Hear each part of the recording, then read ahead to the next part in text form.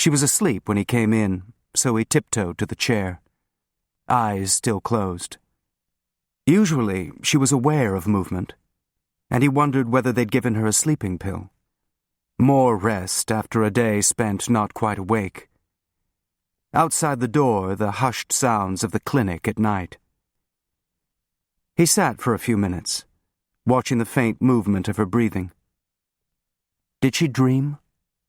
Melancholia, from the Greek black bile, what they used to think it was, a gloom spreading through the body, addling the mind. Something you could drain away. "Georg's here," he said, the voice in his head imagining her listening. "A heart attack. Serious. We were at Lily's, at the Yalit. You know what I thought about? The first time we went there, her garden party. I could hear you, worried about your parents. You said it was wrong to be so happy. Those words. And I said no, and then I couldn't remember any more. What we said. It just faded, your voice. It keeps getting harder to remember. Even your face. I see it, and then it fades too. The way it looked then, I mean." He touched his hair. Not just a little gray. Lily's flattery. Older. Someone else. No one stayed the same. But what happened when everything just stopped? The air still, memory suspended in it, getting fainter. In the garden earlier, he'd felt he could hear his own pulse, his senses so alive they seemed to be outside his skin, touching, listening. Now he barely heard the voice in his head, a steady murmur that seemed as far away as that first party. What it must be like to be dead, when you couldn't even hear yourself. Then suddenly a louder voice came in over it, not really talking to Anna anymore, to anyone, just pouring out. "You were the only idea I ever had, to be with you, the way we were at the Yalit. That's all I wanted, to be like that. Not change, but it did. I still don't know why. The child, then the war, everything. Sometimes I blame you, and then it's worse. But Lily's right, we're both dying this way. And I don't want to. I see a woman near Tunnel, and it doesn't mean anything. How can something like that not mean anything? Like the lab frogs in school. You could make their muscles twitch with electricity, even after they were dead. It's like that. A jolt, but you don't feel anything. Then tonight, I did. I think so, anyway." He shrugged to himself, the voice taking a breath. "So what did I do? I sent her away, so I could come here, sit with you. That was right, wasn't it? The right thing. But I can't even remember your voice. A few minutes, and then it goes. I'm not sure anymore what I'm holding on to." The voice stopped, the sudden quiet a vacuum in his head. He looked over at the bed. Anna lay still, not moving, as if she were holding her breath, waiting. "I'm sorry. Listen to me. One kiss and now all this. Like a kid." He paused. "But it's true. It's getting harder to remember." Outside there were footsteps in the hall, a nurse hurrying past. Kosterman had probably arrived. Why sit here brooding? Check on Georg and leave. Move Alexei. Where? Georg wouldn't be going home to Nishantashe. Just one night. But there'd be neighbors taking care of the dog. Georg never left her alone. Mihai had a cousin in Kuzgunjuk, on the Asian side. A street with old wooden houses and plane trees, as quiet as an Anatolian village. And just as small. Everyone would know in an hour. Much safer in an impersonal flat. A cheap hotel, no questions. There were more steps outside. Nurse's shoes, a hospital sound. How many times had he sat with Anna listening to rubber soles and swishing skirts? The sound echoed, back to the other hospital. Anna lying with her hair spread out on the white pillow, not crying, her face drained, facing it. "We can have another," he'd said, not knowing what else to say. "Don't give it a name," she'd said, her eyes far away for the first time.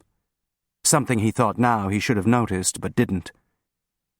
"If you name it, we won't be able to forget." As if it had existed, had personality, a place in one's heart, all the things that can happen in the first seconds of life. The hospital listed it as baby or infant. He forgot which. The form tucked away in some box of papers where Anna wouldn't see it. You couldn't lose a child who'd never existed. But she'd known the sex, her boy, and here he was, years later, still in the room with them. All it took was the sound of Nurse's shoes. "You'd better come," Obsbaum said at the door. He sat another attack. Not waiting for Leon, starting back, talking over his shoulder. "Kosterman's working on him, but he's not responding." In the room, a grey-haired man was pushing down on Georg's chest, kneading it, nurses around him, glancing nervously at the monitor. "Nichts," he said, but kept pumping, somehow angry, as if Georg were being stubborn. Another minute, then a quick, knowing look from the nurse, and finally his hands stopped. He moved them away slowly and shook his head. "He's gone," Obsbaum said, needlessly. Leon looked down at Georg's face, already different, empty. For a moment the room seemed motionless, stunned by the gravity of death. Then nurses began to remove the electrodes, wheel a cart away, cover the body. Kosterman looked at his watch, noting the time, already preparing the certificate in his mind. Leon kept staring. Something you never got used to, no matter how many times you'd seen it. The stillness of a dead body. Not Georg anymore. Irretrievable in a second. Not coming back. Not in any life, whatever the Hindus imagined. "There was nothing you could have done," Kosterman said to Obsbaum in German. "Like a bomb." He opened his fingers, mimicking an explosion. "I told him." "Have you finished?" a nurse said to Leon, holding the sheet, waiting. Leon nodded. "There's no family," Obsbaum said to the doctor. He turned to Leon. "Did he ever say anything to you? What he wanted?" Leon shook his head. "The dog. The neighbors must have her. Someone should make sure. And call Lily," he said, making a list. Things to do. A way of not thinking about it. "She'll want to know. She can have someone tell the papers. An obituary. He knew a lot of people. I'll call Fogel at the university. He can arrange a memorial service later." And then there seemed nothing more to say. Georg disposed of. Gone. He wondered suddenly how easy his own death would be. A notice to the Reynolds office, an insurance claim for Anna, Mihai settling the apartment. Maybe a piece in Hurriyet, American businessman. Nothing about the trains to Ankara, or Tommy, or Alexei. Would Anna know he was gone? A paragraph would do it. 2 aides came to wheel the gurney away, and Leon felt people moving around him, busy. Why wasn't everyone standing still, letting it sink in? But they hadn't known him, hadn't just lost something. It was Georg who'd explained about the storks that Sunday when they went out to see the Byzantine walls, a picnic in the shade, looking up at them perched on their high, rickety nests. "They migrate south, over Arabia, so the Muslims believe they make the pilgrimage to Mecca every year." Was it true? Did it matter? Anna delighted, smiling. Sandwiches and waxed paper, beer. The wheeling stopped, the aides looking at him, in the way. He thanked Obstbaum and started back to Anna's room, then stopped, his feet suddenly lead. Not another vigil, talking to himself about Georg, regretting their last conversation, sneering at his Marxist heaven. Then, on the landing, still your friend. Maybe his own form of warning. The landlord was talking. It wasn't safe anymore. But where would be? Hotels with sleepy night clerks checking the tezkere Alexei didn't have. What would be open? The Muslim world went home at night. Whole sections of the city blacked out in a medieval dark. Streetlights like the old torches. Only the Greeks and Armenians and foreigners went out, drinking in noisy mehanyas. But eventually they closed too. Even the Taksim casino went dark, forcing the streetwalkers to lurk by the late-night kebab stalls and the dim lights of the taxi ranks. He stopped. A simple answer. The obvious overlooked. It wasn't too much to ask. And if it was, there was always Jihangir. But not Lalali anymore. Georg's warning like an omen now. "What is it?" Alexei said when he opened the door, dressed the way he always was, maybe the way he slept, ready to get out in a hurry. "I'm moving you." "Something's... No, a precaution. It's time." "Good," Alexei said, putting out a cigarette and folding up the chess set. "Somewhere better, I hope. The Perapalace?" Leon looked up. "A joke," Alexei said. "1 minute. My razor, that's all," he said, heading toward the bathroom. "I met your buddy Melnikov tonight," Leon said.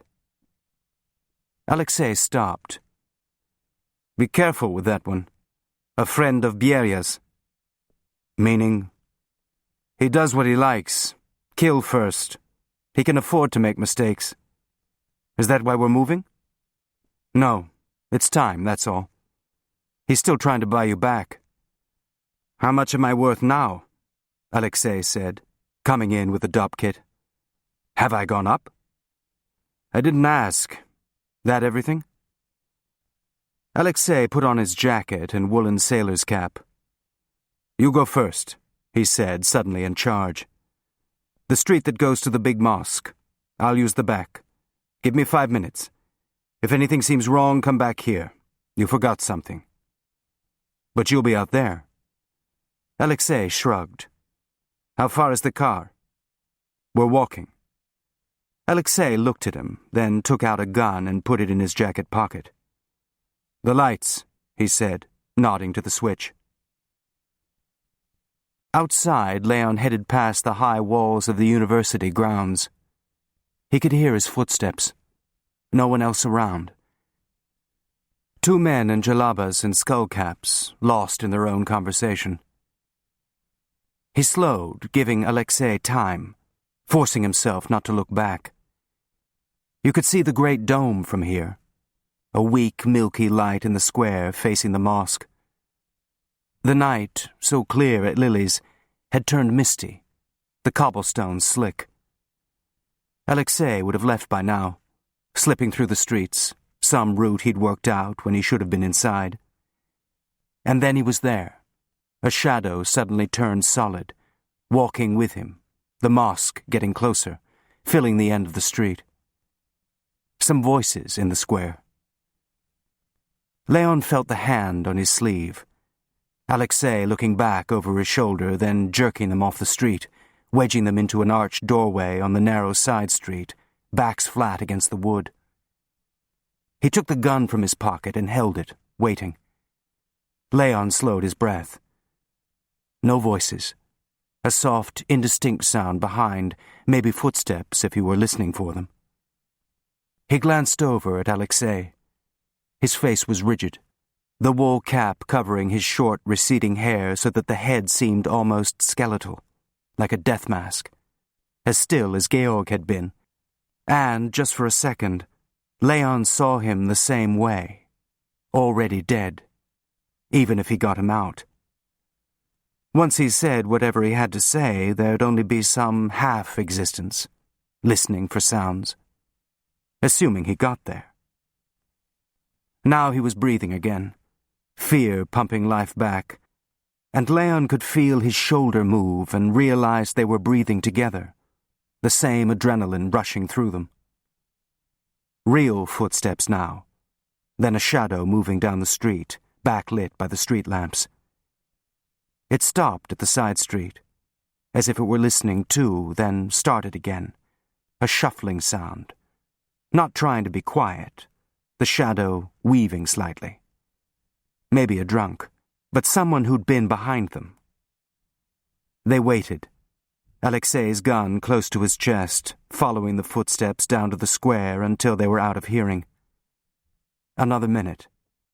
Nobody coming back up the hill to find where he'd lost them. Then another to make sure, and Alexei nudged Leon toward the street. They walked quickly, making up time, still not talking. But Leon felt shaken, the mask still in his mind.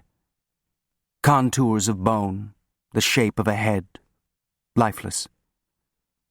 Suleiman's mosque and its outbuildings bulked up ahead, but all the details were lost in the dark. The old madrasa, the cylinder burial turbes, the leafy courtyard, Leon's dream of Istanbul, where he used to come just to sit, listening to the hum of the prayers inside, now all in shadow, someone's hiding place. The way Alexei saw things, how he had begun to see them too. He led them past Sinan's tomb and down the steep streets of broken cobbles littered with clumps of garbage. On Galata Bridge, a few fishermen were still tending rods.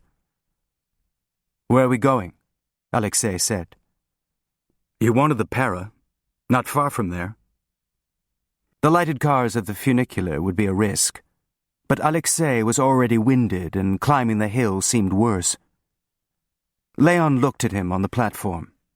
A man in a wool cap with a duffel. Some sailor docked in Karaköy, out for a good time. No one followed them on top. Marina opened the door in the silk kimono Leon thought she wore only for him. "It's you," she said, a question. "Are you alone?" "It's late," she said, another question, noticing Alexei. "I need a favor, a bed for a friend. Just the bed." She looked past him. "Who is he? He's trouble for me?" "Just a customer who wants to spend the night. You have customers like that, don't you?" She stared at him. "I'll give you the going rate." "What a bastard you are." "I didn't mean it that way." "No?" "You have no idea who he is. He paid for the night, that's all. You can show the money, if anybody asks." "Who, police?" Leon shook his head. "Anybody, but nobody will. One night." He paused. "A favor." She looked at him, then opened the door. "Don't stand in the hall." Alexei dumped the duffel bag inside, looking around the room, then at Marina. "Much better," he said. "What's he done?" Marina said, lighting a cigarette. "Nothing. He's a customer. That's all you know." He looked down at the kimono, her breasts half showing. "And you? What have you done?" "Nothing. I wasn't even here." "If anyone asks," she finished. "That's the favor." She snorted, then turned to Alexei. "There," she said, pointing to the bedroom door. "I appreciate this," Leon said. He took out his wallet. "How much?" "I'll let you know," she said, waving the cigarette. "Then here's 50, on account." He held out the bills. 50, she said, raising her eyebrows. "And it's not police?" "In case you need to show," that he paid. "You think I'd do this for 50? She said, slipping the bills in her kimono pocket. "Then how much?" "No, this." She opened her hand to the room. The risk. Everything. He met her look. "Thank you." Alexei was standing in the bedroom doorway, smoking, his eyes half shut, fixed on her. He took off his cap, running his fingers through his flattened hair. Marina put out her cigarette, then shrugged. "Does he speak Turkish?" "No, German, a little English." "All right. Anything special? What does he like?" Her voice wearily matter-of-fact, taunting him. "Just the room. I'm not asking you to do that." "No," she said, raising her eyes to him. "Other things." The hall light operated on a timed switch, but he ignored it, feeling his way instead toward the dim landing. In the dark, the usual wet plaster smell seemed even stronger, feline. He waited at the outside door for a few seconds to see if anyone was in the street, then turned left down the hill for a block and circled back up. No footsteps behind. In Tunnel Square, the tram had been turned around and was waiting for the conductor to start. A few passengers slumped in their seats. The whole square seemed motionless, in fact, opaque in the misty air, and for a moment Leon imagined them all dead too. The conductor's hand frozen on the controls, every face like Georg's and Alexei's, immobile. He felt his chest squeeze and forced himself to breathe out, a kind of protest. What would happen to him someday? When? Tommy surprised in a second, Georg clutching the table, Alexei jolting himself alert with fear but already gone. Leon started for the tram. What you thought about when you were exhausted. But in the doorway, he and Alexei had been the same. Get on the tram and go back to Jihangir. Watch the ferries. The room is quiet as the clinic. Lily's garden, seeing ghosts, talking to them, receding. Then real eyes darting across his face. "Do something for me," she'd said, then brought his head down. The conductor rang the bell, waiting for his straggler. Leon grabbed the pole, about to swing up, then stopped, remembering the doorway again, Alexei's mask. He stepped away, waving the tram off, even the sleepy passengers now awake, watching him. A scene, something noticed. 5 minutes ago, he'd been slinking around buildings. Now he walked through the lighted part of the square and into Sofia Le Soc, still busy with late-night restaurants. Down to Meshrutiet, not looking behind. Loud steps, nothing to hide. At the Para, he went straight to the elevator. An American in a good suit, somebody who might be staying there. The elevator boy in a pillbox hat and white gloves took him up without a question. A birdcage lift, Parisian grillwork and red plush. He walked down the hall, not hesitating. A soft tap, then a louder one. "Yes?" he heard from inside. A rustling sound, maybe belting a wrapper. She opened the door, eyes widening. Her hair was down, brushed out, and she had taken off her makeup. Her face still a little shiny from the cold cream, but flushing now, real color. "You came," she said, surprised, then clutched the lapels of her bathrobe. "I didn't think you'd come." Her voice slightly out of breath. "Is that all right?" She was still holding the door, and he felt as if he might pitch forward. The momentum that had carried him from the square suddenly stalled. "My hair," she said, touching it nervously, a gesture so beside the point that he smiled. "Your hair?" She caught his eye, but didn't smile back. "I don't know what to say." "Say come in." He paused. "Unless you don't—" "No," she said. shaking her head and opening the door wider. He stepped into the room. A small lamp by the bed, the lights of the golden horn through the window beyond. "I was reading," she said, just to say something, closing the door and backing against it, as if he had pinned her there. "I've never done this before." He kissed her, leaning his body into hers, warm. "No," he said, kissing her again, hands on her now, feeling her body move against him. "No," she said, breaking away for air. "So why—" He started, but she had reached up, pulling him down again, her mouth on his and his head filled with the taste of her. New, not like anybody else.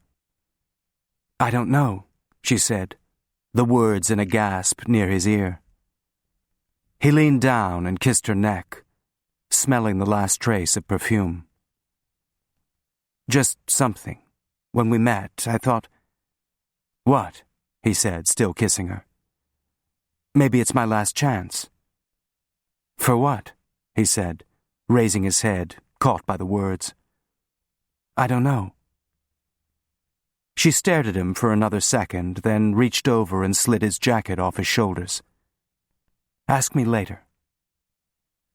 Then they didn't say anything, kissing in a rush, their breathing louder, ragged, undoing his tie, buttons, still backed against the door, as if they were hiding in a closet, stealing the minutes.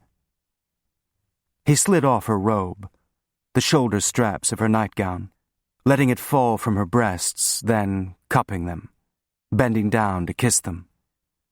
Not fleshy like Marina's, just filling his hand, but nipples hard already, all of her taut. One touch and you felt the skin move under your fingers, a string vibrating, little gasps of air over your head. She pulled the nightgown the rest of the way down, crumpling the silk at her feet, and he reached behind, hands on her cheeks, pulling her toward him, kissing her mouth again, pulling the soft skin even closer, as if he could pull it inside of him. She moved a hand down between them, clutching at his prick still in his pants, stroking the length of it until they both broke off, out of breath. And he threw off his shirt, starting on his belt, then kissing her again, backing her toward the bed, mouth still on hers, hands on her behind, and then laying her down, snapping off the light, shoes, socks, stepping out of his pants, standing next to the bed looking down at her, naked, just the light from the window. Her skin seemed to be rippling, not still, legs opening to the patch of hair, the lips beneath already wet to the touch. He moved a finger over it, excited by the wet, some involuntary yielding, and then she reached up, grabbing him and pulling him to her. And he thought he might come then, her eagerness more erotic than anything Marina had ever done. He moved onto the bed, his prick still in her hand, drawing him into her, not waiting, wanting to hurry too, moving her hand away so she could put the rest in all at once. The skin inside slick with sex. One sliding motion, then the warm softness closing around him. He stopped, dropping to his elbows and kissing her, not wanting to move inside, just feel her holding him. But her skin had begun to ripple again, moving against him, and he started moving too, finding her rhythm, then moving with her, only the movement familiar, the feeling something new, sex with her, not anyone else. She let out a sound, the most private thing there is, something nobody else ever heard. And he put his head near hers, wanting to hear more, the sounds urging him on, making everything go faster so that he could feel the sweat now, the heat of it, and hear himself panting, his prick swelling with sensation, almost apart from him. When she cried out, he could feel her clenching, then going loose. The string snapped.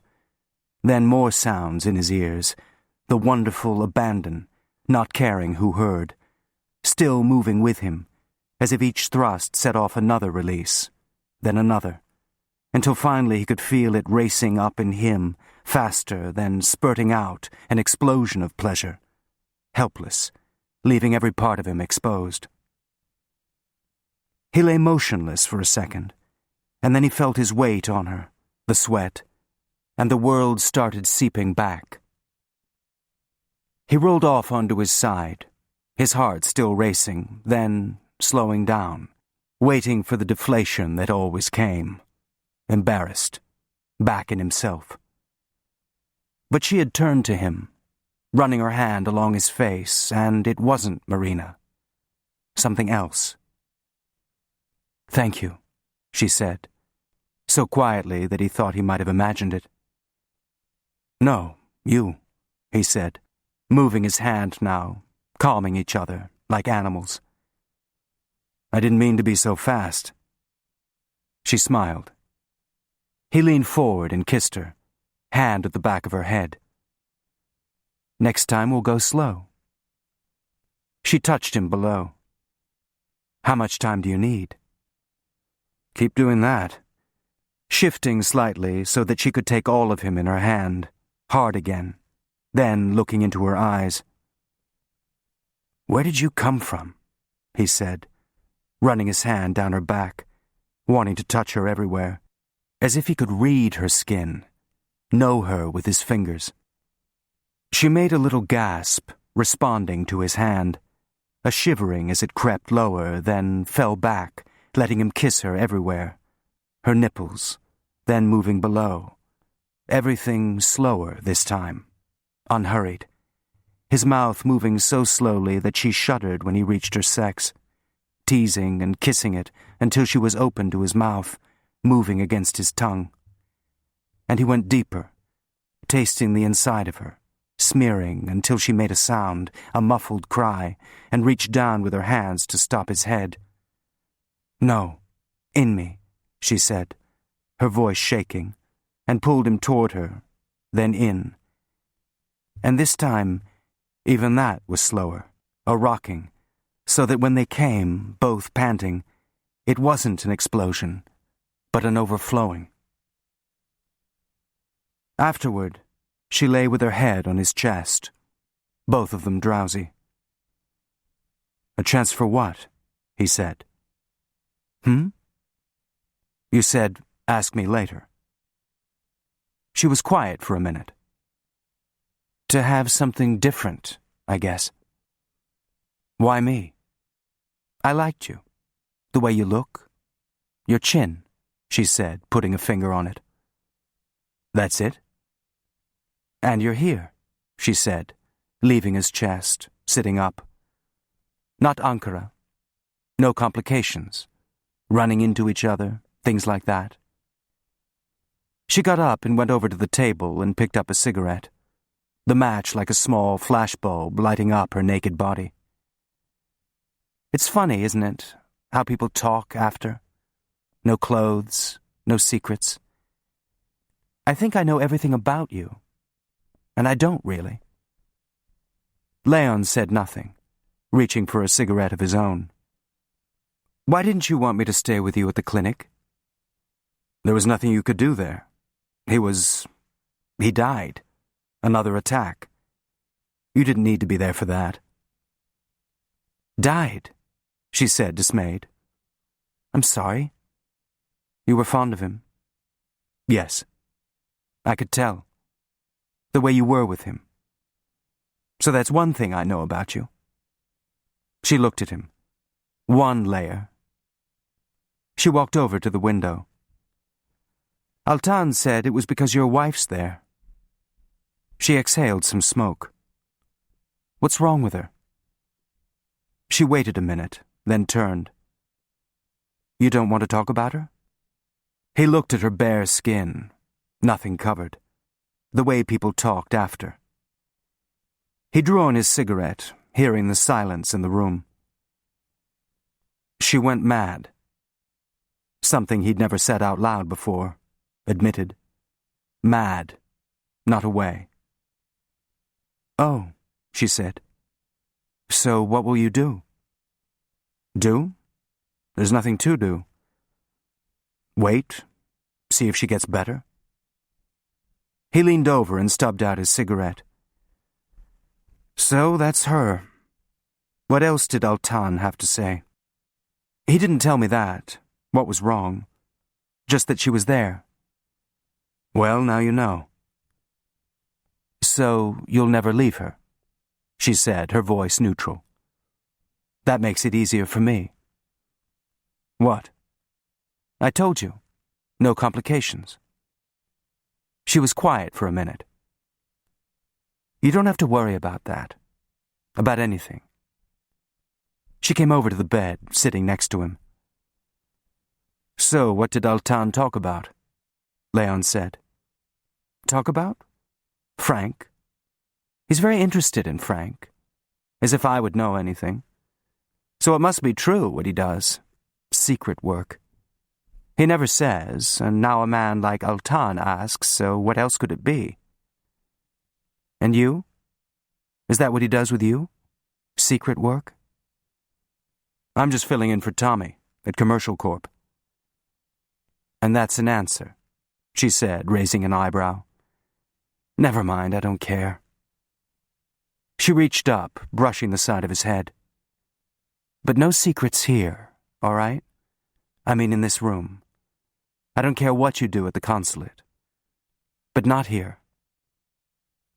Frank never says anything? We don't talk like this. It's different. She stopped her hand, dropping it. Do you want to know about us? No. I was a secretary, not his. When I was growing up, we never had any money, anything extra. And I thought I wouldn't have to worry about that. I'll be safe. And? And I am safe. She looked at him. And I'm here. He touched her arm. I should leave soon. You don't want to stay? Someone might see. My reputation? She said, amused. Well, I never had to think about that before. Now you do. Like a farce? The maid comes in and oops. She covered herself with a sheet. That's so funny when it happens. He moved his hand to her shoulder, then ran it down to her breast. You're an embassy wife. Not here. Not in Istanbul. She arched her back to the hand stroking her. No, he said, leaning his face close to hers. No complications here. She lowered her head.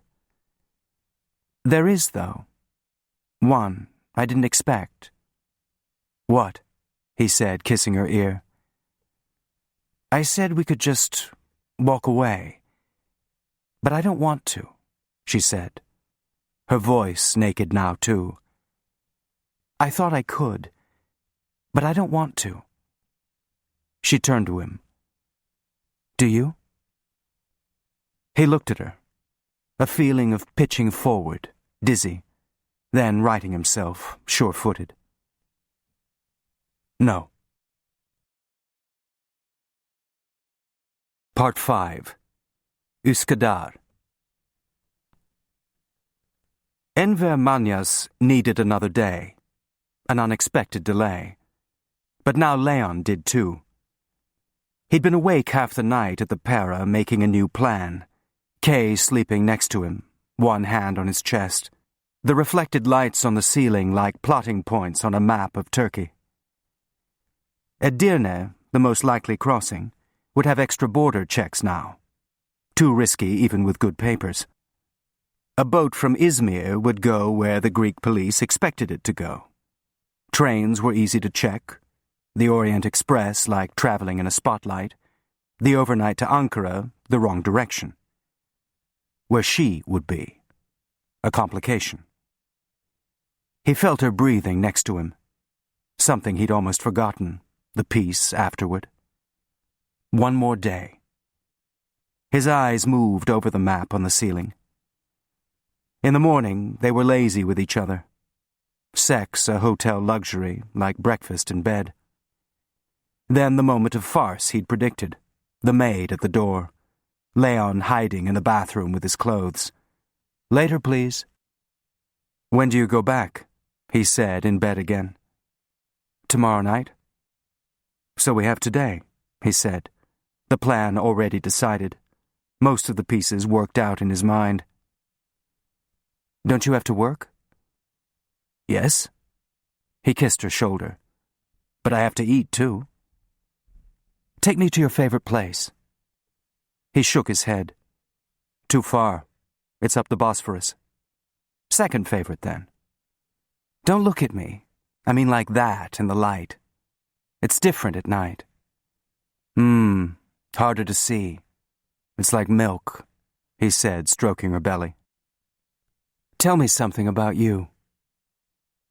"I'm a good driver," he said, his head still filled with cars, how to arrange one on the Asian side. "No, something about you." He leaned over her. "Ask me later." After Manyas, he went through the checklist he'd made during the night. An appearance at Reynolds to tell Turhan he might have to go to Ankara for a few days. The same story to Dorothy. Not sure yet, but don't be surprised. Some file requests to look busy. Tommy's payment recs. Errands to run. "Can you keep him another night?" he asked Marina. "I have my Armenian. It's his other day. Put him off. I'll pay you." "It's all right. He paid me." She nodded toward the bedroom. Leon looked up at her. Maybe it means something to him. Pay his own way. "Marina," he said, suddenly awkward. "When was the last time he had a woman?" "I don't know." He hesitated, not sure how to ask. "Anything wrong?" She shrugged. "He's hungry, that's all." A half smile. "The prisoner in his last meal." "He's not a prisoner. Yet." "What did he tell you?" "Nothing. He doesn't have to say a word. There's a smell when you run." "What's going on?" Alexei said, coming out of the bedroom, dressed, neat and shaved, nothing rumpled. "There's a hitch. One more day." "Some trouble?" "No, we just need a day." He turned to Marina. "All right? But tomorrow it's finished. I don't care." Leon nodded. "How much for the Armenian?" She made a brushing motion with her hand. "It'll be all right. There's a room upstairs. He doesn't take long." "What's wrong with you?" she said to Alexei, catching his expression. "Nothing," he said, turning back to the bedroom. "Where do you think you are?" Marina said to Alexei's back, her voice flat, a kind of apology. She watched him go into the bedroom. "They all want to think it's something else," she said. "Even with the money in their hands, they think it's something else." Mihai was yelling into the phone in what Leon took to be Hebrew, getting nowhere. An eruption of words, then silence. Finally a grunt. "What?" he said to Leon, hanging up. "I thought you weren't coming here anymore." "I wasn't followed. The expert. I need something. 2 things." "2? Why 2? Why not 7? 400? See down there? By the Koch docks? 400 waiting. All with passports. End visas. Everything paid for. And the boat sits." "What happened?" "Quarantine. Suspicion of typhus." "Is there?" "My friend, do you think if there was typhus, the Turks would keep them here? They would tow them to sea. Let them die out there, anywhere. But not here." "So what?" "What is it always? Something for the harbor master, the public health inspectors, then a miracle recovery.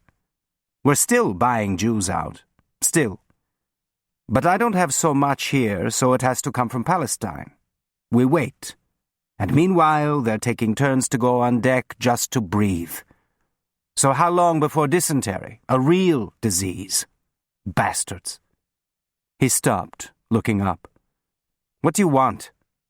A car, on the Asian side. What's wrong with yours? I can't put it on the ferry. They might be watching. Mihai grunted. More games. Doesn't your cousin have one? In Kuzgunjuk? I don't involve family. He'll get it back. A few days. A few days?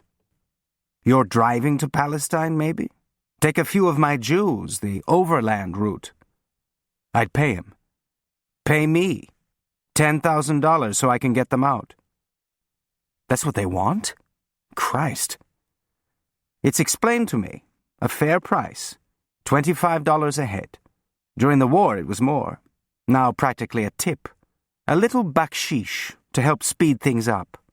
So much work to examine the ship. He made a noise in his throat. When do you need it? Tomorrow. Can you do it? There's a garage in Üsküdar that maybe has a car. Not family. Nobody, in fact. No registration. If you get stopped, it's your problem, understood? Leon nodded. What's the second thing? A contact in Antalya. Mihai took a minute, turning this over. You're going to drive all the way to Antalya? He said calmly. Over the mountains? On those roads? And stay where on the way? The Ritz, maybe? Might I ask, what's in Antalya? Dates? This time of year? Oranges? A boat to Cyprus. Cyprus? Where they send the Jews who don't make it to Palestine. Back to camps. I'm not trying to get to Palestine. With your passenger? No, not advisable. If you want him alive. What's in Cyprus? The British, not the Greeks. I can pass him on there. You must know a boat in Antalya. You got people out there. From people like him. Any boat that doesn't need a passenger list. We were never there. No one will know. And where were you all this time? Ankara, on business. The embassy will say so if anybody asks. They'll have to if this works. If. Nobody's expecting it. Nobody here. Nobody in Cyprus. Nobody's looking for him there. Or in Antalya. No, who makes such a trip? In winter. He'll die if he stays here. That's nothing to me. Then don't do it. Mihai looked over at him. I'll get another car. The element of surprise, Mihai said, dismissive. An overrated strategy. A car's a valuable thing in Istanbul. You can have mine if I don't bring it back. And you'll be here to give it to me? I trust you with my life. You can trust me with a car. Oh, your life. When did I become such a person that you do that? When? Leon said, not worth answering. He waited. It's just a car. Mihai looked at him for a minute, then began writing something on a piece of paper. Don't play that card too often, he said, writing. It loses value, you do that. Not if it's life or death. His life. Leon said nothing. You know Üsküdar? Halk Caddesi. The first big intersection up from the ferry where the road splits. On the right after the post office. The garage is in the first block. If you reach the mosque, you overshot it. Give them this. In Antalya, the old port. The cafe across from the boat basin, the big one. Ask for Salim. I'll make the call. He handed him the paper. Don't ask again. For him. If he dies... He waved his hand. They looked at each other for a second, not saying anything. Take extra gas. In the mountains, not so many pumps. Mules. If you get to the mountains. Ah. He made a what's-the-use sound and walked over to the window. How long will they have to stay? Leon said, looking over his shoulder to the ship. Until I can pay. Ajiman sends food so they don't starve, but the conditions, like vermin. We only have the ship till the end of the month. The lease. Then what? Tell them to go back to Europe? To that hell? You don't own it? Nobody sells ships since the war. And who has that kind of money? So you lease. Not so cheap, either. £55,000. Palestinian, not Turkish. Sterling. Then pay the bribe. Tell your people it's an emergency. Everything in Palestine is an emergency. He moved away from the window. Well, he looked up. The car's an old Hoch. Don't stop in the villages. Everyone will want to look. They had lunch at a fish restaurant underneath Galata Bridge, quay facing the old city. The postcard view of slender minarets and domes behind a kite tail of circling birds. It was too cold to eat outside, but they had got a window table, and Leon twisted in his seat to point out landmarks. The new mosque, then Suleiman's farther up the hill. They were drinking coffee, lingering, hoping the sun would come out, the water in the Golden Horn steel grey. What else? He said. Well, this, she said, indicating the bridge low on the water. How do boats get in and out? They swing it open at night. 4 a.m., something like that, when there's no traffic. All the boats pass through then. For a second he imagined Mihai's ship, limping in from Constanza before dawn, some tender guiding it to a dock to rot and wait. Not even a minaret visible in the dark. People who'd been in the camps. Slop buckets. What else? Tell me about you. That again. First you. What's your name? Before Bishop. O'Hara. Scarlet. She shook her head. Bronx Irish. Not even lace curtain. My mother was a maid, but my father was a cop, so there's a step up, they thought. Until the war. The first one. He was killed a week after he landed. I think it broke her heart. Anyway, she had to go back to work. Stairs all day. She said she never wanted to see another stair in her life. But she made sure I didn't, so I owe her for that. She paid for the school. Secretarial school. Well, it was that or the nuns. I didn't see myself as a nun. He looked at her. No. I meant the calling. He smiled. Ah. Stop, she said, but pleased, looking out again toward the water. Tell me something. The truth. Did it matter it was me? Could it have been any... It wasn't. What kind of question is that? She reached over, touching his fingers, barely meeting them on the tablecloth. I mean, you can say. I would have anyway. I didn't expect... She stopped, looking past him, suddenly alert, her mouth open. A shadow moved over the table. Mr. Burke, she said, snatching her hand back, trying not to be noticed, like someone caught biting her nails. I thought it might be you, Ed said, disconcerted too, glancing at the hand. Leon? He nodded at him. Showing Mrs. Bishop the sights? The Cook's tour. Frank's idea, Leon said. But all of them awkward now. Ed looking from one to the other. You? Late lunch? Gollop, Ed said absently, his mind back a minute ago. Exports, once a month. I don't know why. He made a show of checking his watch. I'd better be getting back, though. He looked at Leon. I hear you've been requesting files, he said, nervous, unable to hold back. Leon raised his eyes. I was just curious. You know, if anything's come up. Someone at the consulate. You know what people say. I'm auditing payment recs. Outside payments. Outside? Then you think... Ed, I don't think anything. I'm just going through the books, honestly. Well, Ed said, backing off, literally taking a step. It'd be nice to know, before Barbara leaves. She's leaving? Next week. They got her a priority rating for her flight. She doesn't sleep. He turned to Kay. Well, you can imagine. She says the sooner the better. We're giving a party at the club, if you can make it. I'm sorry, I'm going back tomorrow. Leon? I'll try. I may be in Ankara. Ankara? Ed said. Kay looked over, not saying anything. Just for a few days. Oh, Ed said, wanting to ask more. Well, he said, another minute waiting. I'll see you back at the shop then.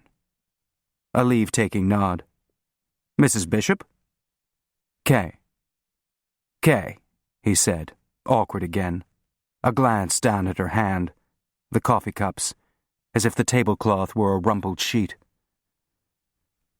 Well, that was fun, she said, taking out a cigarette after he'd gone, her hand shaking a little. Christ, what am I doing? It's just Ed. He lit it for her. We're having lunch, that's all. And that's what he thinks? Nobody cares what Ed thinks. What was that about Ankara? I can't see you there. Why not? I can't, that's all. Everybody'd know in 5 minutes. You can't keep coming here. No. So, how did you think? I didn't. If I were thinking, I wouldn't be here. Christ. She drew on the cigarette. When did you decide to go to Ankara? Last night? I'm not. I just want Ed to think I am. Why? It's none of his business. Or mine? She looked away. Where are you going? Somewhere else? She was about to speak, then looked down.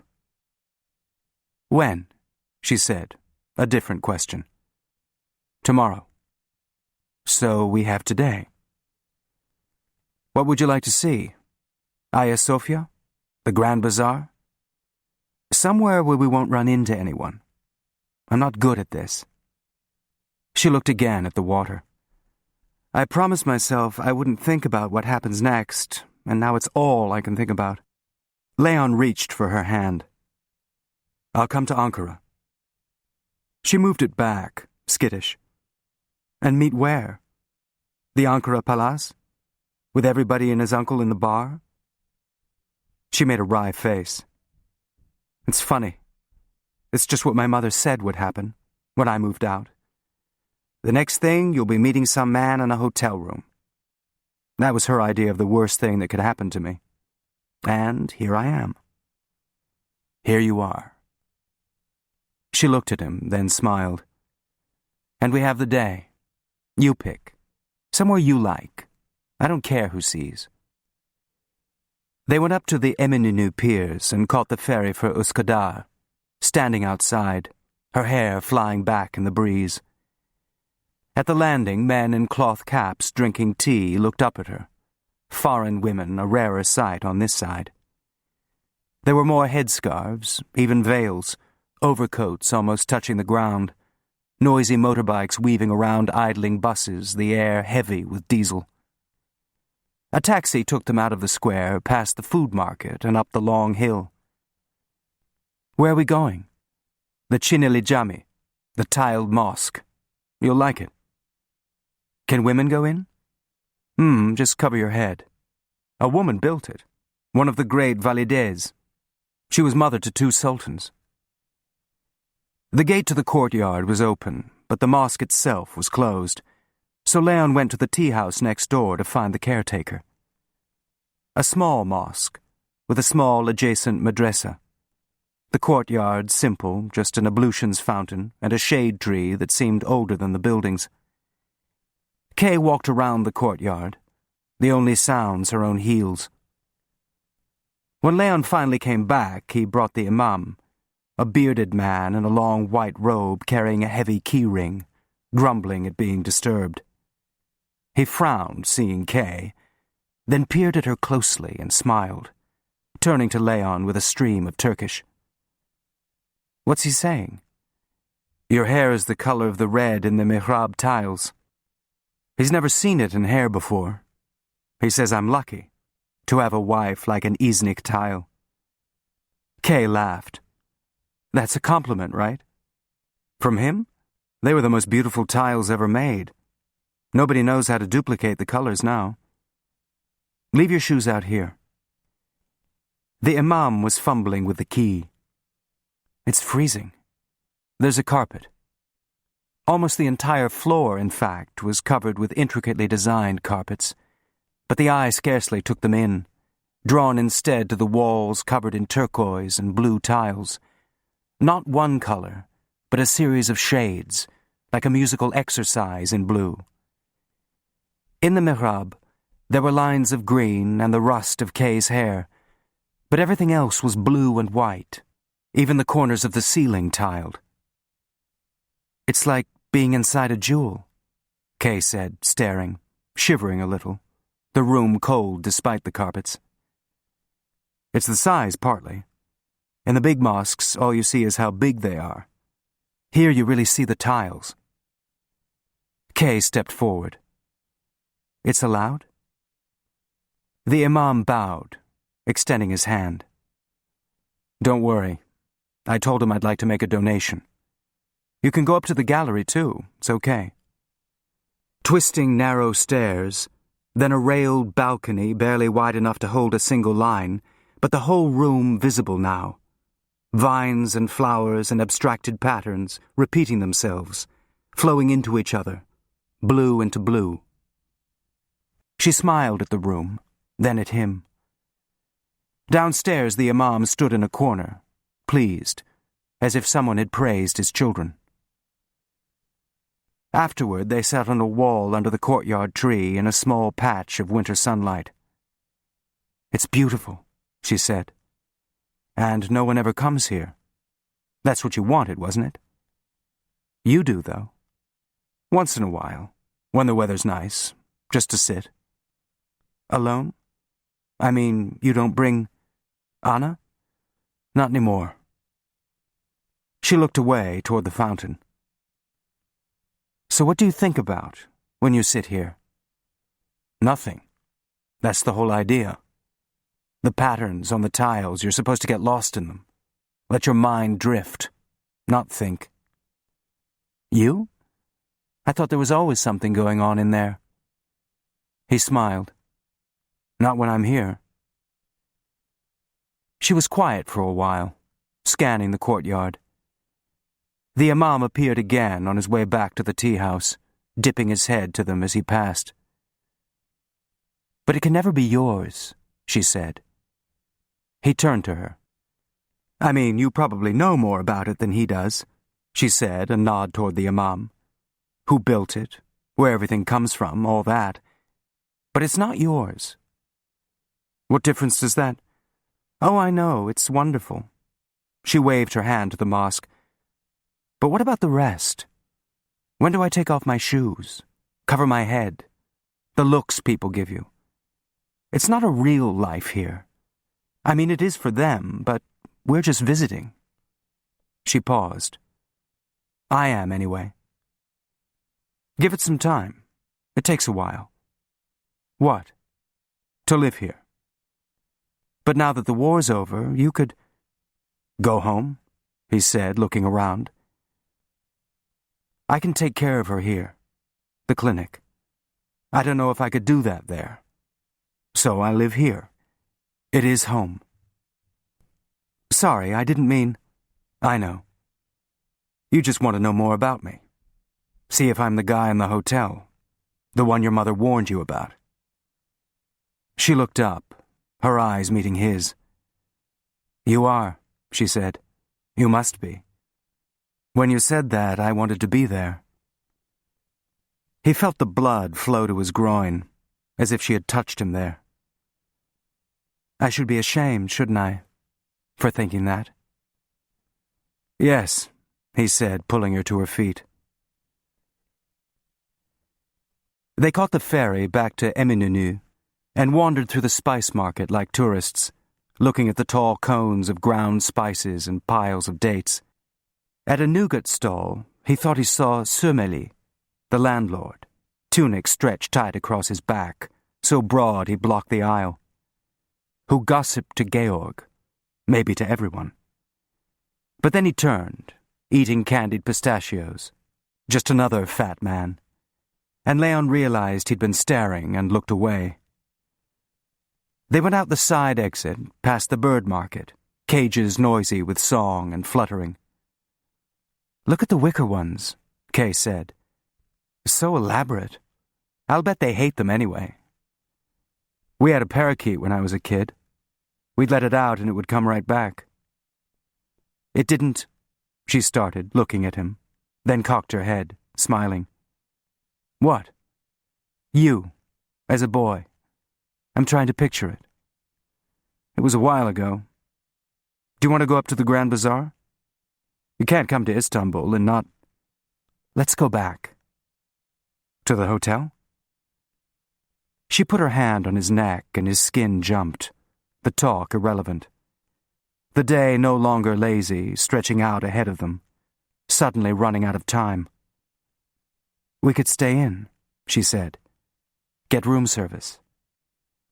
On Frank's bill, the Parapalace waiters winking at each other. Over her shoulder, the fat man was coming out of the market. "I have a better idea," he said. They took the tram up the hill and out to Lalali, not circling back from the stop as he usually did, but heading straight for the flat, his arm around her shoulders, so fat Sömeli could see them. Watching at his usual window, drinking apple tea, his suspicions finally confirmed. Leon with a woman, the reason he'd taken the flat. But there was no movement as they passed his building, no curtain twitching, maybe out collecting rents. They were luckier at the flat itself. 2 men carrying books came down the hall as Leon put the key in Alexei's door. Nods and muttered greetings. Curious. A foreigner and a woman. Something they'd remember. Not Alexei, quiet as a mouse. "What is this place?" she said inside. "Is this where you bring your women?" "It belongs to a friend. He asked me to keep an eye on it while he's away." Lies now to her, but harmless. "They thought it was," she said, nodding her head back to the hall. "Did you see the way they looked at me?" "Never mind." "Somebody really lives here?" she said, looking around the almost empty room, not even the duffel bag to suggest a presence anymore, just the lingering smell of tobacco. Had anyone heard Alexei coughing? "It's more a pied-à-terre, for when he's at the university." The story growing. He touched her arm. "It's not like a hotel, is it?" she said, mischievous, surprised at herself. "Somebody else's sheets." She looked at the bed. "Is there a woman who comes? To change them? I mean, what would your friend think?" "I don't know," he said, pulling her to him. "Let's do it on top." Afterward, adding more smoke to the stale air, they watched the light turn gray at the window. "Now what?" she said, leaning over to stub out her cigarette, then noticed his face. "I don't mean it that way. I promised I wouldn't say that." She looked away. "I meant, really, now what? We can't stay here." "Now we get dressed," he said, but pulling her down to him, her face resting against his chest. "And you go back to the hotel, after all the sightseeing, and tell the clerk how much you like Istanbul. Then have dinner in the dining room, so they'll all notice. Alone. Bring a book." "And after?" "I come and spend the night." "And then what?" "I don't know," he said quietly. She got up and went over to the chair, picking up her blouse. "And what if I meet somebody I know in the dining room?" "Good. More witnesses. For my alibi." She looked over at him. Who thinks of these things? Bring a book. Do you see so many women like this? No. You could. You'd be good at it. The stories, this place. She looked around. So convenient to have a friend away. He's never come in handy before. Stop asking, you mean. So maybe that's a story too. He got up from the bed, holding her by the shoulders. I've never brought a woman here. She looked away, then started stepping into her skirt. What book? For my dinner. How about a guide to Istanbul? Read about what you've seen. She nodded. Every detail. And what will you be doing? Working, so people won't think I'm out chasing somebody's wife. You didn't have to chase very hard, she said, pulling at the side zipper, then smoothing out the skirt. Anyway, it's so important what people think. It is for you. She looked at him, half amused. I never thought before how useful it would be, secret work for this. Knowing how to hide, make stories. Someone in that work, it'd be easy for him. Leon picked up his pants, beginning to dress. Why don't you stay longer? I can't. Besides, you're going away, on a trip you don't talk about. So maybe it's better this way. What we always said. Just walk away. Oh, God, she said suddenly, sitting down on the bed, head bent. Now what? He sat down next to her. Stay. She said nothing for a minute, looking down, then raised her head. No, it's what we said. She turned to him. Just come and stay the night. In the street, he took the direct way again to the tram. One last chance to be noticed. This time, Surmeli must have been waiting at his window, stepping suddenly into the street. Merhaba. Had Leon heard about Georg? So sudden. A rush of mournful Turkish, but all the time looking at Kay. Eyes wide with interest. The flat explained. Who is that? Someone Georg knew at the university. Not quite right. Bending the truth again. Using her for cover. Does he know? About the heart attack? That was all the Turkish. Life being so short. She looked at him, not saying anything. At Sirkaji, they took separate taxis. See you, she said, door open, putting a hand on his arm. What did I like best? For the desk clerk. Topkapi. The jewels. She nodded, then held his arm tighter. I eat an early dinner. He grinned. Don't get picked up in the bar. In the taxi, he went through the checklist in his head. Clothes, the papers from Manyas first thing tomorrow, then the car in Üsküdar. Safer to split up. Alexei could take the Haydar Pasha ferry, just a few streets away from the funicular. Impossible to miss even if you didn't know the city. Avoid Haydar Pasha itself, the station full of eyes, and follow the quay on the right instead, toward Kadıköy. An easy pickup at the end, both of them on the Asian side without having crossed together, already on the road south. Even safer if they could leave tonight, in the dark. But there were the papers. And Kay. What did I like best for the desk clerk? Get Alexei out first, keep things separate. But he realized the excitement of one had spilled over into the other. Part of the same thing now. Getting away with both. Juggling balls faster in the air. At the office, Turhan was getting ready to leave. The monthly figures were done. Mrs. King had called again. A farewell party. Time and place. Dorothy at the consulate wanting to know if he was expected back today. Frank Bishop. What did he want? He just said he'd try again. Checking in. Maybe checking up. But why would he? Someone Leon should feel awkward about, and yet didn't.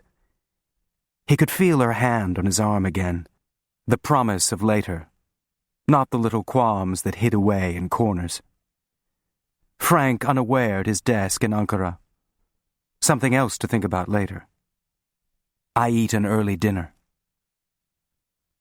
By the time he left, it was dark. Taksim bright with neon, Istanbul's Piccadilly. He glanced at the signs while he waited for the Istiklal tram. Purcell soap, Pamuk, the Coke substitute. If he was early, he could always have a drink at the bar.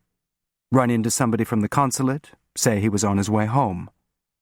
Colgate. A cinema with running lights. The big branch of Denizbank. On the tram, he stood near the back, seeing his reflection in the glass. Not smiling exactly, but his lips half curled up, expectant, going somewhere. He thought of that first rainy night in Bebek, seeing himself in the mirror at home, now feeling like this. Lighted storefronts, barely noticed. They were near the flower passage now, past the big sweet store with its blocks of lokum in the window. Then a bookstore, an Akbank branch. He felt a nagging, as if he'd forgotten something or seen something out of place. Akbank. A.K. Denizbank. He gripped the rail tighter, trying to remember. Maybe that was it. Not a code. He leaped off at the next stop and threaded his way down to Meşrutiyet. Lights were still on at the consulate, telephone night staff, cleaning ladies slowly making their way through the building. The snappy Marine day guard had been replaced at night by a local watchman, who asked to see Leon's ID. "People working late?" Leon said in Turkish while the guard examined the pass. "Always," he said, surprised at the Turkish. "Americans, they like to work." He shrugged. "It's the time difference. Their bosses are still—" Leon began, then gave it up as too complicated to explain. "I won't be long." He didn't wait for the elevator, racing up the stairs instead. A woman was emptying wastebaskets in the hall. "Mister?" she said, bowing, surprised at someone on the stairs. Leon nodded back, wondering if she sifted through the baskets, one of Altan's eyes. Behind her, several transoms still had lights coming through. He switched on the overhead in the outer office, then went into Tommy's and got the passports from underneath the drawer. Slips inside. Yes, A.K. The other, D.Z. Denizbank? Not code. Bank account numbers. Under different names. Manyas's flawless papers, all the identification a bank would need. But Leon wasn't the man in the picture. He'd need a power of attorney or some equivalent paper Akbank would accept. Executor. He went out to Dorothy's desk and found some consular stationery. The wording wouldn't matter as long as it looked official. He typed out 2, one for each name, giving him authority to access the accounts. How much had Tommy stashed away? He put the passports and letters in his jacket pocket, then hurried out of the office. The cleaning lady had disappeared, and so had the watchman. Maybe out back for a smoke or in the bathroom. But the front door wasn't locked, so Leon just pushed through. Outside, the iron gates were open. A few cars still in the courtyard, so there was no need to ring for a guard. What if he'd been a burglar? But wasn't he? Whose money would it be, technically? Barbara's? The government's? Not the Russians anymore. Assuming money was there. But it had to be. Or why have the accounts? How had it been arranged? Wire transfers, something traceable? Finally proof? Or an envelope of cash, passed under the table at the park or at one of those Allied meetings. Melnikov exchanging more than information. Tommy's 30 pieces of silver. He looked down the street to the Para. jumpy and elated at the same time. Withholding evidence, the police would say. But it had to be the link. A way to prove Tommy, tucked away in his pocket. Something only he knew, while he had a drink at the bar, waiting to go upstairs.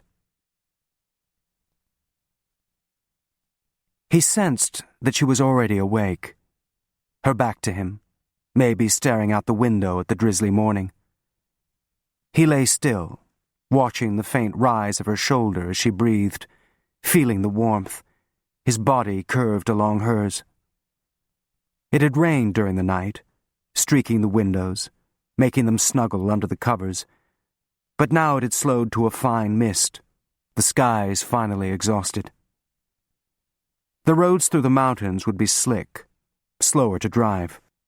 Then sun at the end, citrus trees. What time did the banks open? She pulled at the sheet, covering herself. "What are you thinking?" he said quietly, a morning whisper. She turned in the bed, facing him. "How it happens." "What?" "Standing in the street, after the funeral. And you gave me a cigarette. And I wondered, that's all. That's how it started. Then we talked at the reception. So one thing, then another. I was trying to trace it in my mind, how that happens." He put his hand to her face.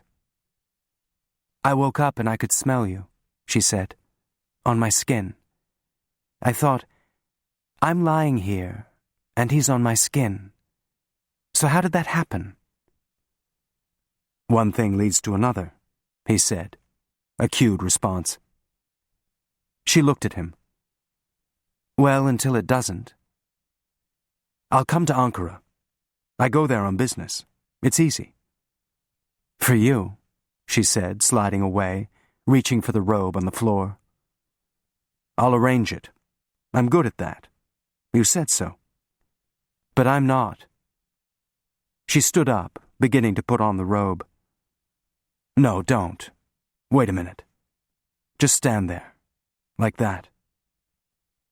She put her hand to her breast, covering herself. "What are you looking at?" "Just looking." He leaned up on one elbow, facing her, her skin pale white with the window light behind. She lowered her head. "I've never done this. Have somebody look at me, naked." "Never?" She put her arm through the sleeve. "Anyway, it's cold." "Keep it open," he said, getting out of bed and coming over to her. "I want to see you." "So you can remember?" He held her against him. "I'll arrange something." For a second she didn't move, then let her arms hang loose and stepped over to the window. "You'd better get dressed. It's stopping." "I don't have to leave yet. It's early." "Yes, now. It's the right time." She turned to face him, trying a smile. "And I'll get back into bed for a while. Smell you on me." She stood there for a minute, then belted the robe. "Get dressed, okay?" she said softly, picking up a cigarette and lighting it. He reached for his pants, watching her. "I won't be away long. I'll come to Ankara after. And maybe we can all have dinner. Frank looking at us, and you looking at me, and me avoiding you. And me sneaking around with Orhan, that's our driver. We have a car there, and it would look funny if I took a cab anywhere. And then what? I pretend to go shopping, and he waits, and I run around the corner. To where? Some room you arranged? Maybe your friend here has one there, too. For a quick one while I'm supposed to be shopping. It doesn't have to be like that. It is like that." He stopped, letting his tie hang from his collar. "Kay. So it's a mess." She ran the cigarette around the rim of the ashtray, tapping off ash. "My God, I'm the other woman, aren't I? In a hotel. My mother was right. Smoking. half hanging out of my robe. Quite a sight. Utterly depraved. She looked up, a small smile. I'm glad you stayed the night. It makes it less like... It's not. Then what is it? He finished his tie. It's what we have. She drew on the cigarette, looking at him, then stubbed it out. All dressed. You'd better go. What do we say? I'm new at this. He walked over and took her chin in his hand, kissing her on the forehead. Say, I'll see you soon. She met his eyes, then moved back, shoulders slightly drooped. He picked up his jacket, not really looking, so that he grabbed it upside down, the breast pocket hanging over the floor. A quiet thump. Tommy's passport spilling out, then one of the consulate letters. He looked at the pile for a second, jarred, then scooped them back up. Nothing seen. No names. Just the fact of them. Obviously passports. More than one. Kay folded her arms across her chest, a protective reflex, then glanced up at him. He put on his jacket, sliding the passports back into the pocket. Don't ask, he said. Remember? She kept looking at him. What else don't you tell me, I wonder? Maybe it's the same, with us. He adjusted his collar, not answering. Maybe you like it this way. Secret, like your work. Seeing me like this. It's exciting for you. He looked over. There are two of us in this room. She said nothing for a minute, then nodded. All right. Yes. I like it too. I'm just not as good at it. I keep thinking it shows in my face. He moved closer, putting his hand on her neck. It does, but nobody else sees it. She touched his breast pocket, not patting it, her hand still. Whatever you're doing with these, it's safe? He nodded. I'll come to Ankara, he said, and then, before she could answer, you can give Orhan the day off. She looked up. All the details. The numbers turned out to be for safety deposit boxes, not accounts. No deposit slips, no transfers, no records at all. But you have the date when he took the box. Yes, of course, the Denise Bank manager said, and referred to an index card in his hand. May 44, the 19th. There's some irregularity?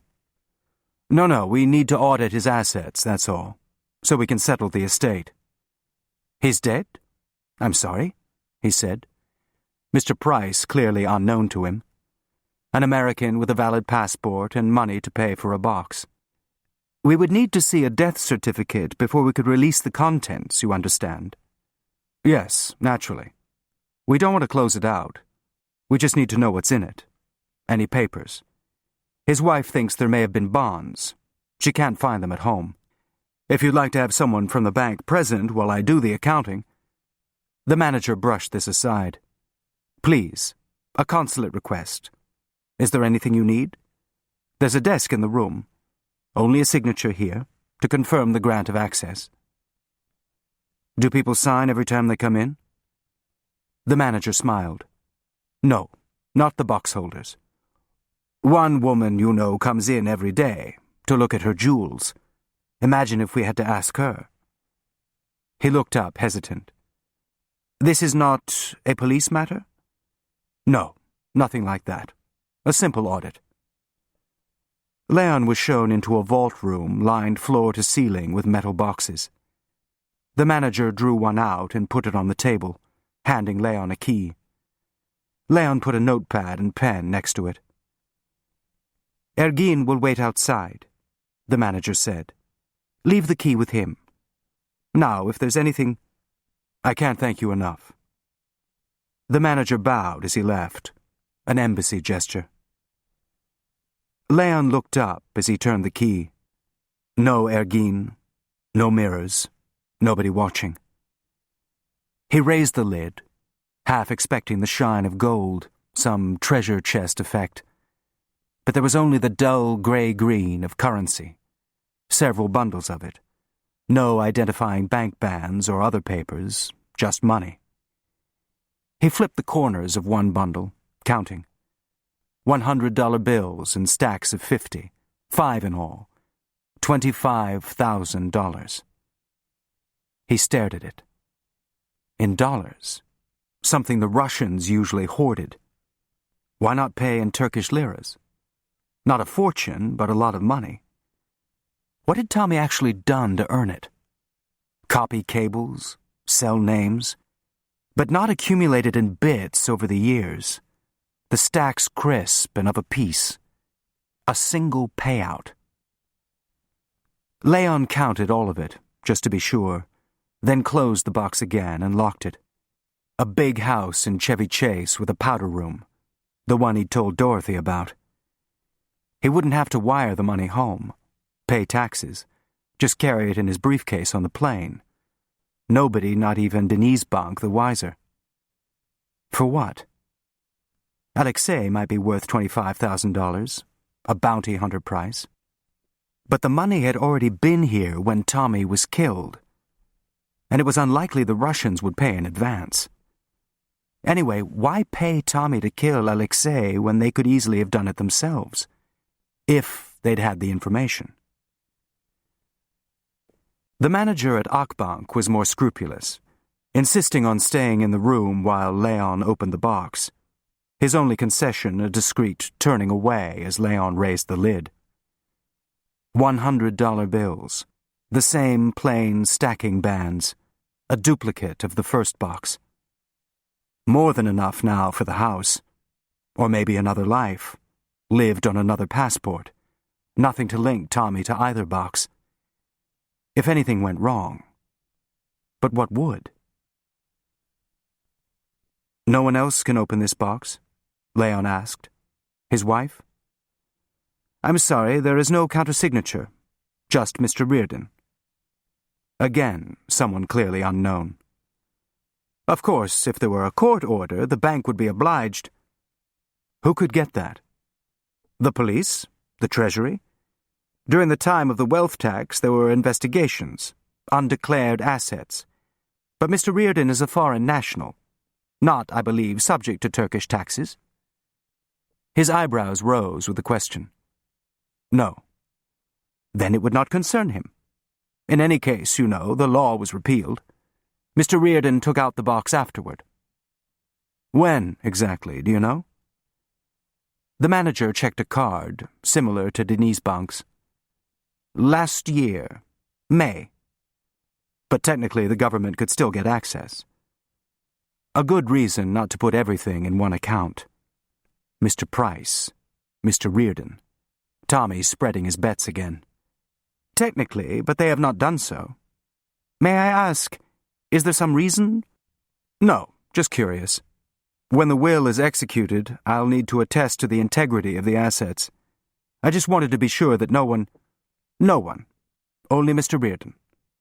He dipped his head to Leon. Now his executor. The estate will be responsible for the box fees? I'm sorry to ask, but... Outside, Leon stood for a few minutes, watching the traffic snaking through Taksim. The air hazy with bus exhaust, trying to make sense of the money. What was worth $50,000 to the Russians? Or had Tommy been acting as paymaster, using the deposit boxes the way he had his consulate accounts, funding two networks, with the same currency? Why would the Russians waste precious foreign reserves on an Istanbul payroll? They wouldn't. Maybe not even on Tommy. But there was the money, an AK and DZ, waiting for two Tommies to collect it. A big ship had docked at the end of Enver Manyas's street, and the noise of winches and hamals shouting drowned out the ping of the shop bell. Manyas Bey. "Effendi?" he said, slipping out from behind the curtain like a cat, his tail still behind. "You're early." "Too early?" "A minute." Leon stared at the wall.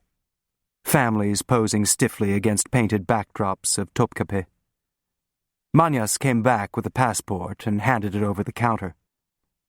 Nesim Baruch, traveling to Greece. Leon flipped through the pages. "The seal is good." Manyas dipped his head. Leon took out an envelope. "And for what Mr. King owed you." Another dip. Leon pocketed the passport, then pulled out the two from Tommy's desk. "I assume these were you?"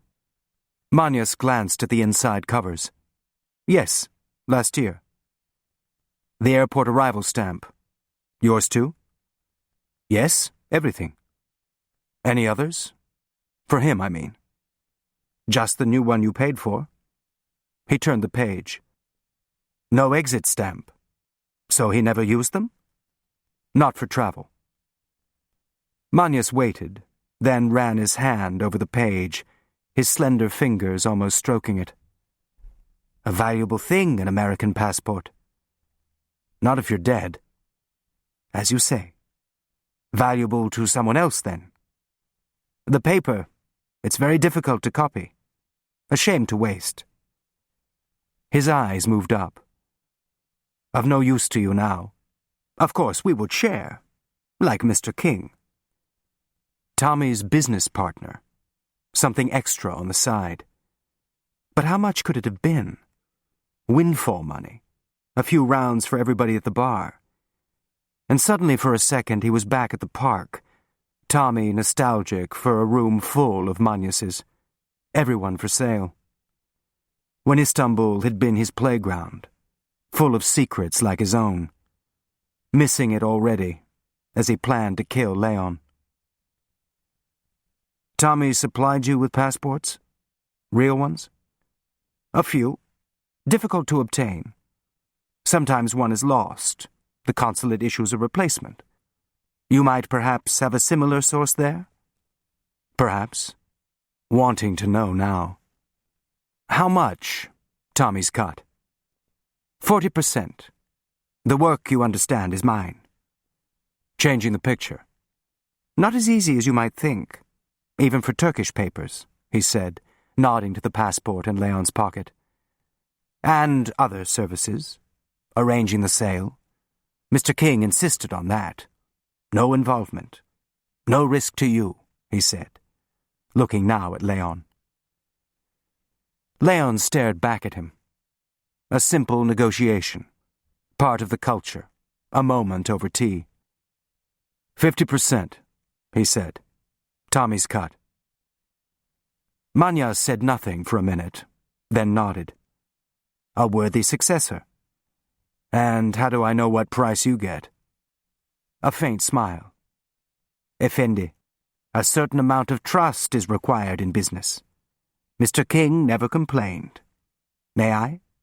he said, reaching for the passports. "Later," Leon said, stopping them with his hand. "I need them for a little while." "Need them? With his picture?" "Don't worry. They're not going anywhere. You can start looking for customers." "Who would that be, by the way?" "An American passport? Many buyers.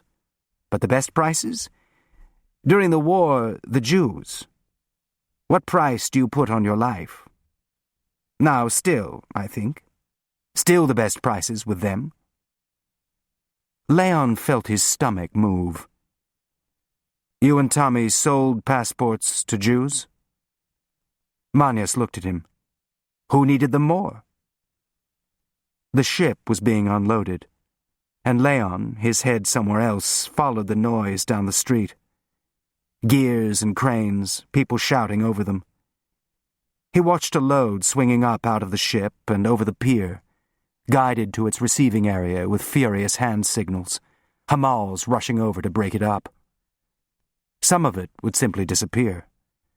Things had been falling off ships for thousands of years in Istanbul. Heads turned, something slipped into the hand, as natural as breathing. Did Tommy skim the consulate accounts too? Fond of petty cash, payments to sources who were just initials? Doing business with Enver Manyas? Bakshish was part of life here. A ship with missing cargo. Expense accounts with something added in. Everybody did it. And then drew their own personal lines. This, but not that. Where had Tommy drawn his? Fleecing Jews. The same desperate people who then crowded onto Anna's ships. How much could it have been worth crossing that line? Making them pay for their lives, while he was arranging their rescue. The last person anyone in the consulate would suspect. But you didn't make $50,000 selling a few passports. What would he have done for that kind of money? If he'd already crossed a line for a few hundred. Something that valuable to the Russians. Leon frowned, watching another load being landed onto the pier, men carrying sacks away. Not just a piece of cargo. 50,000 in dollars. Who had American dollars? Leon stopped, following the question. Then, not wanting to get there. Americans. There were police cars in the consulate courtyard, as many as there'd been after Tommy had been found, drawing the same crowd of onlookers outside the gate. "What's going on?" Leon said to the Marine as he showed his ID. "They got the cops here again." "What, asking questions?" "Yeah, they...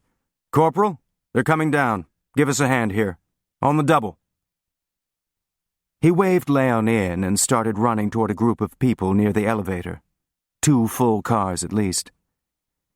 Leon headed up the stairs instead, taking them 2 at a time. More questions about Tommy.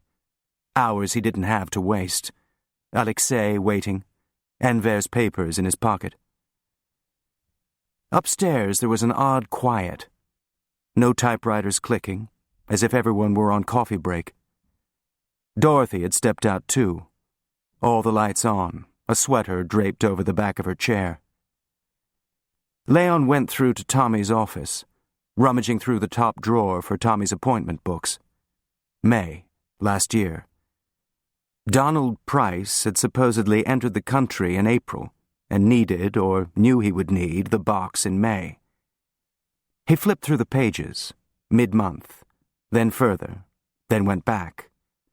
Routine appointments. But the others would hardly be the sort of meetings he'd record. Look for the money instead.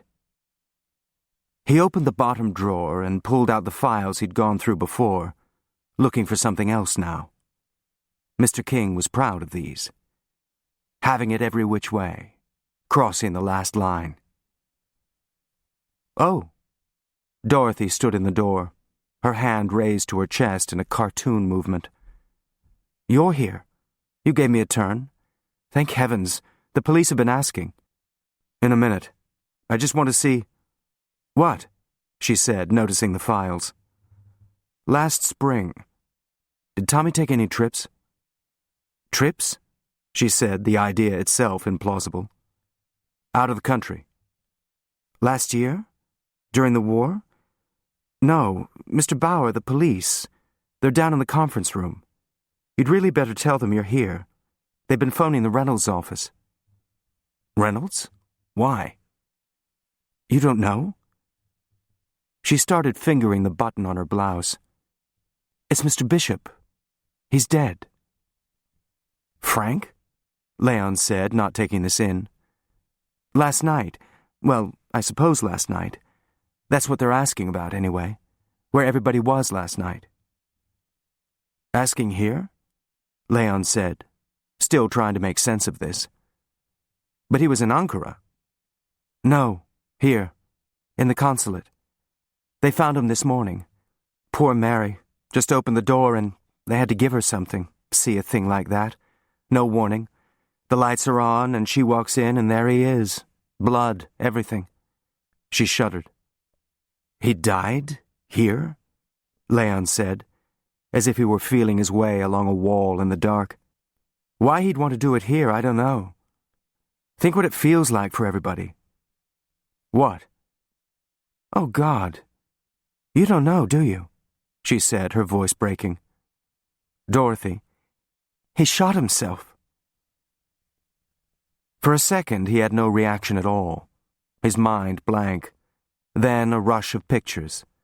Frank at Carpich's, taking an envelope, smoking a cigarette in Tunnel Square. Kay's pale skin against the morning window, hand over her breast. Leon lying on his elbow, watching her. He felt blood leap to his face. Had Frank known? Where was Kay? Mr. Bauer shot himself, he said dully. In his office? Maybe there when Leon had come for the passports, one of the lights pouring through the transoms into the hall. But how could he have been? Mrs. Bishop? She's downstairs with the police. Leon started for the door, a file still in his hand, just following his feet. Frank sitting at his desk with a gun. Writing a note? Mr. Bauer? Not hearing her, already walking down the hall. There were police photographers in Frank's office, flashbulbs lighting up the push-back chair, a small overnight bag, a few files in the out tray. No note on the blotter. No signs of any disturbance at all, except for the dark stain on the carpet where he'd bled. 2 policemen with measuring tape and plastic bags were going through the rest of the room. Leon walked over to the desk. Personnel files.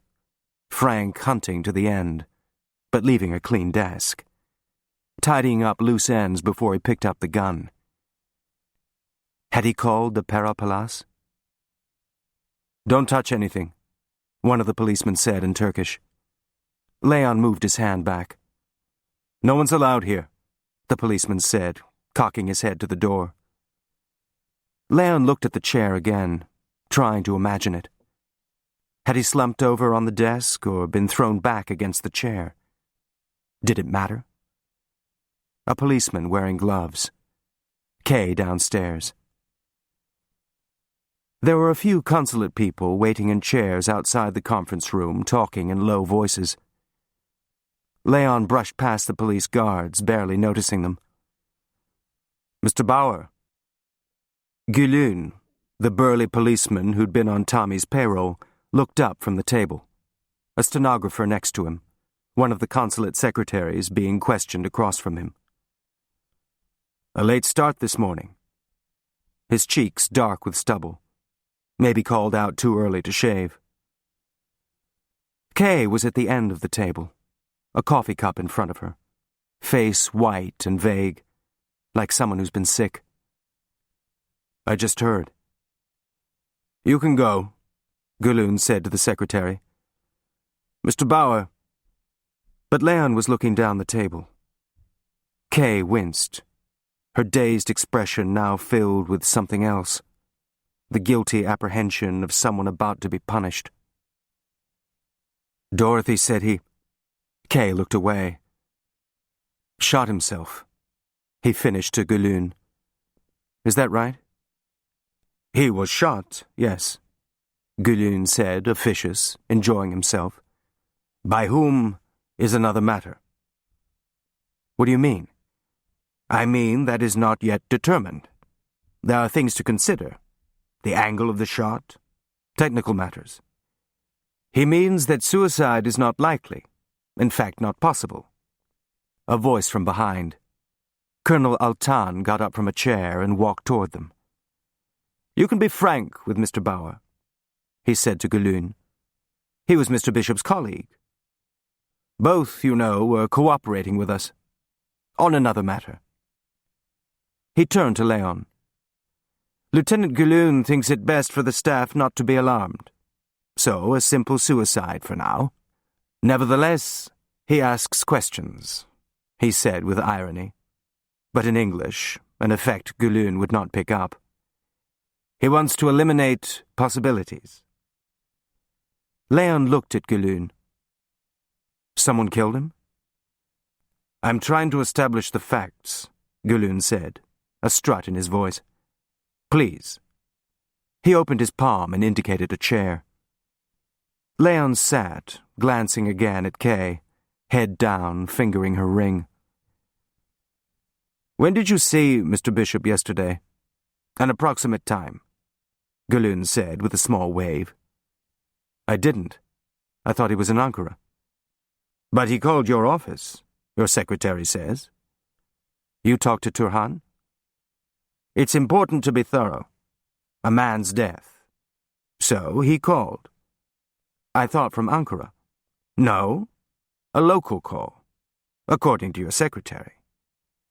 She never told me that. I had no idea he was here. Looking at Kay, talking to both of them. Ah, and yet you went from your office to the consulate. Not to meet him? No, I had some work to finish up. Saidam, the night guard, said you came here about 7. Is that correct? Yes, about that. But he did not see you leave. He wasn't at the door. I don't know where he was. Maybe having a pee. He said he was always there. Well, he would, wouldn't he? Look. Gülün waved this off. So we don't know. An hour? More? How long were you here? Not long. 20 minutes, maybe half an hour. And then? Then I went to the Palace. He glanced down at Kay. For a drink.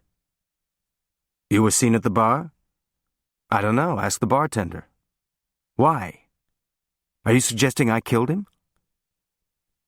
Gülün made a calming gesture with his thick hands. And after? After I went home, he said, looking at Gülün. Gülün held his gaze for a second.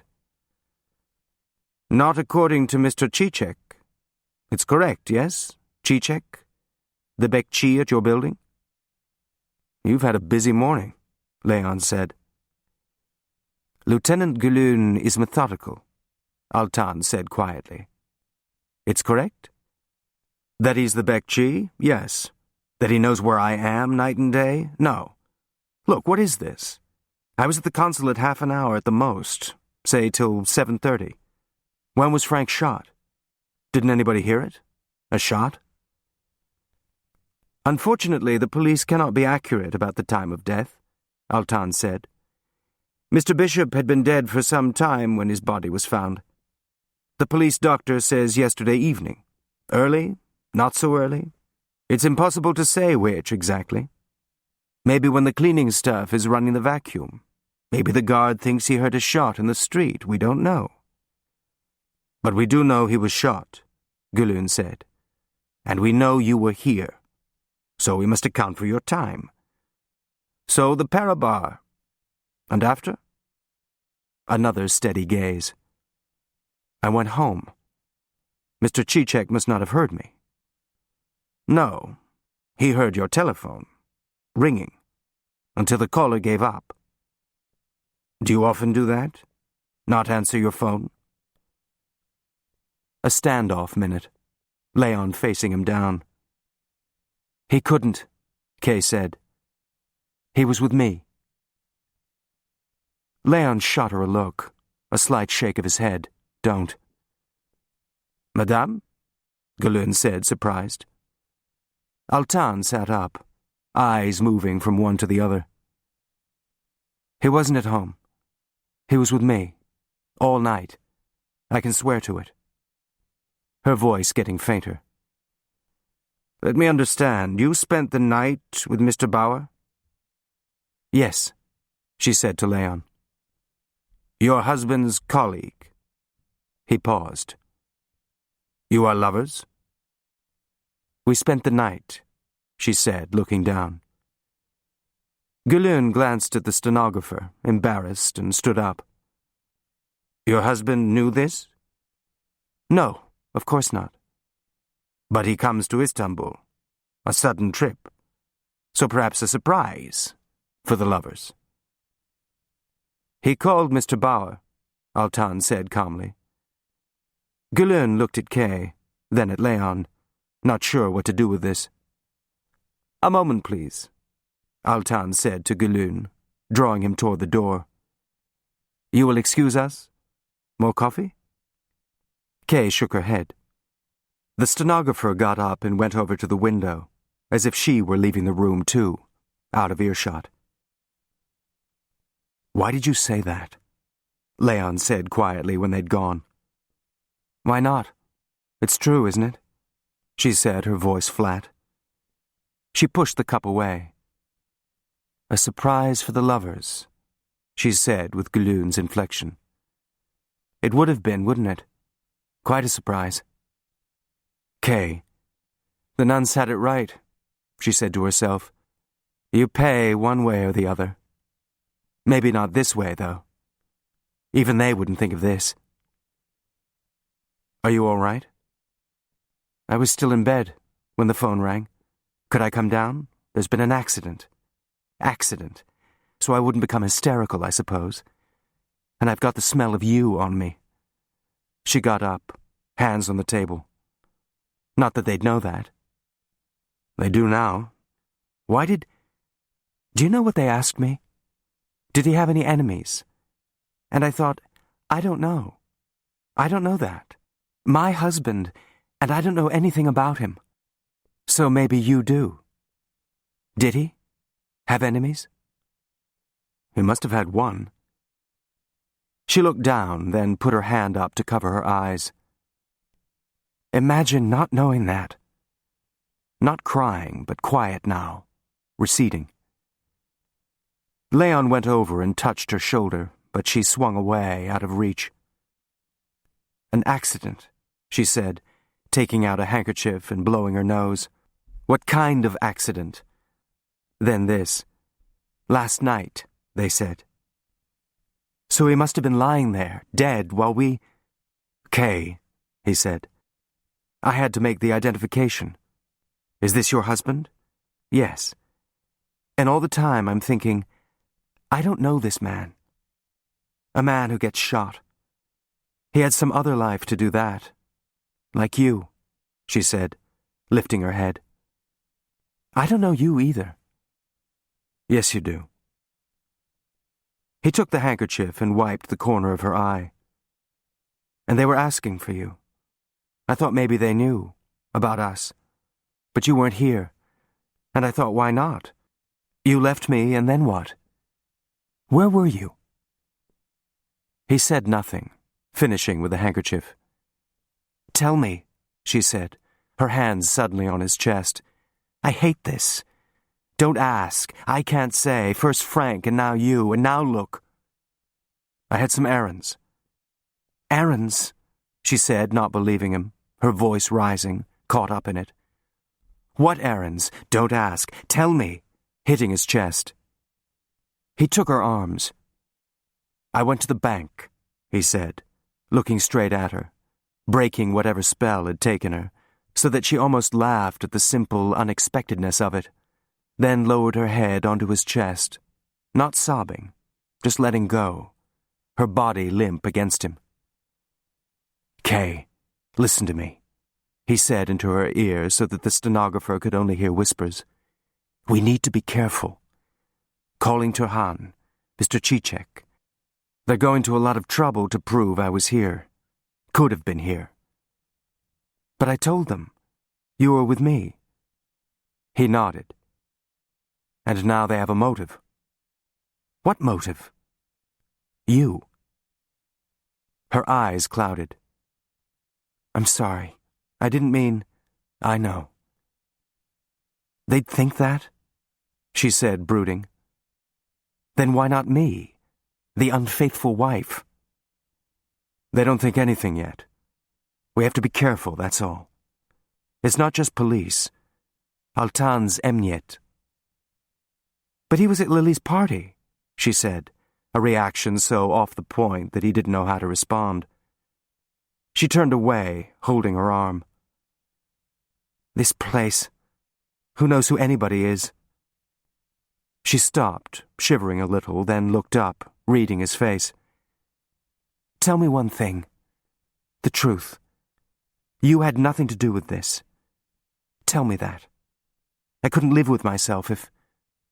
Nothing, he said. A quiet second. My God, and I believe you. Just like that. You say it, and I believe you, she said, lowering her head again to his chest. Mrs. Bishop, Altan said, coming through the door. You're not well? Kay jumped. Gülün shuffled behind, his face in a kind of pout, watching them. She's had a rough morning, Leon said, still holding her. She ought to rest. He looked at Gülün. Do you need her much longer? Gülün waved his hand, too annoyed to bother with words, and went over to his place, scooping up his notes. Another time, he said to her. You'll be staying on in Istanbul? I hadn't really thought, Kay said, moving away from Leon. It would be advisable. You too, Mr. Bauer. Until when? I may have to go to Ankara. Altan looked up at this, but Gülün was busying himself with his papers. I'm asking this of everyone who was here last night, he said, then looked over at Kay. Do you need someone to take you to the hotel? For your rest? The last said with a sting he couldn't resist. Kay shook her head. Are there things I'm supposed to do here? What do widows do? I mean, I don't know. Dorothy can help you, Leon said, with the arrangements. We can't release the body yet, Gülün said. The law requires an autopsy. Yes, Kay said vaguely. The body. He'll have to be buried somewhere, won't he? All that. Would you call extension 62? Leon said to the stenographer. Ask Dorothy to come down. He turned to Kay. You don't have to do this now. Dorothy can get the paperwork ready. No, I can't just sit, do nothing. I'd go... Altan nodded. It's difficult, a sudden death. The shock, he said, his voice knowing, personal. One more question? Gülün said, not looking at Altan. Your husband. He didn't call yesterday to say he was coming? No. This was usual? He liked surprises? I don't know. No, not really. Yet he flies here. He flew? But he hated to fly. I just assumed he took the train, Kay said, genuinely surprised at this. No. So something urgent. Something that couldn't wait. He paused. A surprise. No message to the hotel. You were out during the day? Sightseeing. Alone? No, with... She nodded to Leon. Ah, Gülün said, as if some point had been made. He turned to the stenographer. We're finished for the day. A sly look at Altan as he filled his briefcase. By the way, Mr. Bauer, we spoke to Saddam, the guard. There may have been a cigarette, some time away from the door. Yes. Unfortunately, no one else was there either. So anything is possible. He glanced over at Kay. People coming in, people going out. Dorothy appeared, and everybody began moving toward the door, relieved to be leaving. Don't mind, Gülün, Altan said to Leon, bringing up the rear. Your embassy in Ankara has been making calls. 2 men killed now. Of course they blame the Russians, but it's our police who get the calls. What arrests? So a difficult time for him. What about the gun? Any prints? Only Mr. Bishop's. It was Frank's gun? No. But you're sure he didn't? Sure. He was shot in the back of the head. Then why wipe the gun? To make it look... Altan shrugged. The head wound was large. Maybe he thought no one would look too closely, examine the angle. But Lieutenant Gülün has a fondness for that. So no, not a suicide. Were there prints anywhere else? Everywhere. A busy office, people in and out. Gülün will have to compile a list. See if there's a match with someone who was here last night. A long job. There was one curiosity about the prints, though. What's that? Leon said, stopping, letting the others move out through the door. They found prints everywhere except one filing cabinet. Evidently wiped, like the gun. Personnel files. Like the ones in his out tray. Altan looked up, pleased. Excellent. Gülün has not yet made that connection. And you think someone took a file and wiped his prints off the drawer? No, I think someone put a file back, which Mr. Bishop had taken out.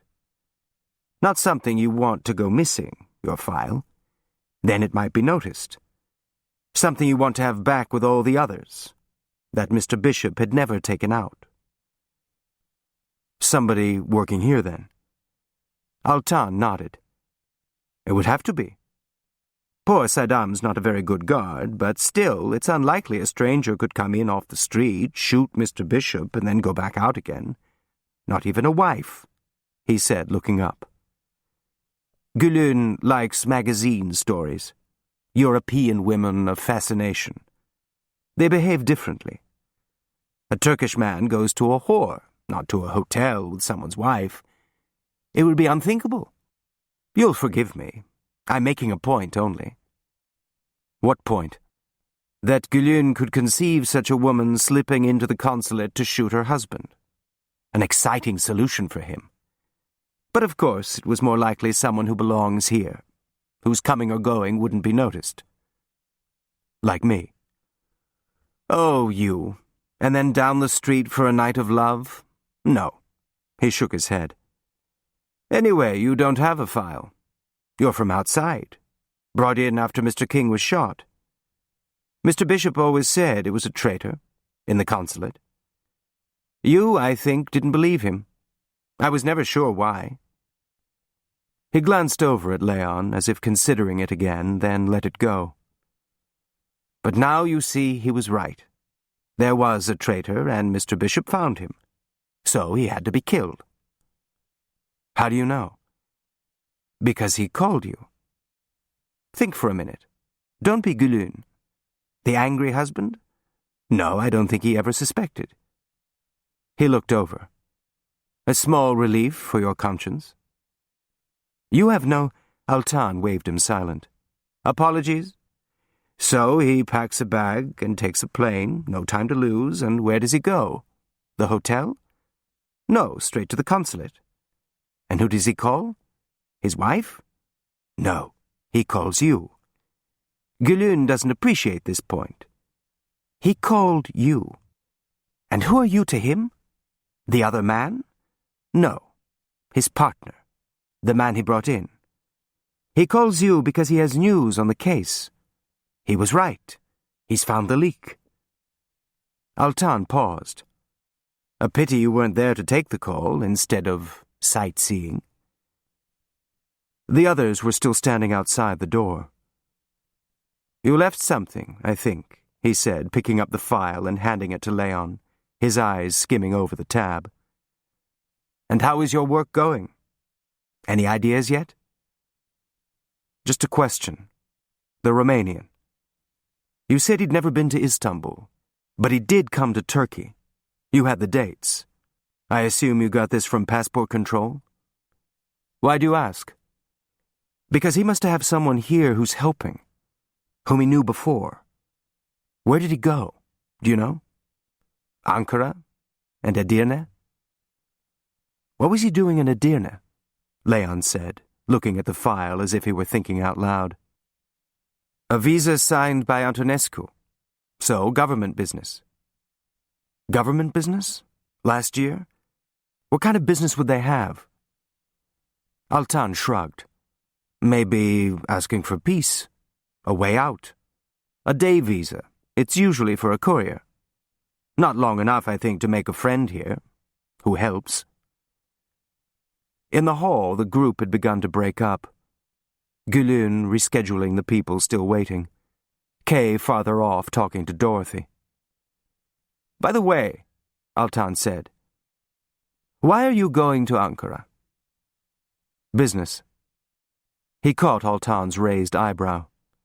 "Tobacco business." "You'll spread yourself too thin."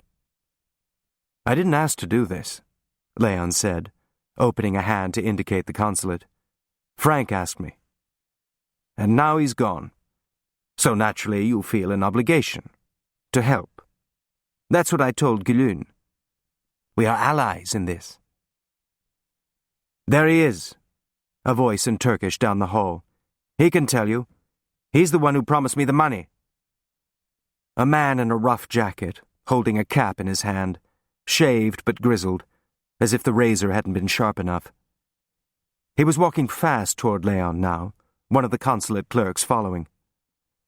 Leon looked up, at first not recognizing him. People were turning to the commotion, Gülün stopping in mid-sentence, Altan stepping aside as the man pushed forward, everything happening as fast as a shot. "Tell him," the man said to Leon. "The extra day because of the weather. You said I'd be paid for it." Leon stood there for a second, still not reacting, then went over to the fisherman, blocking him from Gülün's line of sight. "Yes, yes," he said in Turkish, low, trying not to be overheard. "You'll be paid, right away if you calm down. Don't make such a racket." The fisherman pointed to the clerk. "He didn't believe me. He kept asking for a name. 'I don't know,' I said. 'How would I know a name? Work like that? They don't give you names.'" He turned to the clerk. "You see, I told you.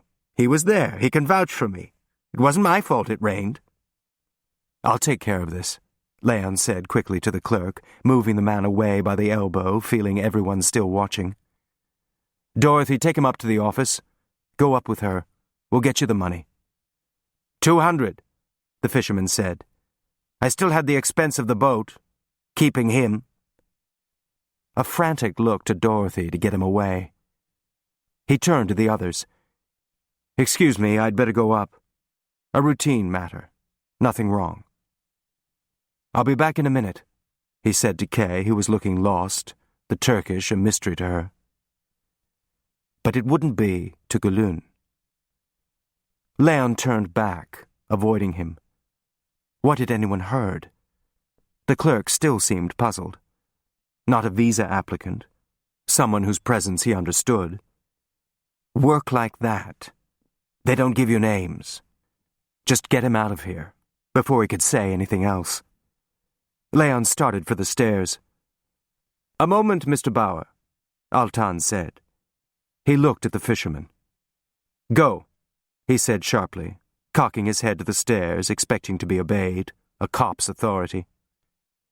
The fisherman bent his head and started backing away. "Please," Altan said to Leon, heading back to the conference room. "I'll be right up," Leon said to Dorothy. "Just keep him there." Altan closed the door, then slammed Leon back against it, hand on his throat. "What do you think you're doing?" he said, his voice rough, the way he'd talked to the fisherman. "Is it possible you think I'm Gülün?" Leon said nothing, too shocked to respond, Altan's hand like a vice. "Someone else you can trick? What was he doing in Edirne?" Now using Leon's voice. "Somebody he knew before." He dropped his hand, Leon now gulping air. "What was the point of that little charade?" "Not a charade," Leon said, breathing heavily. "I wanted to know. About Edirne. Then why not ask Jianu?" He jerked his head toward the conversation outside. "Since you picked him up." Leon touched his throat. "Is this how Emniyet does it? My friend, if this were an Emniyet inquiry, you'd know. A fit of temper only. Much deserved, lying to me. How many sides do you work for? Maybe none. Just you." He made a sound in his throat, a hint of disgust. "What does it matter? It's over soon. How much time do you think you have left for these games? Leon said nothing. Do you think I can protect you again? He shook his head. Gülün is a fool, but not a complete fool. He's interested in you, and people talk.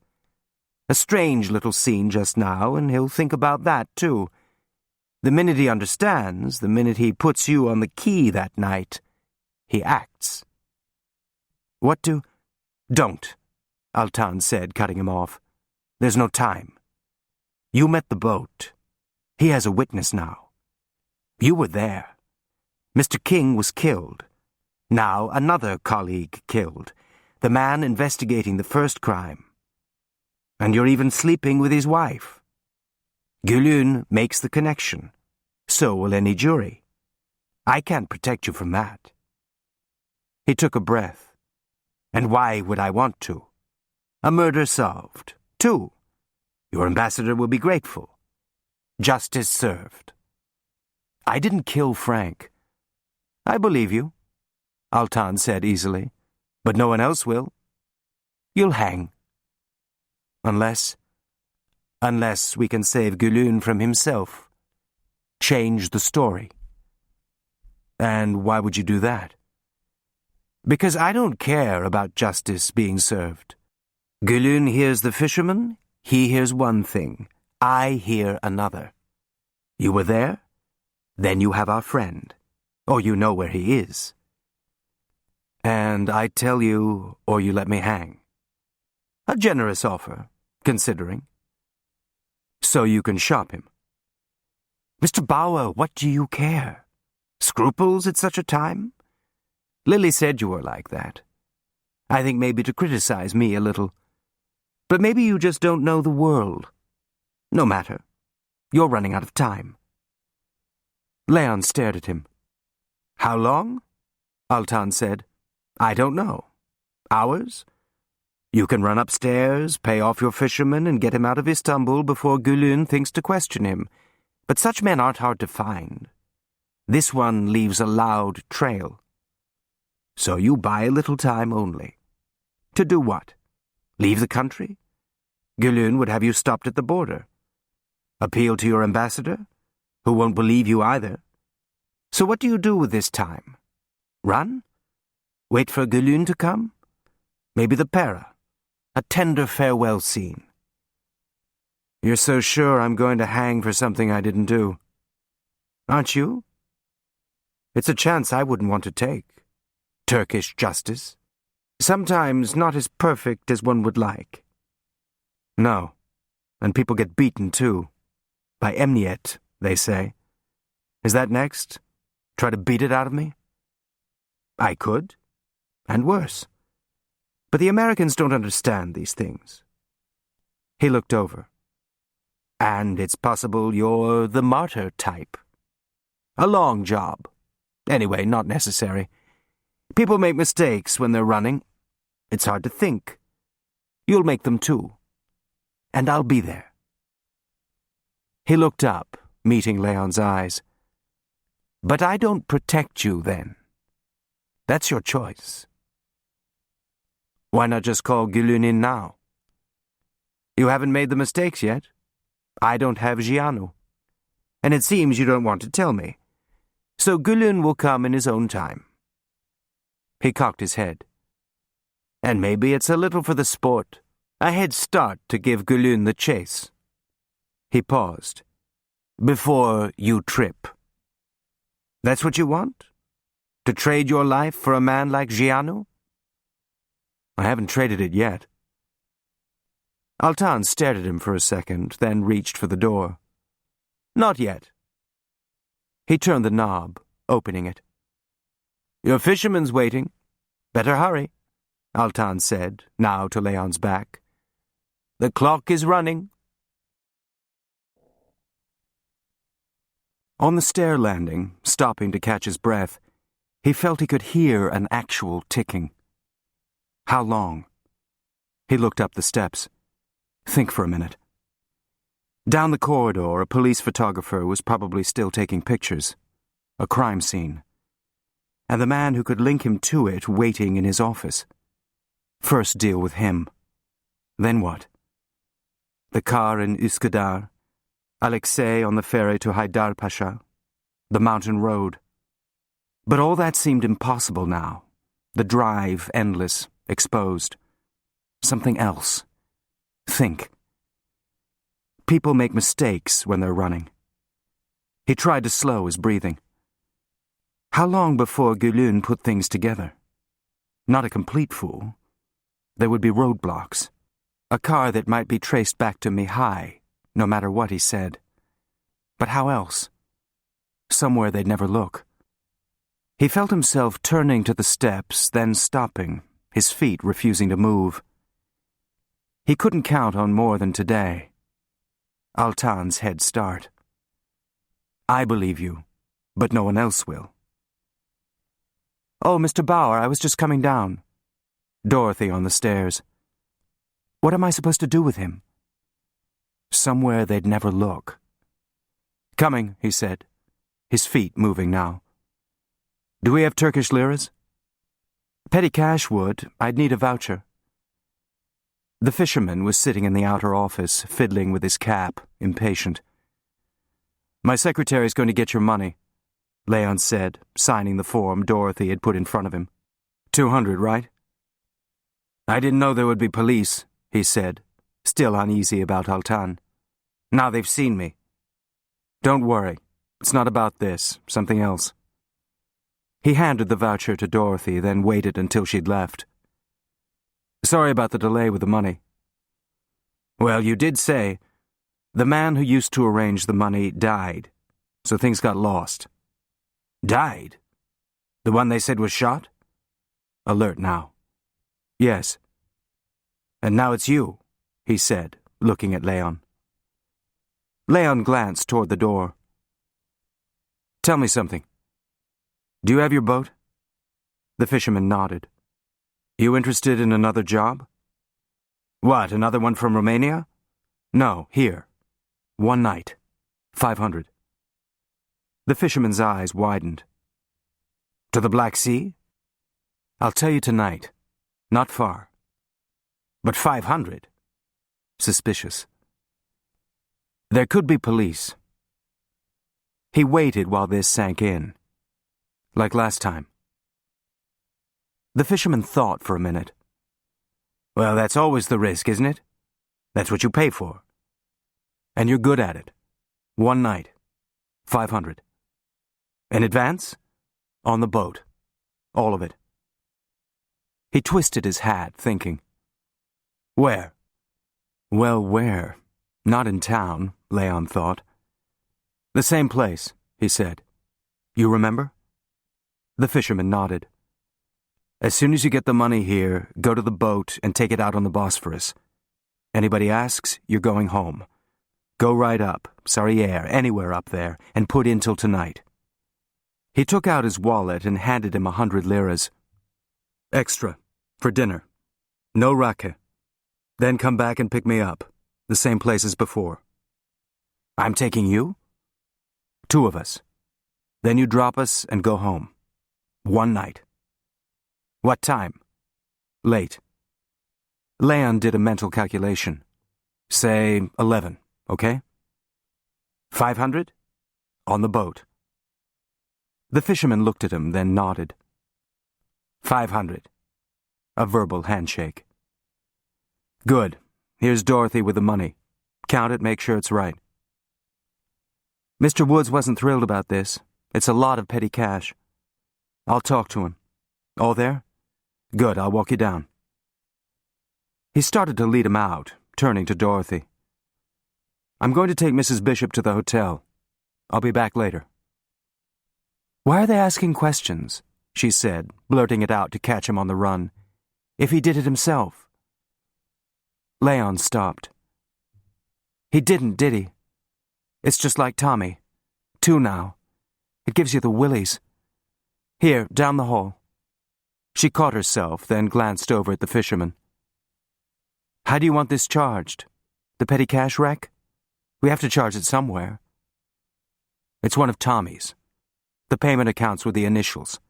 I'll do a memo when I get back. Oh, she said, interested. The fisherman part of Tommy's world. Tommy, who still had to be explained, if Leon got the chance. That reminds me, he said, taking a file out of the desk drawer and putting it in a briefcase with the others. Look, he said to Dorothy, if it bothers you about Frank, go home. I'll be out most of the day anyway. You'd think there's nowhere safer, wouldn't you? Marines and gates and everything. And now look, in his office. And you know the way people talk. What way? Well, Tommy, now Mr. Bishop, and you knowing both of them. So I did it? He said easily, dismissing it. Dorothy. I didn't mean... But you were here? Troubled, wanting to know. Mr. Burke asked if you were still here, when I left. He thought I'd been with you. You were here late? Not here, Jack's office. You know, my husband. He has to go back to Ankara, so I waited around. With access to the files, already in the building, Leon thought. Well, I was probably long gone. He looked at her. Don't start imagining things, okay? We've got too much to do. Keep moving. By the way, when Hirschman was here, when they were getting people out, how did they pay? Dorothy looked blank for a second, dazed by the quick switch. To hire the ships, you mean? She said, feeling her way. Liras if they could, if they were paying Turks. Otherwise, gold sovereigns. Not dollars. Not the ship owners, she said, still uncertain what was being asked. They'd have problems explaining where they got it. Government agents, it didn't matter. They had foreign currency reserves. So if we were sending a ship to Burgas, we'd probably have to pay the charter in gold. But the Bulgarians on the other end in dollars? And the Romanians? Sometimes. Antonescu got paid in dollars. Why are you asking this? I think some of it may have gone missing. No, Tommy would have said. He was very careful about money. You had to be. You couldn't trust the Romanians. They take the money and not send the people. You'd have to arrange it like that, part on delivery. Leon stared at her, his mind racing ahead, his stomach dropping. Not the Russians. Something worse. Is that what you wanted to know? Dorothy said, tentative, really asking why. Tommy's secretary. More. Had they talked in bed? Never about this. How could you live with yourself knowing? But Tommy could. Planning powder rooms. Outside, the fisherman kept his face down as they passed the police cars still idling in the courtyard. Leon hadn't bothered introducing Kay, still stunned, her face empty, off somewhere. Take a taxi, Leon said. Go straight to the boat. Effendi, tolerant, almost amused. Me, in a taxi? He dipped his head to Kay, awkward. At 11, he said to Leon. Perhaps something in advance? On the boat. And then, like some trick in a vanishing act, he slid away between two parked cars. What was he saying? Kay asked. He was thanking me. No, he wasn't. You feel okay? He said, not answering. I don't know, she said, half to herself. I don't know what I'm supposed to feel. To see somebody like that. The blood. You want to wipe it off, and then you don't want to touch it. And then you think, it's my fault. It wasn't. You think it, though. She lowered her head. You think it. He took her arm and led her into the hotel, but she shied away, an involuntary reaction. You want to come up? Now? And then leave. I want them to think I'm there. I have some things to do. What things? Do you think I killed Frank? What? Well, they do. Or they're going to. But you were here with me, I said. There's something else. I have to get out. I don't want you to get involved in this. Just go up the elevator with me so they think I'm with you. Get out? Of Istanbul? If you do that, they will think I can explain it somewhere else. Not here. Explain what? Look, if you don't want to do this, I'll go. Maybe that would be the right thing anyway. But we can't just stand here. You're so sure somebody's watching? It's Istanbul.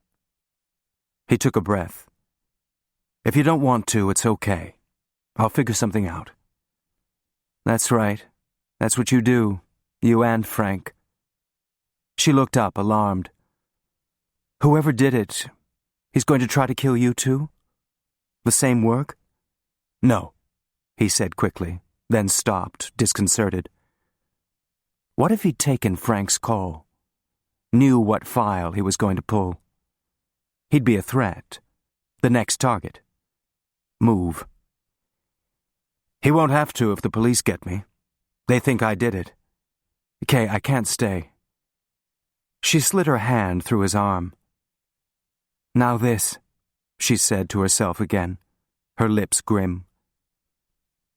They were quiet in the lift, eyes forward on the Art Nouveau grillwork, then aware of the elevator boy watching them go down the hall. What are we supposed to be doing? She said inside. Going to bed? With Frank there? Is that what they think of us? Maybe. Or we're going over our stories, making sure they match.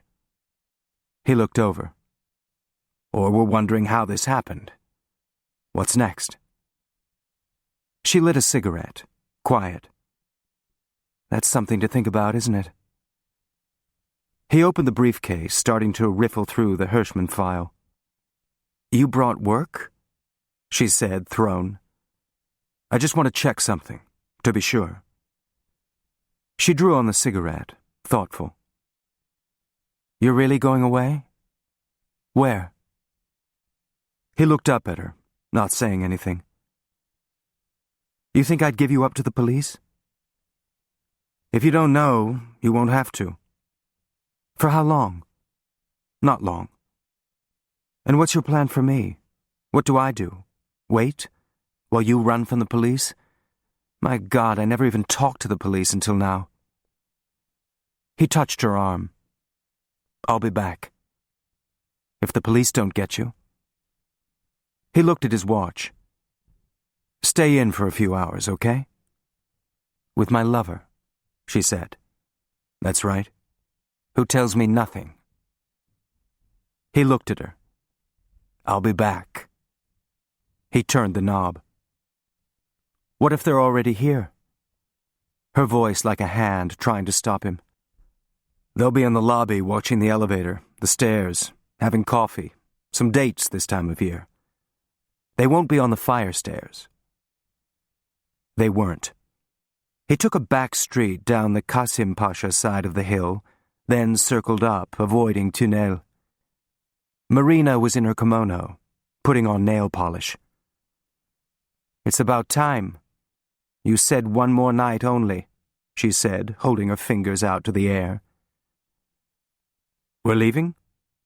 Alexei said, ready. Not yet. Yes, one night only, Marina said. You'll make trouble for me. Don't worry, I'll get him out today. You think it's a hotel here? No, better, Alexei said, looking at her. Better for you, Marina said. Had any visits? Leon asked. From our friend? She shook her head, blowing on her fingers. The landlord comes tonight. We'll be gone. Leon took out Alexei's new passport and handed it to him. Baruch, Alexei said, looking at it. What kind of name is that? A Jew, Marina said, blowing on her nails again. Alexei grunted, shrugging this off. Leon brought out one of Tommy's passports. Recognize him? Alexei looked at it carefully. It's a different name. Remember the real one? King, like King Karol. They use that for a name in English. Leon took a breath, his stomach dropping again, finally there. Tell me about the meeting in Edirne. Alexei peered at him, not sure where this was going.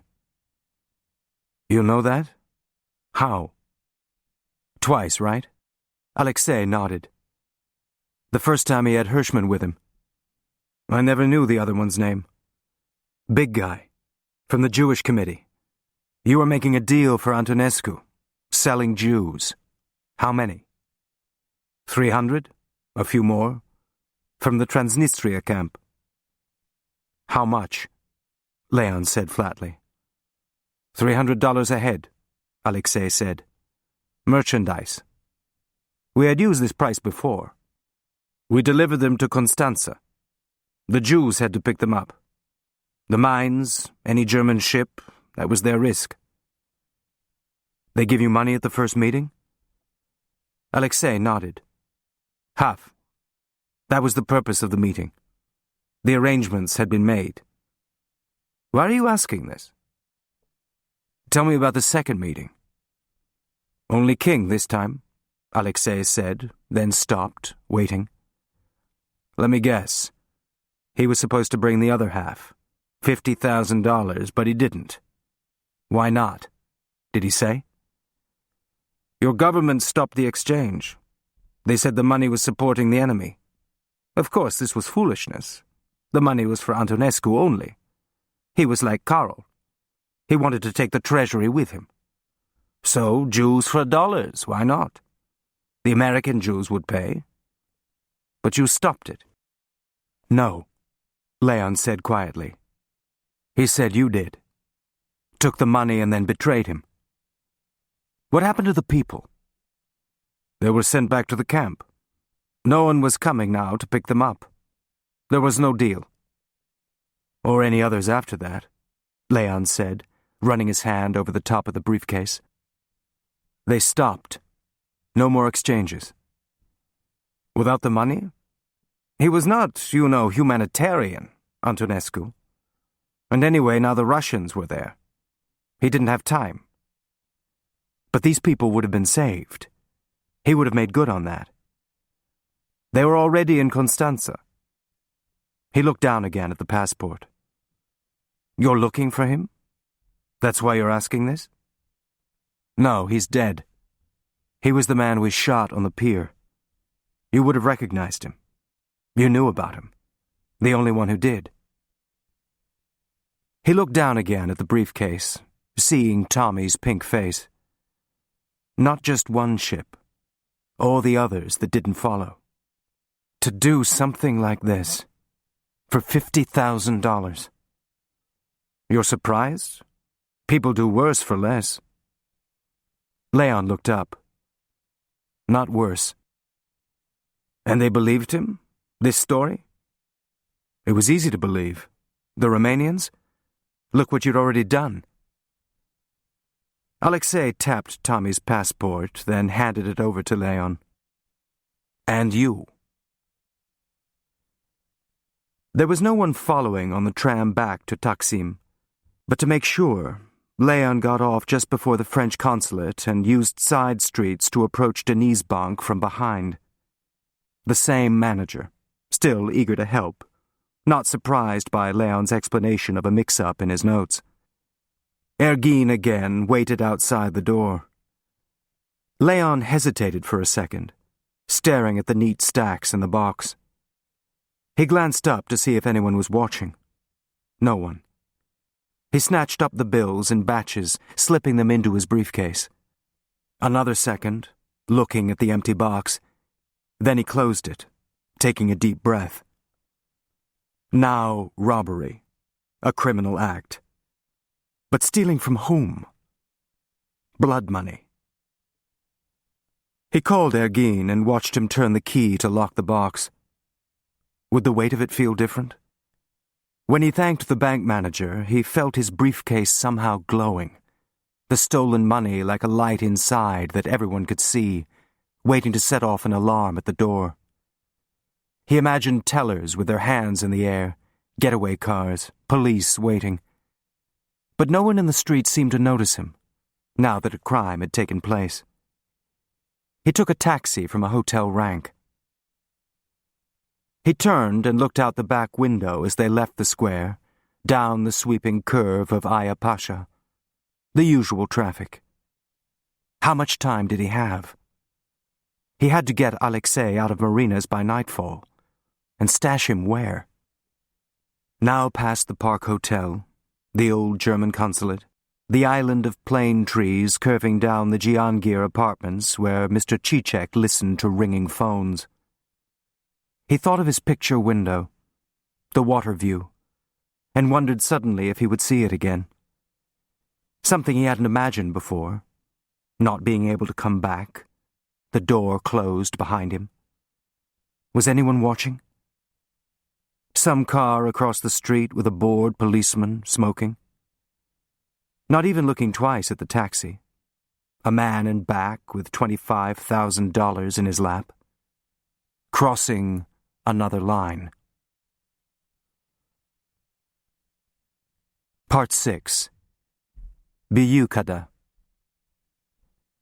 Mihai was out of the office, down at the Haskui docks, but Leon had kept the taxi and they were there in minutes.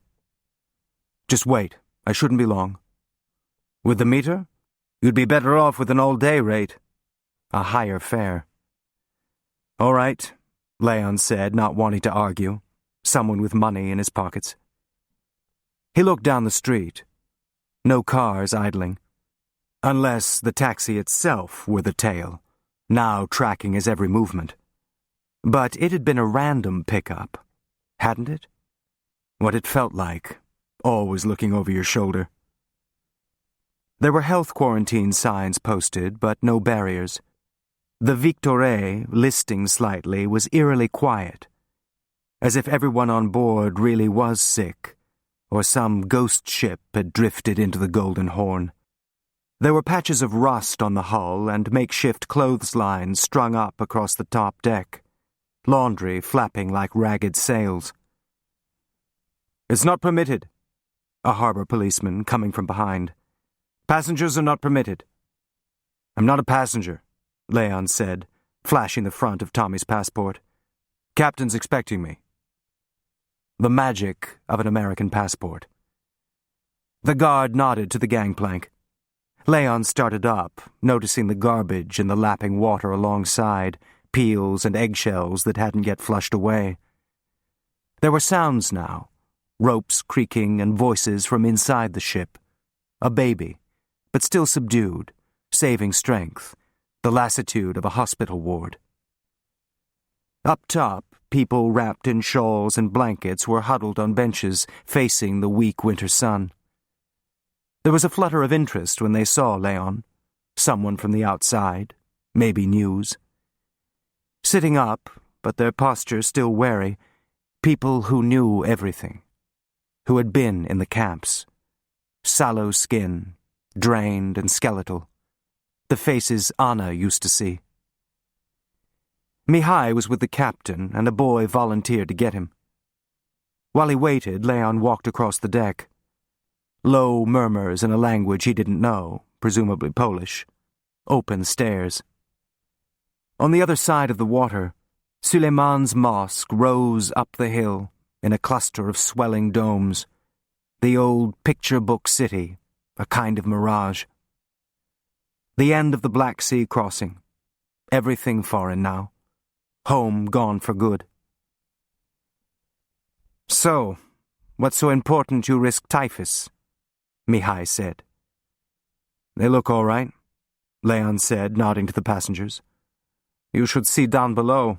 We send them up in shifts, so everyone gets some air. Down there, so never mind. What do you want? Is there somewhere we can go? What, here? Mihai said, looking at the deck. For a kaffeeklatsch? Find a square inch. He checked his watch. They go back down in 15 minutes. Just try moving them early. I'm serious. Off the ship, then. All right, come on, Mihai said, leading him toward the bridge. What's the occasion? What happened at the consulate? You didn't shoot him, I hope. Airy, but looking at Leon from the side. You heard? Everybody's heard. It's Istanbul. Anything to do with your Romanian friend? In a way. What way? It's a long story. I'll tell you later. I see the quarantine signs are still up. Bastards. A few more days we really will have typhus, living like this. He peered at him. I thought you were making a trip, a little drive to the country. I changed my mind. Just like that? I'll tell you that later, too. Everything later. And the boat in Antalya? Who is he? One of the passengers asked me high in Romanian. A British? He wants to stop us here? American. A friend. The man snorted. Whose? Ours? So when do we leave? Soon.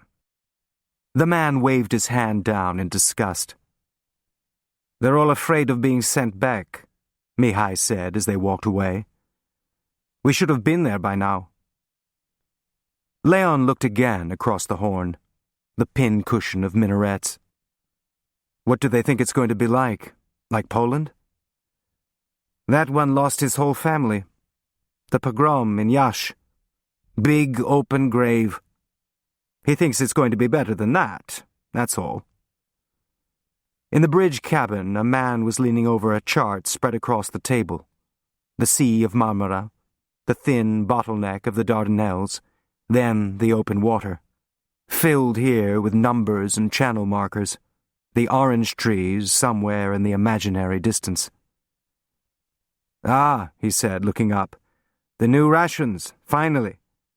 Did you have any trouble with the harbor police? Unloading? We had to pay extra for the water. No, Mihai said, shaking his head. Not the rations yet. A friend. David, our captain. Oh, David said, ignoring Leon, disappointed. When?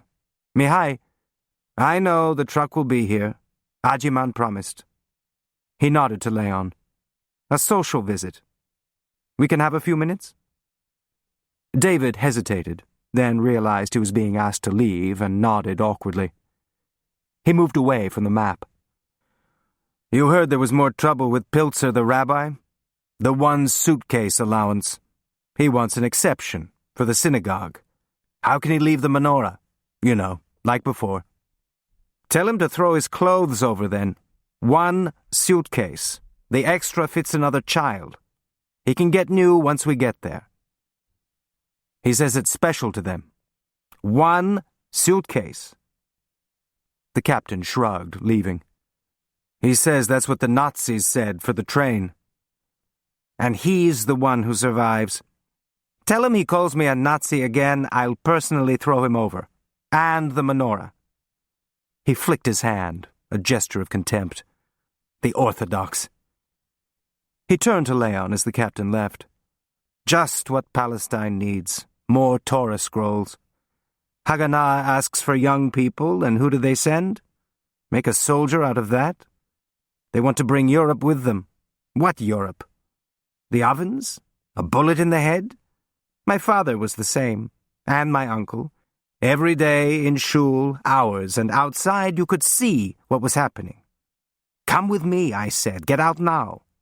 No, we're too old to make a new life. He paused.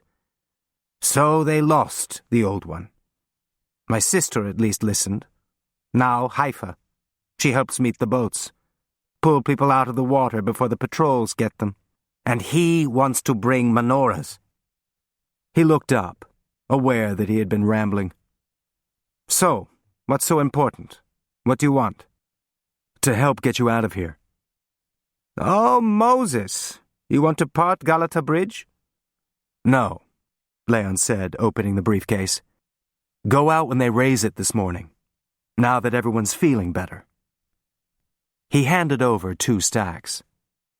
$10,000. That's what you said, wasn't it? Mihai lifted the money, as if he were weighing it, then looked at Leon. Where did you get it? Who's going to ask? The harbor master? The health officials? You can go tonight. I'm asking. Don't. Another long story? It was money to help Jews. Now it will. But not the same ones. Use it, Leon said, looking directly at him. No one knows. Leave tonight, before they ask for more.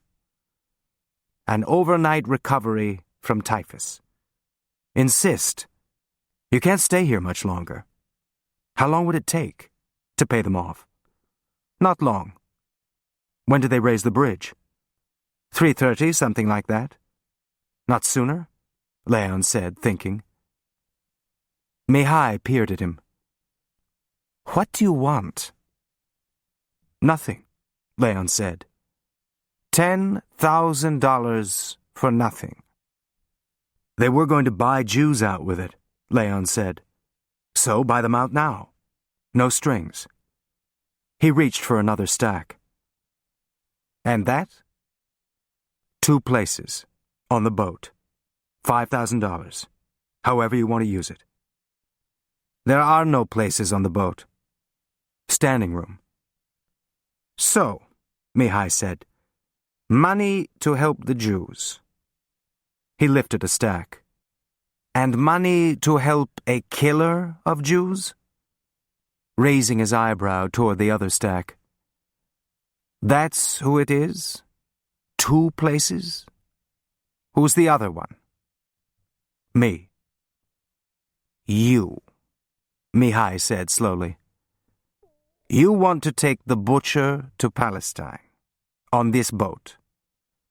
Just hitch a ride, for part of the way. And you think I would do this? He held out the money. There are no places. Leon shook his head. The money's yours. It's not a condition. No, an obligation. What made you think I would take this? I thought you'd want to get them out of here. Not for this price. Hear me out. 1 minute. You leave tonight. There might be an inspection, so we won't leave with you. He's traveling as a Turk. All the boats come out of the Horn at once. It's busy. When you're out of the city, past the Prince's Islands, you pick us up. I have a boat arranged. The other passengers don't have to know who. 2 more. We'll stand if we have to. Near Cyprus, the boat from Antalya picks us up. We're gone. As far as you're concerned, we were never here. He stopped. It's the last place they would ever look. For him? Yes, Mihai said. And you were never here. Is that how you arrange things for your conscience these days? Pretend they never happen? He put the money on the table, then looked up at Leon. Why are you doing this? He said, his voice softer. Do you know any more? For your country? The one you don't live in? Why do you?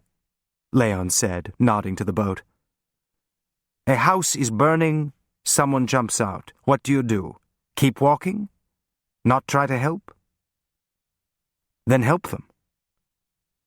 Mihai looked down at the money. The devil bargains this way. The devil. You don't see yourself. Come to this side of the table. I have to get him out. And that makes it all right. He'll die. Well, people do, Mihai said, his voice hard. He went over to the window. Millions. No deals. He looked down at the deck. These people, he said, waving his hand, brooding.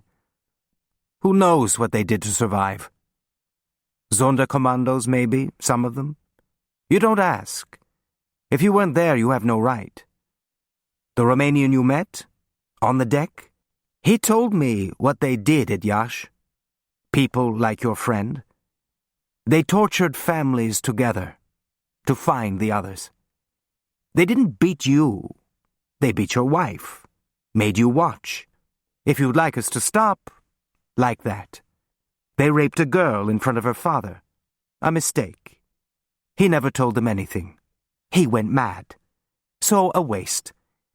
Except for whatever pleasure they took. He looked away toward the deck.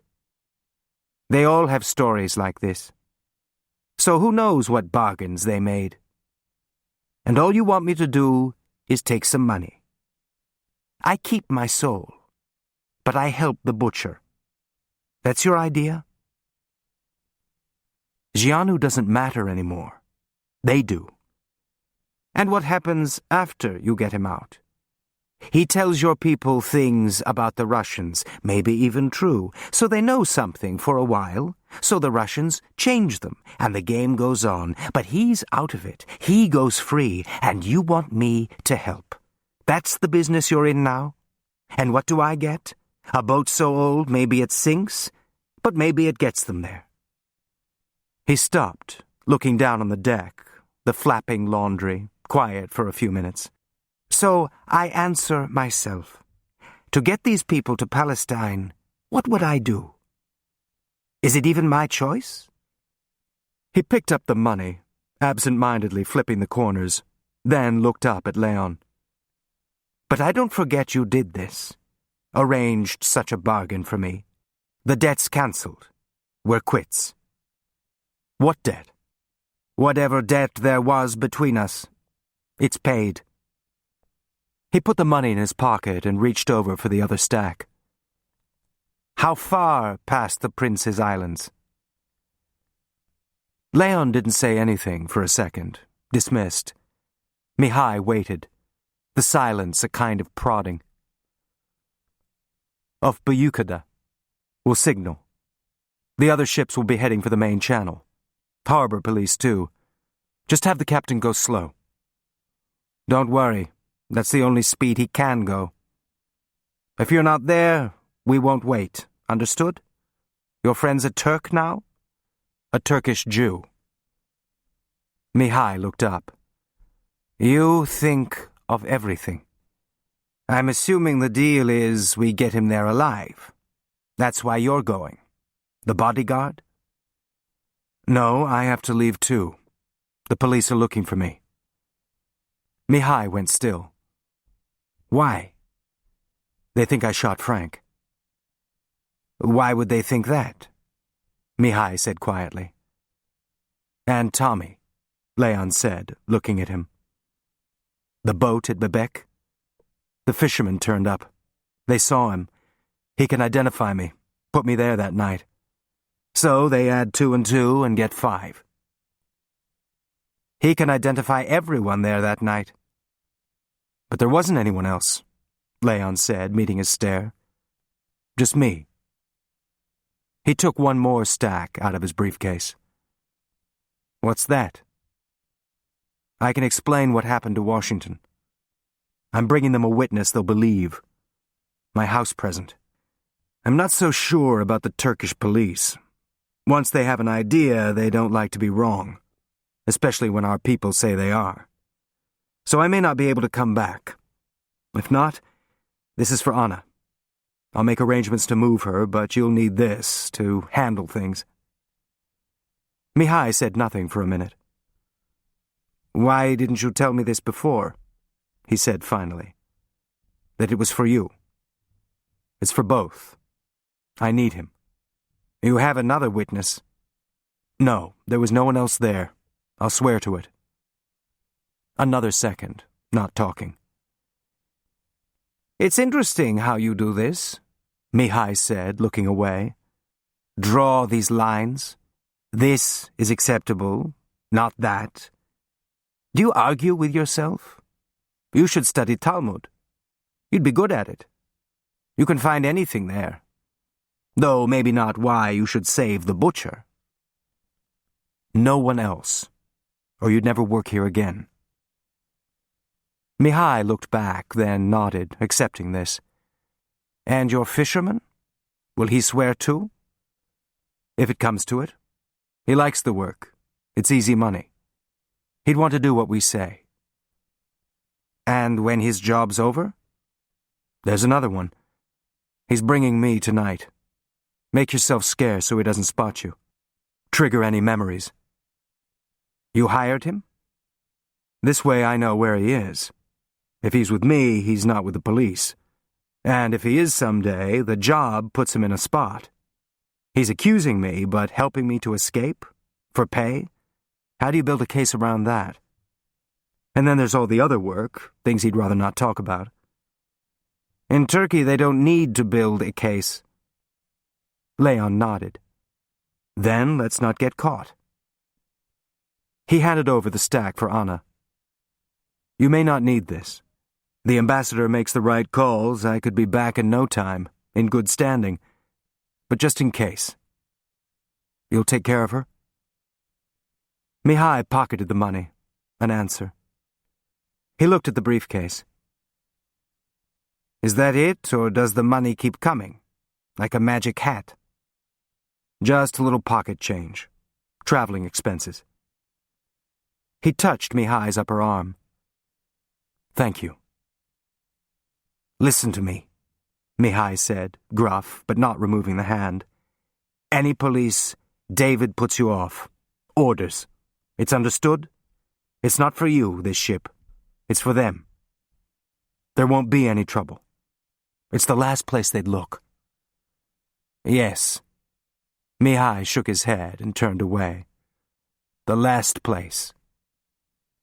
Who else has to do such things? Just to live. Survive the ovens, and then help the killers. And maybe it's not even the worst before we're finished with this. His mouth turned up slightly, a wry tick. What? Leon said, catching his expression. Rabbi Pilzer, if he knew what I'm taking instead of his menorah. He told the cab to take him back to the Para, but then, a hunch, asked to pull up instead to a payphone near the Koch shipyards. Thank God you called, Kay said. The police are there? No, I mean they may be, I don't know, but Gülün called, asking for you. And? I told him you made sure I was okay and then went back to the consulate. He buy it? I don't know. He wants you to call him. He has a few questions. Polite. Well, for him. I can't come back then. He must have men there. And probably at the consulate, the Reynolds office, Cihangir, the door really closing now. Where are you? I'll meet you. He looked through the glass at the taxi waiting by the curb, the stretch of empty road by the docks, some cranes moving silently in the distance, out in the open. Kay, you can't just go. Not like this, just go. I have to see you. Do you know what it's like sitting here? Like a wake. Like his casket's in the room. Kay, they'll put a tail on you. I won't be gone long. Come up the back then, like before. Don't just go. I can't go to the Para. Somewhere else then. Please, just tell me. Her voice catching, some nerve finally snapping. He glanced again at the taxi. Not Lalali. Georg's in Nişantaşı? A story for the neighbors. A photograph Georg wanted him to have. And how was the dog? Assuming they had a key. Wondering who the lady was. The whole maze of Istanbul, and nowhere to hide. Leon, I'm thinking. A movie, anonymity in the dark. But not where a new widow would go. Somewhere in plain sight. That would make sense to them. Outside, the cabbie flicked away the end of a cigarette. Leon followed its arc, a few sparks to the gutter. Okay, he said quickly. Go to the concierge. Methodical now, as if he were laying down cards. Ask him to recommend a good shop in the bazaar, for copper, silver work. He'll know one, they all do. Then take a taxi to the Beyazıt Gate. There'll be a lot of gold shops just inside. Keep going straight. I'll find you.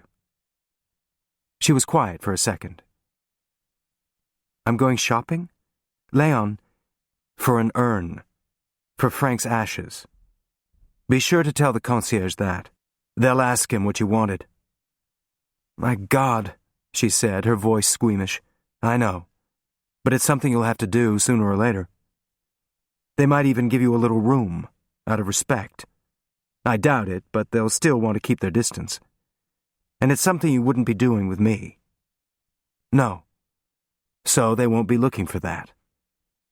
Give me 15 minutes, then go downstairs.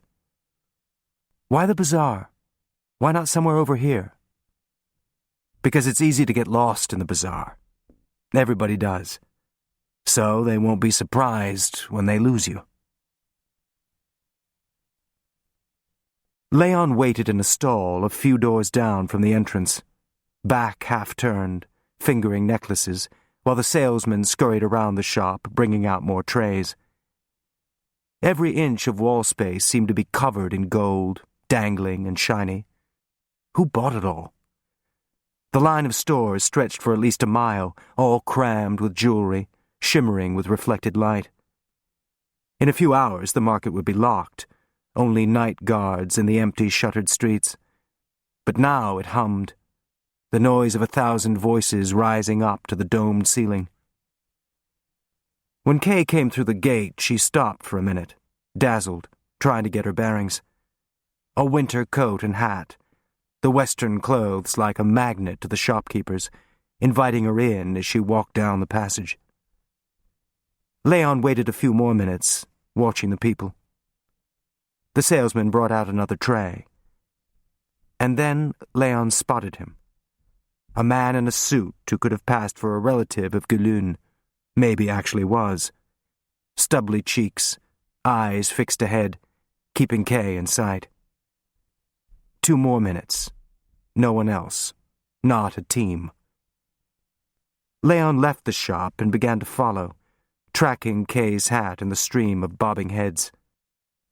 She passed Farajejelersok, the first big cross street, and then began to loiter, gazing into shop windows, waiting for Leon to appear. The policeman stopped too, turning away slightly. Leon went over to one of the tea boys who darted through the market like mice, appearing around corners with trays and vanishing behind rolled carpets. He handed him a coin. The woman in the hat. Say my name and lead her toward the Ich Betesten. Then take the first left. The coin disappearing into a pocket, the boy gone almost as quickly. Something out of Alibaba. Leon watched as the boy approached Kay, just brushing by, but she turned after him, not looking back. The policeman picked up speed. Leon took a parallel street, circling. In this part of the bazaar, the streets were a grid, easier to plot. Curios and souvenirs now, inlaid boxes. He stepped into a doorway just after where she would turn and handed the shopkeeper a 10 lira note. Then stood to the side, a screen nearby. Any minute, around the corner. Kay. She started for the shop. Don't come in. Just look at the window. He'll have to stop. She raised her eyebrows. Who? You'll see him. He looks like Gulun, probably a cousin. Go up 2 streets, then left and duck into a stall. Wait till he passes and then come out. Now he'll be looking for you. When he sees that you're behind him, he'll have to keep going. Stay behind. Let him get a street or 2 ahead, then take a quick right. There'll be a lot of leather shops, bags and things.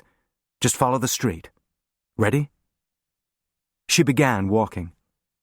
Leon stood out of sight until the policeman went by. The shopkeeper looked at Leon. Effendi? Her husband, Leon said. The shopkeeper's eyes widened, an unexpected drama. Leon handed him another note. If he comes back, you never saw her. The shopkeeper dipped his head, the note gone as quickly as the boy's coin. Leon hurried toward the narrower streets, with leather and clothing, everything hanging on hooks and tiers almost blocking the light. Where he'd told her to turn. A few minutes, people offering him wallets and belts, then, finally, a glimpse of the hat. This way. Did he turn back? I don't know.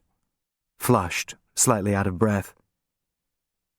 They took the curved passage back toward Beyazıt Gate, a circling the policeman wouldn't expect as he wandered through the aisles looking for her. Outside, they crossed into the square, scattering pigeons, and went through a plain door that opened onto a cloistered courtyard with a marble fountain in the middle. What's this? A library. He probably doesn't even know it's here. It was an inn for the mosque. See the doors? That's where people stayed. Kay exhaled, as if she'd been holding her breath. Can we sit down? It's okay? Leon led them to one of the low walls surrounding the courtyard. After the bazaar, the air seemed eerily quiet. The only sounds a few birds drinking at the fountain pool, the last of the afternoon sun. He thought of the crowded benches on the Victoria deck, people wrapped in blankets. We don't have much time. Will he keep looking? For a while. All this just to see you. It's serious now, isn't it? How long can you do this? Before... She looked at him. I had the feeling, at the hotel, I might not see you again. No, he said, brushing her cheek with his hand. What's wrong? You look... She smiled a little. Makeup never works when you need it, does it? Am I all blotchy? He shook his head. Don't be nice, she said, taking out a handkerchief. I'm probably a mess. Well, it's the right day for it. It's not as if I didn't have feelings for him. I mean, I married him. She blew her nose, nodding to some question. And cheated on him. Not a very good wife, was I? So maybe it's not just for him. Maybe me. Everything. She wiped the corners of her eyes. You think crazy things. She took a minute, looking over toward the market. What happens when I don't bring an urn back? You were overwhelmed. You couldn't go through with it. Not today. She looked down. Another one of your stories. You like it, she said, cocking her head back to the bazaar. The cat and mouse. It's easy for you. Losing someone's easy. The rest isn't. But you enjoy it. Sometimes, he said, turning it over. It's seeing if you can stay up there. He pointed to some imaginary balance beam. Not fall. Anyway, he said, taking a breath. We can't stay long. One more minute. She touched his hand, then moved hers back. It's like a church, this place. If somebody sees... She twisted her ring. Are you leaving soon? Tonight. What I was thinking... He waited. At the hotel. The police. Maybe you can't come back. She looked up. Take me with you. What? Just as we are. You don't have to... The way we are. I don't care what people think. I can't. Can't? Why? Where are you going? At least tell me that. I won't get in the way, if they follow, and you're good at this. I can't, he said, stopping her. It's not just me. He paused. You're safer here. Safer, she said. I'll be back in a day or two. Maybe. Or maybe shot like Frank in your cat and mouse. And then what's my life? Kay, well, it's possible, isn't it? So tell me what to say when they ask. He went to Ankara? Why? I don't know. And make up a story for me. What happens if you don't come back? I will. And then what? Then we'll see. She was quiet for a minute. We'll see. It's not much, is it? She stood up, folding her arms across her chest. My God, look at me. Ready to run away with you. Where? I don't know. Like criminals. And Frank not even buried. What kind of woman does that? She held up a hand before he could answer. I know. You can't. So now what? Buy an urn, when I'm feeling better. She pulled a piece of paper from her pocket. The concierge said this one was the best. She looked over at him. What did you mean, it's not just you going? Somebody's going with me. Who? Kay. And that's why it's not safe? He nodded, then looked at his watch. We have to go. Walk away, she said quietly. All day at the hotel, I kept thinking, what if it's the end? She looked at him as if she were trying to memorize his face. Like Frank, it could be. The same work, secrets, and now he's dead. For what, his country? She turned her head. Whatever it was to make someone do that. It's funny what people will do for their country. Things they would never do for each other. So what if it's like Frank? He's not coming back. I'm not dead. She walked over to him, putting a hand on his shoulder. No, but maybe not coming back either. She took a breath. So, when I leave here? She left it dangling. Go out past the mosque to the taxi rank. If he spots you, he'll just think you wandered off and he's picked up the trail again. I'll wait here. Go back to the para. Talk to the concierge. Tell him I couldn't go through with it. And what's the rest? She said idly. Dinner in my room? Or downstairs with a book, so they can see I'm not waiting. He looked at her. Never mind, it's all right, she said, moving her hand up to the side of his head. A tentative touch, then brushing his hair back. I just wanted to see you, in case. Do you know the awful thing? I'm not sorry. Isn't that terrible? Her voice breaking a little at the end. To say that today? Leon got up, taking her by the arms. No, Kay said, patting his chest. No goodbyes. Just come back. He nodded. And then we'll see, she said. Then suddenly reached forward, putting her arms around him, head next to his. But for a second, nobody's here. He felt her tight against him, hands tugging at his coat. Just for a second, she said. The creak of an opening door. Oh, she said, startled, breaking away. A woman in a headscarf, looking like a nun in the cloistered walkway.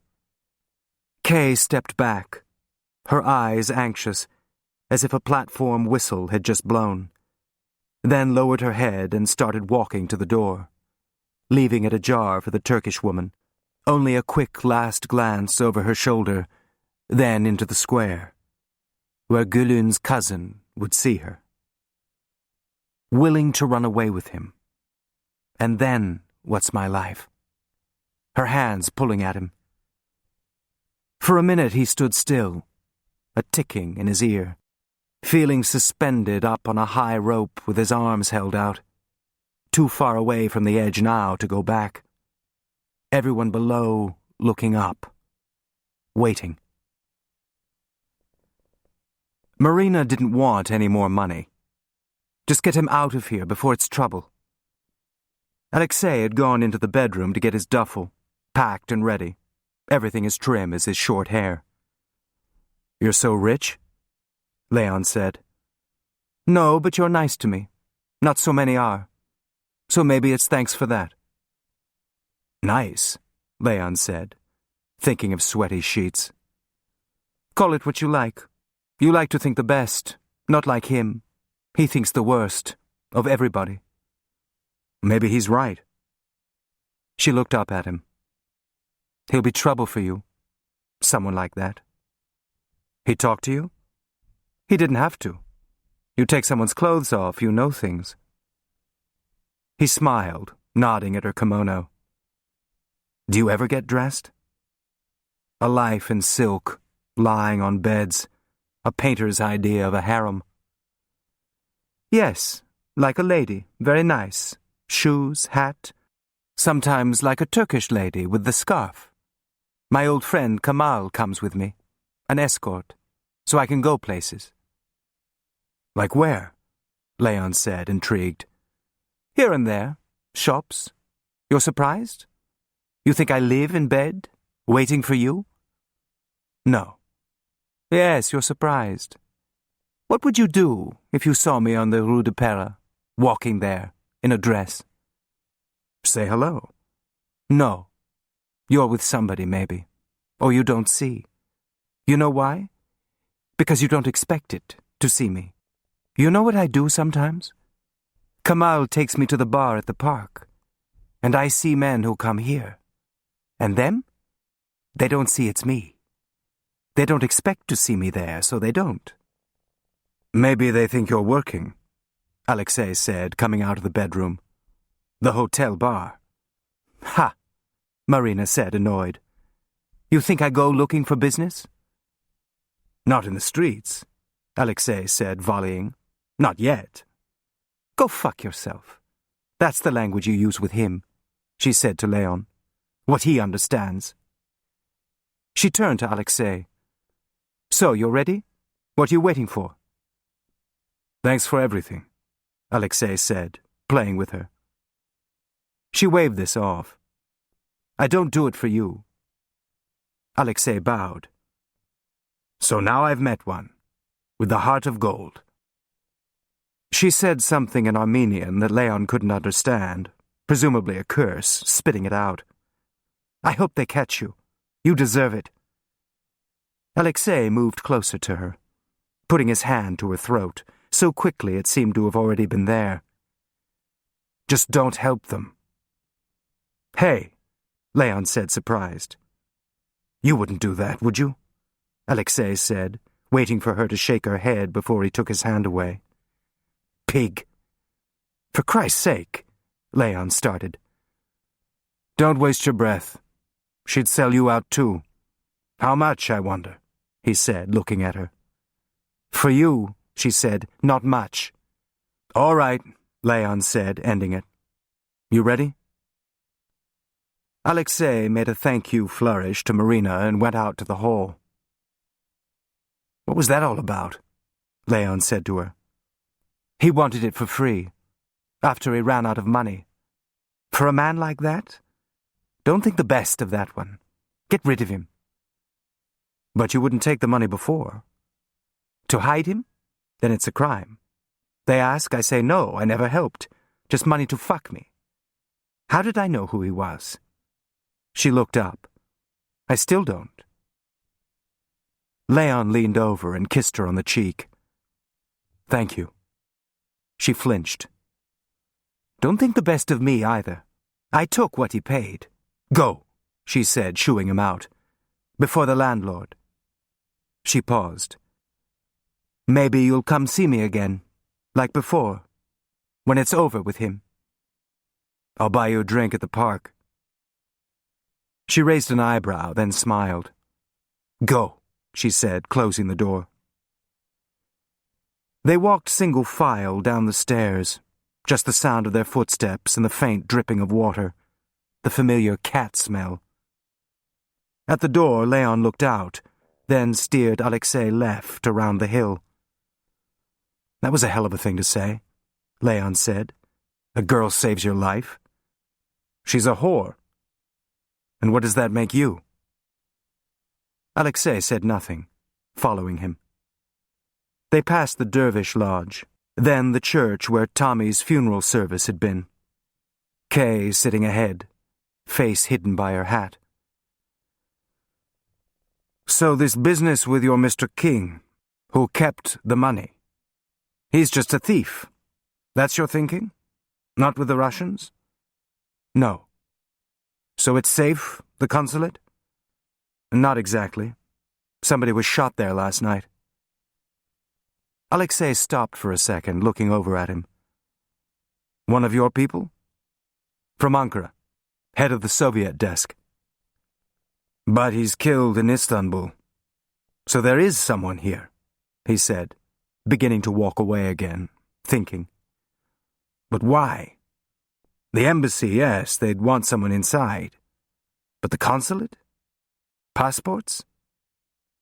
You can pick up a lot here. Tommy's group was here, don't forget. Alexei shook his head. The war, it was different. The cable traffic's in Ankara, that's where you want your people. How many can they have? Americans are hard for them to recruit, usually locals. So maybe a local here, too. Saddam, the guard, gone for a smoke. Or maybe to make you look here, not in Ankara. Your man was here alone? No one came with him? Just his wife, a few days ago. Alexei grunted. His wife. Well, not her. No. It's something a Romanian might think of. Not the Russians, not Melnikov. They're not all Melnikovs. Yes, all. They think with this, Alexei said, making a fist, then smiled a little, amusing himself. But think how perfect for her, to have the Russian desk in bed. Lying side by side on pillows. Some other face, not hers. But they must have. These hills, Alexei said, a little winded. They had come down slope from Galatasaray, but were now climbing again past the Italian hospital. And the police? They think I did it. You? Alexei said, surprised. Why? I was there. Leon paused. Why not say? Even Gülün knew. I'm sleeping with his wife. Alexei peered at him, at a loss, then grunted. You should have told me before. Now they're after both of us? That's twice the risk. Only for a few hours, then we're gone. And where now? Another flat? No, I figured you could use a bath, after all the exercise. They stopped at a wooden door with a list of services posted alongside. A public place? Alexei said. You can sit here for hours and nobody'll even notice you. Just a man and a towel. The hammam wasn't old, probably turn of the century, but it had been modeled on the historic baths in Sultanahmet. The entrance hall, a large rotunda with a fountain where men sat drinking tea, cooling off from the steam in the hot room. They were given towels and slippers and changed in the cubicles surrounding the courtyard, then went through the temperate room, Alexei adjusting the towel around his waist. A tight, wiry body with dark scars on one side that Leon realized must be bullet wounds, little flecks elsewhere. Knives? 9 lives, 8 of them gone. They walked into a wall of steam in the hararet, and for a second, Leon's eyes started to water, stung by the heat. He could feel the wet air pushing down into his lungs, a searing, like standing too close to a fire. A man was being kneaded by a masseur on the marble slab in the center, and attendants were scraping a few others with coarse mitts. But everyone else just sat lazing on benches with their eyes half closed, like lizards in the sun. They took in Leon and Alexei, then went back to the heat, chests glistening. Leon looked around the room once, scanning faces, indistinct in the steam, then joined Alexei leaning back against the wall. Of course, sometimes it's a matter of opportunity, Alexei said, brooding, back in the earlier conversation. You don't have to plant someone. He's already there. He was quiet for a minute. And then he has to protect himself. You're lucky. You think so? Leon said offhand. You're looking for him, yes? He must know. But he shoots the Russian desk first. Maybe Frank found him. I haven't. That's not why I'm there, remember? I'm supposed to find who killed Tommy. I'm looking for myself. tangling again, like the calligraphy in the tiles around them. Alexei smiled. An interesting board. But how do you win it? You're going to win it for me. I just have to get you out alive. With the Russians looking, now police, not just me anymore. You. Easier to identify. He closed his eyes again. Someone who sleeps with the wife. He shook his head, then sighed out loud, giving in to the steam. It feels good, the heat. Women, Turkish baths. I should have come to the Americans sooner. But you were busy. Alexei lifted an eyelid. That's right, busy. He wiped sweat off his upper arms, then got up and went over to the basin, pouring water over his head and chest. The man getting the massage moaned. Everything hidden in the steam. The street outside miles away. How did you get that? Leon said, nodding to the scar on Alexei's side. He sat down again. Stalingrad. I was lucky. If it had been deeper, sepsis. No field hospital. You died right away or you died later. You were at the front? I thought intelligence. Antonescu liked to put us in the forward units. To make sure. No deserters. No defeatist talk. The Russians did it too. He'd risk intelligence officers that way? Think how many he killed himself. Why not let the Russians do it? He wiped his forehead. You're surprised? It's what they are, these men. Look at Stalin. Never safe. Sooner or later, everybody goes. So the trick is to go later. If you're lucky, Leon said, imagining the field littered with bodies. You were hit twice? This? Alexei said, pointing to the smaller scar. No, this was a woman, in Bucharest. You don't expect it from a woman. She shot you? Alexei shrugged. She was a little bit... He touched his temple. Again, lucky. Not a good shot. And the others? Leon said, pointing, curious now.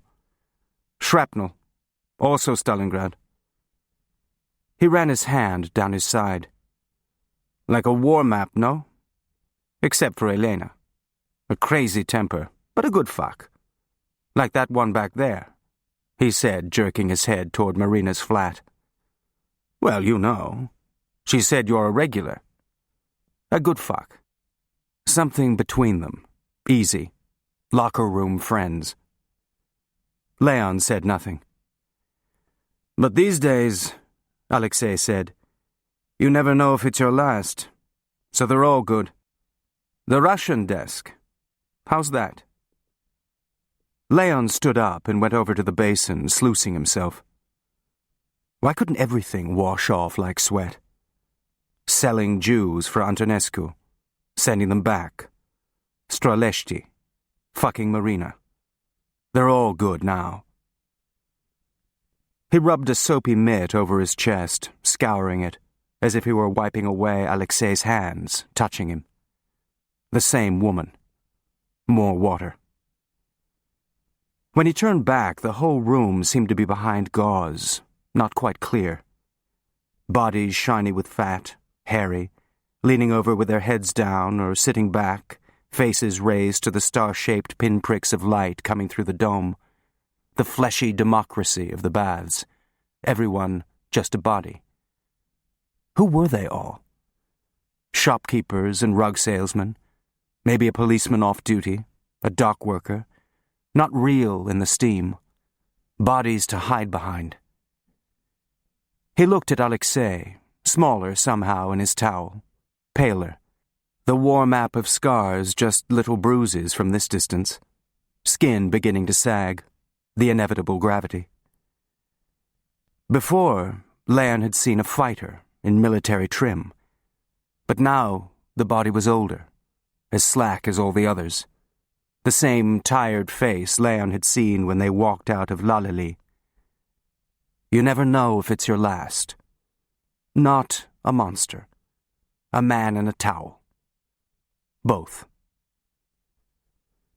You weren't in the war, Alexei said when Leon came back, his voice drowsy. No, my eyes. In Romania, they take you even if you're blind. I tried. I was too old for the draft, but I went anyway, and I couldn't get past the eye test. All they'd have let me do was hold down a desk somewhere. I was already doing that here. Explaining himself. Some point of honor. And that's why you started doing this work? I guess. It came up, that's all. No eye tests for this. And now it's over, the war. You want to fight the next one? He snorted. A soldier. You think you know what it's like? What you have to do? He went quiet for a minute. Private. The first time, it's difficult. But then, it's easier. What, to kill somebody? No, betray them. You think you can't do it. It closes up. He put his hand to his throat, a choking gesture. That's how it was for me, anyway. I couldn't breathe. But you have to do it, so you do. And after that, it's easier. You'll see, he said, facing Leon. Alexei turned back, closing his eyes again, drifting with the steam. Do you know what I remember about the war? The cold. No mountains there, just wind. I thought I would never be warm again. And now look, sweating. Maybe they'll send me somewhere where it's warm, when they're finished with me. We never discussed that. What should I ask for? Where is it warm in America? I don't know. Florida? Florida, Alexei said, pronouncing it in syllables. Just go wherever they can hide you. You think it's like Trotsky? I'm so valuable and the Russians send out assassins? He shook his head. Once I say what I have to say, they don't care. He paused. Neither will you. He stretched a little, enjoying the heat. They have nice women in Florida? Jews. Alexei opened his eyes, looking over at him. Always that with you. He leaned back again. Elena was a Jew. Leon was quiet, trying to imagine what the story had been, what she'd known. Or maybe it had been before Straleshti, a lover's quarrel, angry enough to shoot, and then miss. His sixth life, or seventh. You've paid for a massage? Alexei said, looking toward the masseur. It's okay? Leon nodded. What's the word? Uma. But just lie down, he'll know. Leon watched Alexei flop on the warm marble. The telak kneeling over him, hands already working his shoulders. A full-body massage lying out there in plain view. He squinted at the other men in the room, none of whom were watching, lost in their own worlds.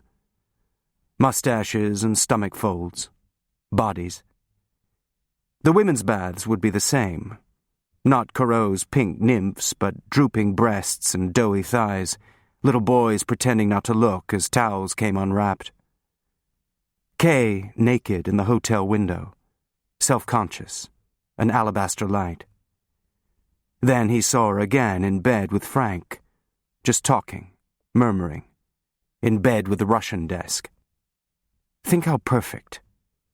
Well, not the wife. But what if Frank had called the hotel? You don't expect it from a woman. Standing behind him at his desk, an easy shot. Facing down Gulun. He was with me, each other's alibi. But Leon hadn't been. Not all the time. Not while he'd been in Tommy's office, the unreliable Saddam gone somewhere else. Somebody in Ankara.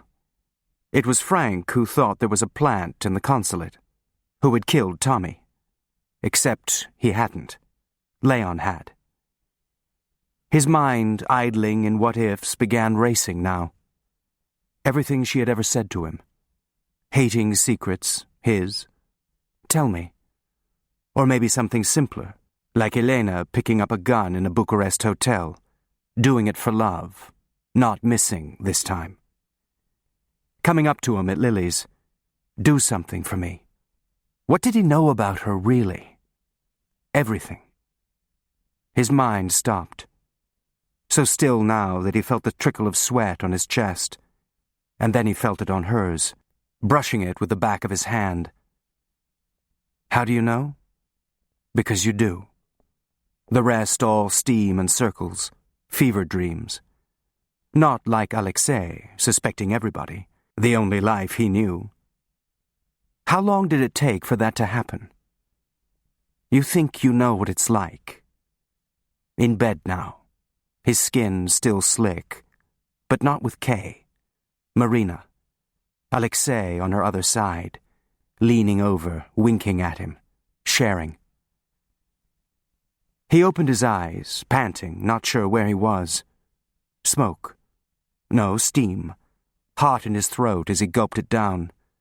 The bath, awake again, but the room still insubstantial, wispy. How long had he been out? Crazy dreams, with Alexei in them now. In his head, but not here. He looked again at the marble slab, empty, a Turk being pummeled near the edge. He stood up. Don't panic. He wouldn't have been taken without a fight, some noisy struggle. Unless he had walked out by himself, waiting for his babysitter to nod off, a plan of his own. Leon went over to the basin and poured water over his head, as if he still hadn't completely awakened. Don't draw attention. He looked around the room, the same interchangeable bodies. No Alexei. Not on the benches, in the alcoves. Gone. Check the cubicles. See if his clothes are still here. He hurried through the temperate room, back to the big rotunda, and stopped short. Alexei was drinking tea by the fountain, a new towel wrapped around his waist. Leon breathed out, a relief that was almost a physical shudder. What's wrong? Alexei said. I didn't know where you were, Leon said, hearing himself, a parent who'd lost a child in a store. You should drink some tea, replace the sweat. Unconcerned, only Leon rattled, aware suddenly that Alexei had become his lifeline, that without him, everything would go wrong. He picked up a towel and started to dry himself, catching a flicker of movement over Alexei's shoulder, a newspaper page being turned. Hurriyet, where Uzmen had his column, picking things up at parties, then passing them on to the Emniyet, they said. Altan's ears everywhere. Lily more than a friend. Like Topkapi, with its peepholes and listeners. Still the same Istanbul. Another impatient turning. The man probably looking for the sports section. Then the paper dropped a little, and Leon saw his face. Enver Manyas. Not looking back at Leon, eyes fixed on the page, maybe willing them there. The paper went up again. Now what? Alexei said. Leon sat down, keeping his voice low. The man behind, with the newspaper. He knows us. Us? He made your passport. He had your picture. His place isn't far from here. Maybe a coincidence. Just a bath. Alexei took this in, then nodded. Change your clothes. Now. The big street below? There was a cafe on the corner. Wait there. 15-20 minutes. If I don't come, then go the rest of the way down the hill. There was a mosque. I'll find you there. In control. As if he were reading from some map in his head. He may not be. Go. Change now. Alexei got up, heading for the toilet, not looking behind. Leon sat for a second more, glancing at the row of men in towels. What if there were others? Or none? Why not just walk back to Enver and say hello? Get a reaction. But the only way to really know would be to see if he followed. Either of them. Go change. Orders. Outside, the air felt cold after the warm bathhouse. He started down. A cafe he'd never even noticed, but already on Alexei's escape route, like the stairs to the roof in Lalali. He ordered tea and sat with his back to the wall looking out the window. Not as many people out now, just a few heading down to the trams, and never the same one twice. He ran his fingers nervously over the tulip glass. What if Alexei didn't come, snatched at the door? A few days ago, Leon had wanted him to disappear, the easy solution. Now there was no end to it without him. Nothing anyone would believe. The room was quiet, just the click of dominoes, a smoker's cough. He should be here by now. Leon imagined a gang of men leaping out of the shadows at Enver's nod. And then, there he was, stopping for a second at the window to make sure Leon had seen, then heading down toward the Bosphorus. Leon threw some change on the saucer. "It's all right," Alexei said on the street, but still moving quickly, Leon catching up. "If they're out here, they have to wait for him. They won't know which one I am." "But if he's right behind you—" "No. He slipped in the toilet. You have to be careful there. The wet floor." A second before this registered. Slipped. "If he's still inside, then so am I. They'll wait. We're all right." "You killed him?" Leon said, a tightening in his chest. "You don't know if—" "I don't believe in coincidences." "And if he was, and they find him?" "We have a head start. It's all you can ask for sometimes. A little time," he said, his voice cool, discussing logistics. Leon stopped, taking a breath. "You killed him?" An echo. "You can get another forger. Anyway, I knew. When he followed me to the toilet." "You knew?" Leon said, almost spitting. "How could you know? You didn't know." "But I'm safe. So are you, by the way." He took a minute. He knew my face. Leon glared at him, still not moving. "Don't worry," Alexei said. "They'll think it's a fall. It's easy to twist your neck, if you fall that way. No marks. The only thing that concerned him." "It's murder," Leon said. "Well, self-defense." He looked at Leon.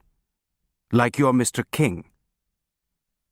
A cold streak, like real ice, ran down Leon's back. "And meanwhile, we're standing here on the street. By this time, someone else uses the toilet and everyone's shouting. And you want to talk about it?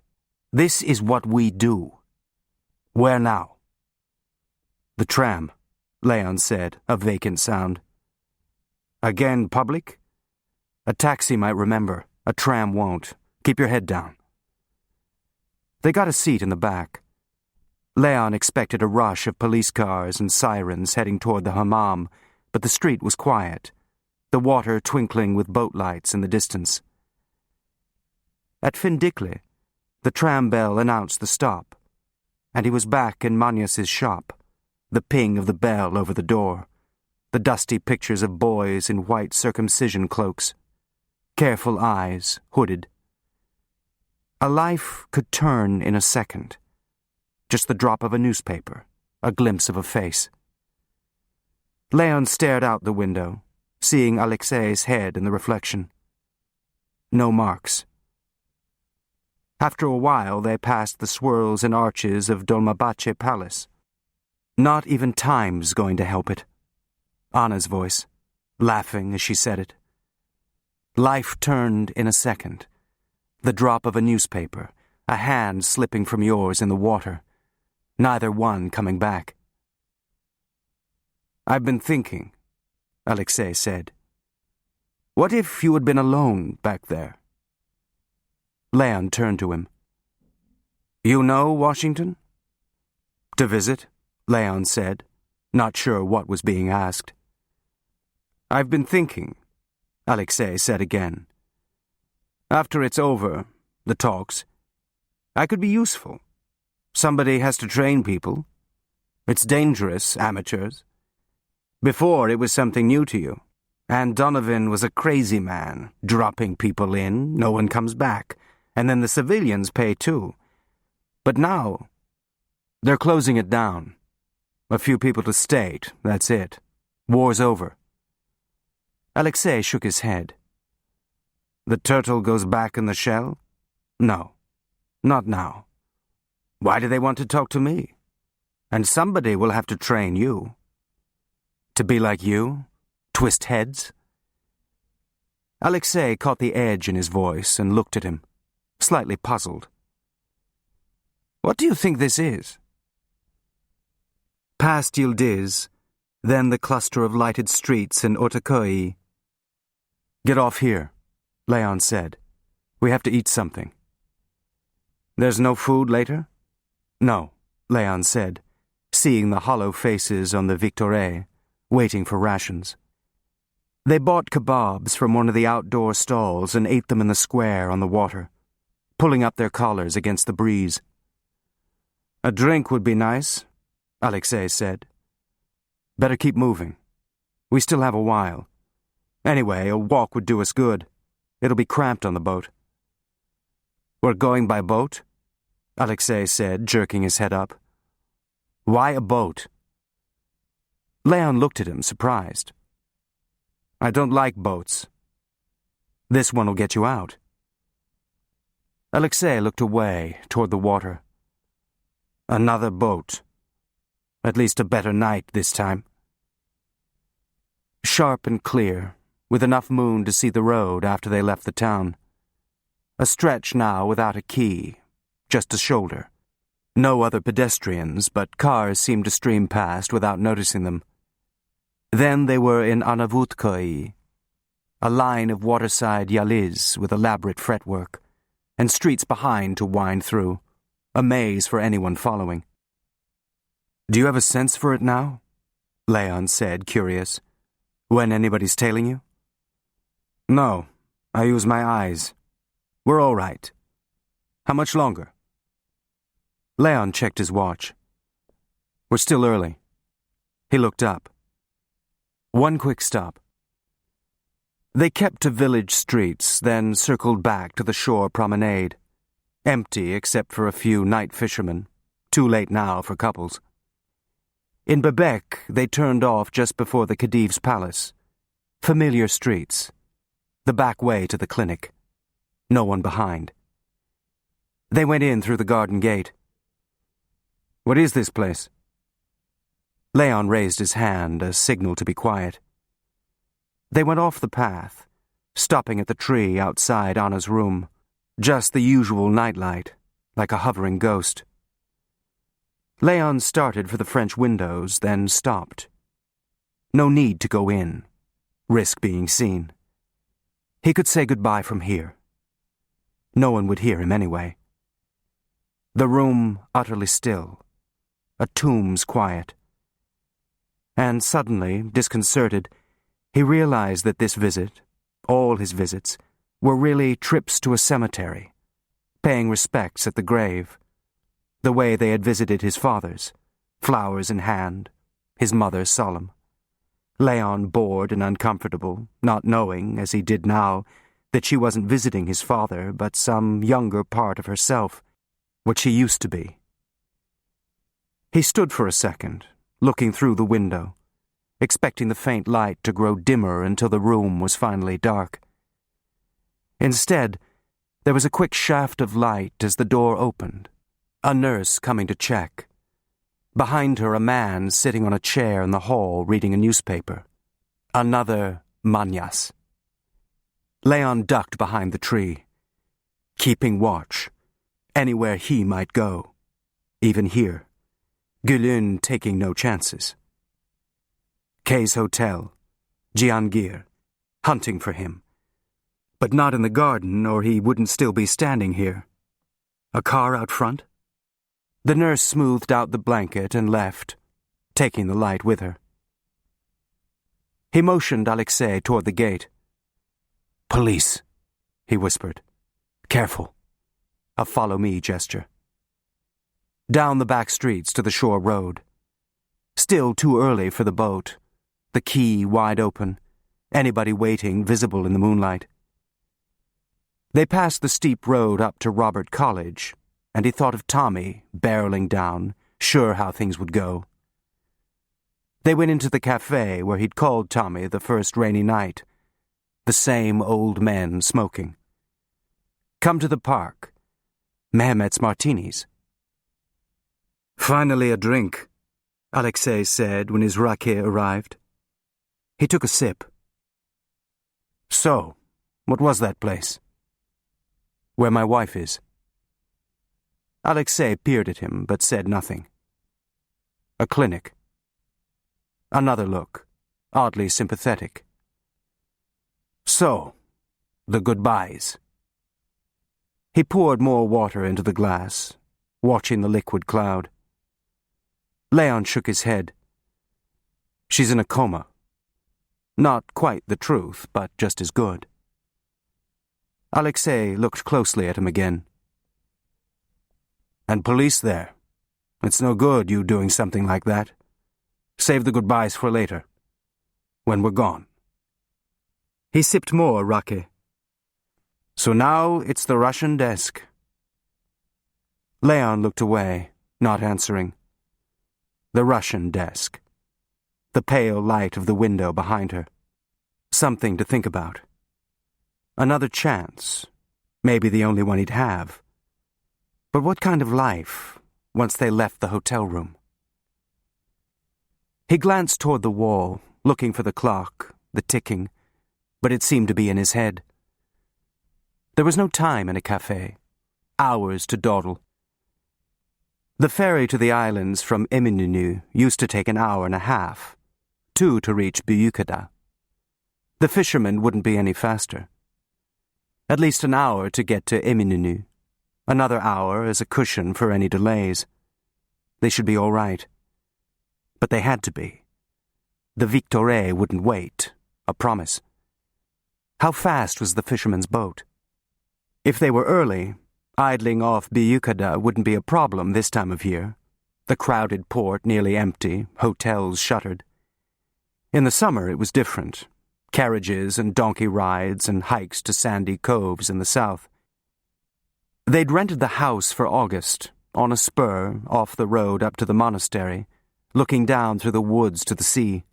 At night, the pines and wild roses and jasmine carried on the breeze. Before the war. "You're very quiet," Alexei said. "I'm thinking." Alexei grunted. "I don't think you were right about Manyas," Leon said, to say something. "Who?" "The forger." "Take that chance with your life, not mine," Alexei said. He signaled for another raki. "Anyway, what does it matter? A man in that work, something always happens." Leon looked at him, not saying anything. But it must have mattered to him once, before life had become this cheap, before the stacks of corpses. He'd had a wife, parents, now dreaming of Florida. The ticking was louder, intolerable. Maybe the boat had come early. He pushed back his chair. "It's time," Alexei said, then tossed back the rest of the raki, wincing. They crossed the road onto the quay, the empty space outlined in police chalk marks in his mind. Rumeli Hisari looming up ahead. Alexei's duffel being lifted out, Tommy's car squealing in, Mihai and Leon pinned flat on the pavement. Now they stood waiting quietly near the edge, the water slapping, looking at a single light coming toward them out of the dark. Almost there. They were on board before the fisherman could even tie up. "It's the same man?" Alexei said to Leon. "He works for me, a private deal." Immediately discussed. The Prince's Islands were too far. "It's longer than you said." "No, it isn't," Leon said, his mouth thin, frustrated, all of them still at the key. "Effendi," beginning to haggle. "How much?" Alexei stepped between them. "Derhal," he said, almost growling. The fisherman stepped back, cowering, then retreated to the motor. Leon glanced over. Alexei's eyes steady, capable of anything. They stayed close to the shore, away from the cargo ships and the channel, retracing the walk from Ortaköy.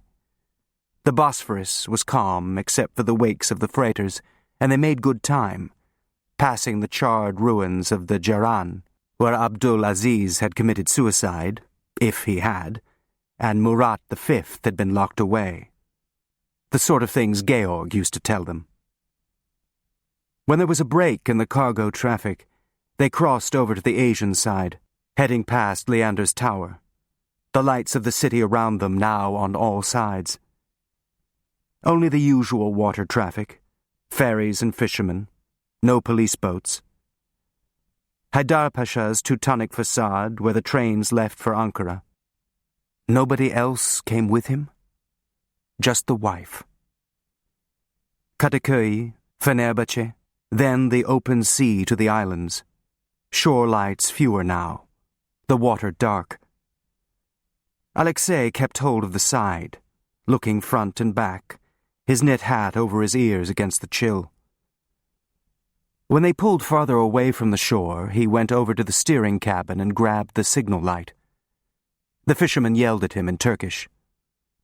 "What are you doing?" Leon said. "He needs that to signal the ship."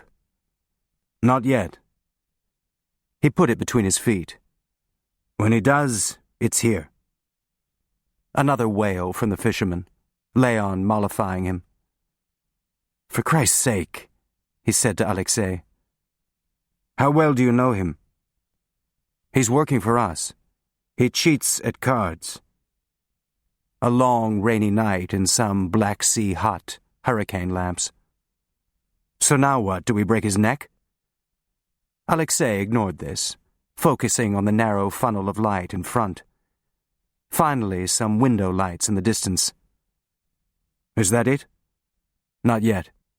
The boat chugged past Kinaliada, then headed south between Hebeliada and Büyükada, finally idling near the lower tip of the island where the Victoria would pass.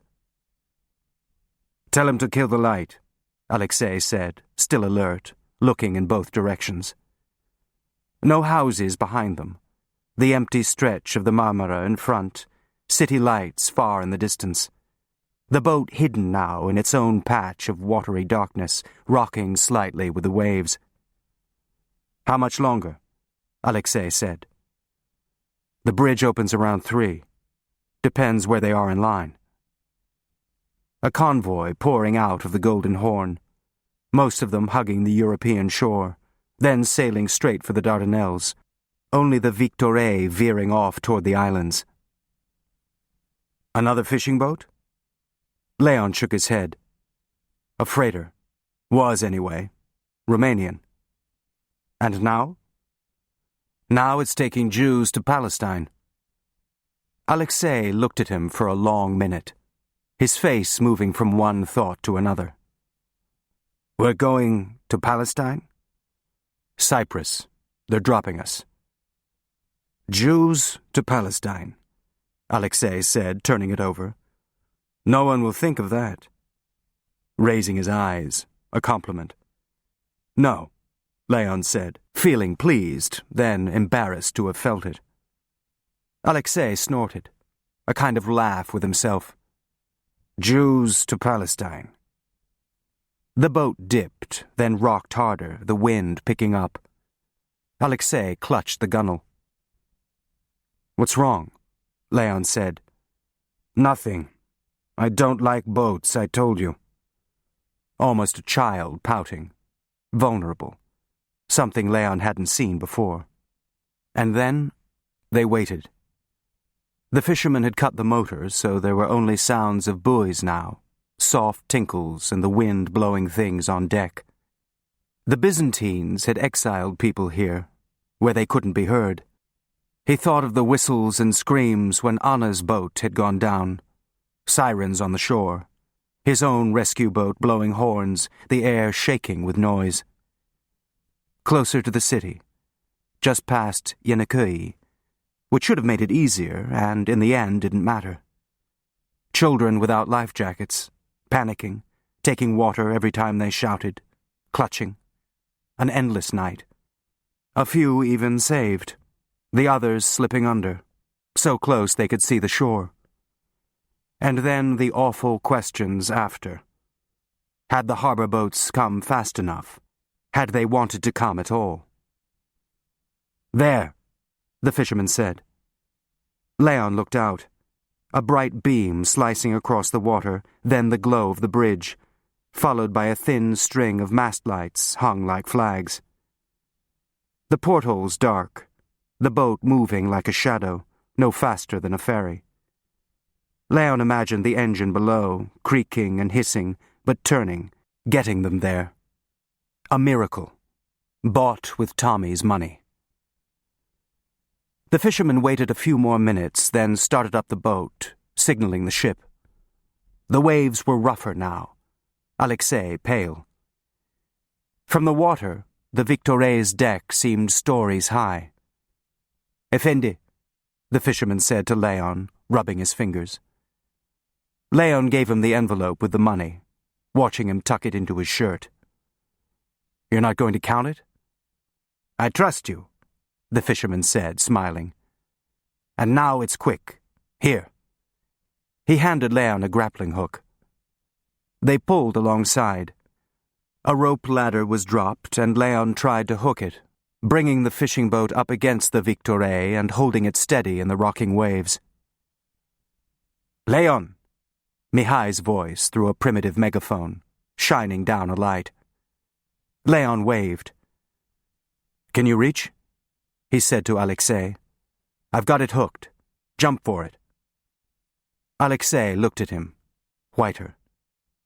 I'll be right behind. Some trouble? The fisherman said, a sneer he couldn't resist. How do you say go to hell? Alexei asked Leon.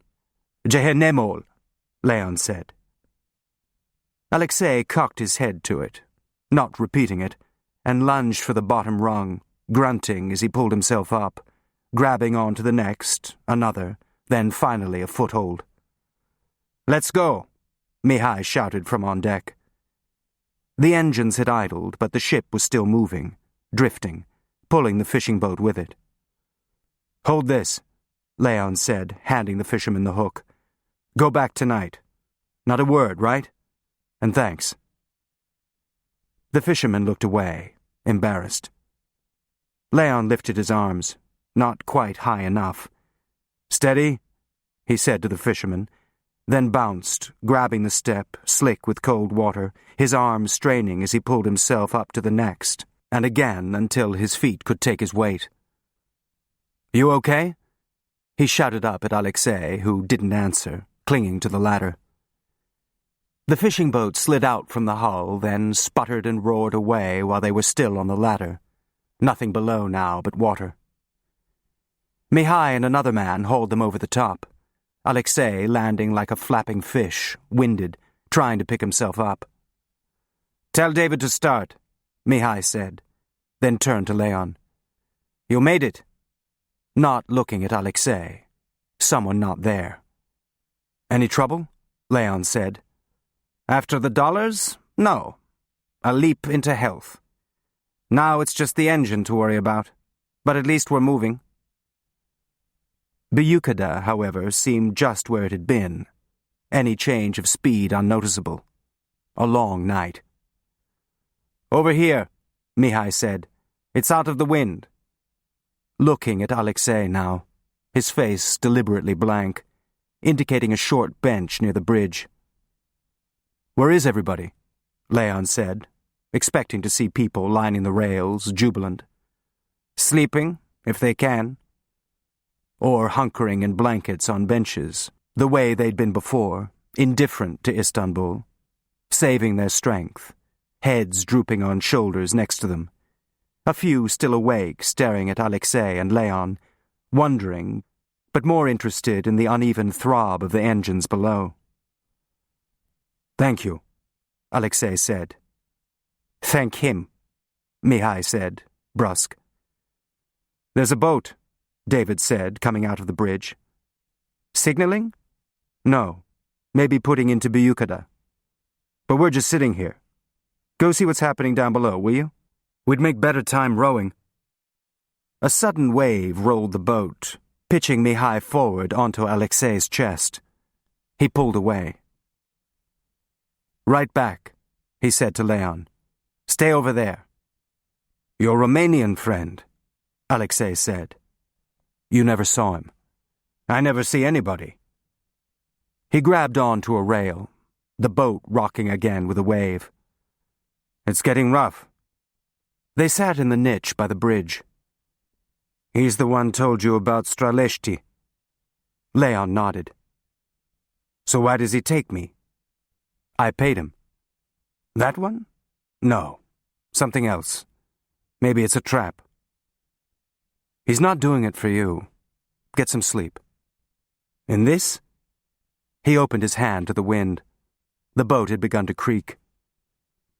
One of the blanketed figures shuffled over, a man with a shaved head, and said something in what Leon took to be Polish, answered with an "I don't understand" hands up. Another language, probably Yiddish. Finally, German. "Who are you that they stopped the ship for you?" "Nobody," Leon said. "We were late." "No. People are late on the dock, not out here." "Haganah? You're Haganah, yes? What else?" "An honor," he said, extending his hand. Alexei shook it, Leon watching, his eyes fixed on the numbers inked on the man's forearm. The man made a lip-sealed gesture and started back to his bench. A sudden thud below, then a grinding, the whole frame of the boat shuddering but moving again, the few lights on Buyukada beginning to recede. "Maybe your friend's pushing," Alexei said, sitting back, enjoying himself, the movement of the boat like a promise. "In a few hours, the Aegean. You never saw him before. You understand? I heard you the first time." He opened his eyes. "Why?" "He's not part of this." Alexei looked at him, then around the deck, the glance its own comment. The boat lurched again. Faint noises came from below, groans. There would be crammed bunks, slop buckets spilling over. A woman staggered out of the door to the hold, hand over her mouth, and ran to the railing, stretching as far as she could, hoping her vomit would clear the side, disappear in the water. A painful heaving, loud, the people on the bench unconsciously moving away from her. Sputtering, then more retching, only thin streams of bile now. The first of many, if the water stayed rough. She wiped her mouth with the end of her shawl, eyes toward the benches, too sick to apologize, her breath taken now by a hacking cough. Another woman got up and held her by the shoulders, steadying her until the coughing stopped. Some words, probably a thank you, carried off by the wind. She nodded, gulping air, then started back, looking over toward Leon and Alexei. A frozen moment, silent, too stunned to speak. "Voi," she said finally to herself, trying to make sense of what she was seeing, walking now in a kind of determined stagger through water, a waking dream. "Voi," closer now, making sure, then trembling. "Machelar!" A sudden scream, heads lifting on the benches. "Kalau! Kalau!" People getting up, her finger pointing to Alexei now. Then a scream, piercing, people coming up behind her. Alexei said something in Romanian, the tone of a denial. Another scream, her whole body vibrating, about to explode. Macelar! The language now part of the nightmare. The people on the benches not sure what was being said, responding to pure sound. Butcher! Someone yelled, explaining. Another stream of Romanian, the force of hysteria, someone murmuring, her sister in the background, the finger again, Kalau! Kalau! And then she lunged for him, her fingernails on his face, reaching for his eyes, feral. Alexei grabbed her arms, trying to hold her away, but she had the strength of the mad, scratching and pulling at him, hands turned to claws. Alexei gasped with pain, pushing himself off the bench so that she now had to reach up to rake his face. Still screaming. The people behind her excited, their shouts swirling around Leon's head in a frenzied babble, everything happening in a second. Stop! He grabbed her arms from behind, amazed at her strength as she yanked away, everyone around them shouting, the whole ship seeming to have come awake, the feel of people moving below, ruining everything. Alexei shielded his face with his arms, still trying to quiet her in Romanian, duck away, but they were surrounded now, the crowd surging like a mob. Stop! Leon tried holding her again. She'd break down soon, the rage turning to uncontrollable sobbing, draining her strength away. But not before she could lunge at him one more time, tearing at his skin, hate spilling out of her. Kalau! Executioner, someone echoed, translating. People coming closer, a wave of them, then something slicing through. What's going on? Mihai shouted, breathless, grabbing the hands that had broken away from Leon. A gush of Romanian from the woman. Mihai looking pained, a quick glance at Leon. People around them still shouting. What is it? He's a Nazi. How could he be a Nazi? A Romanian Nazi. People coming up from below, the air crackling like radio static. More Romanian. He put them on a hook. Mumbling, then yells, the woman finally breaking down the way Leon had imagined, wailing that scraped on the nerves, not stopping. Mihai, what's going on here? We have a right. Yes, calm, please. You want to have a riot before we're safe? He's a Nazi? On this ship? Are you crazy? Get him to the bridge, Mihai hissed at Leon, his eyes sharp knives of reproach. Not so fast. The man with a shaved head. What's going on? He's not Haganah? More Romanian. They hung them like meat, someone translated. A second of quiet, taking this in. Alexei said something in Romanian, another denial. It wasn't me, Leon guessed. Then the woman shrieked back. The crowd now got louder, splashes of words, unsettled. Leon moved in front of Alexei. Enough, Mihai said, barking it. So who is he? What's going on? He's cargo on this boat, for Cyprus, not Palestine. Cargo? What do you mean, cargo? Everybody go back, sit down, I'll explain later. The Romanian woman crumpled into a heap, crying, pulling at the air as if she were rending it, a grief too large to contain. No, now, someone shouted. It's a trick. Maybe he warns the British. Not until the last Jew. Mihai raised his hands. Please, this is crazy talk. He's a help to us. A help? How? The woman lifted her head and yelled something at Alexei, a curse with a raised fist. Again, a denial. Leon glanced at him. What was he saying? I wasn't there? I wasn't part of it? I couldn't stop it? Some version of what he'd said to Leon. But was it true? Did the sister know? Had anybody actually seen him? And for a fleeting second, his stomach sinking with the dip of the boat, he didn't want it to be true. Wanted Alexei not to have been there at all. wanted him at least to claim the fragile innocence of those who just let it happen.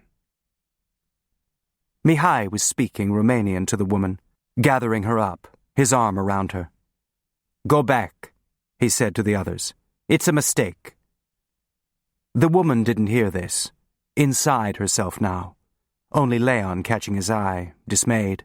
Lying for him. But what was the alternative? No right thing to do.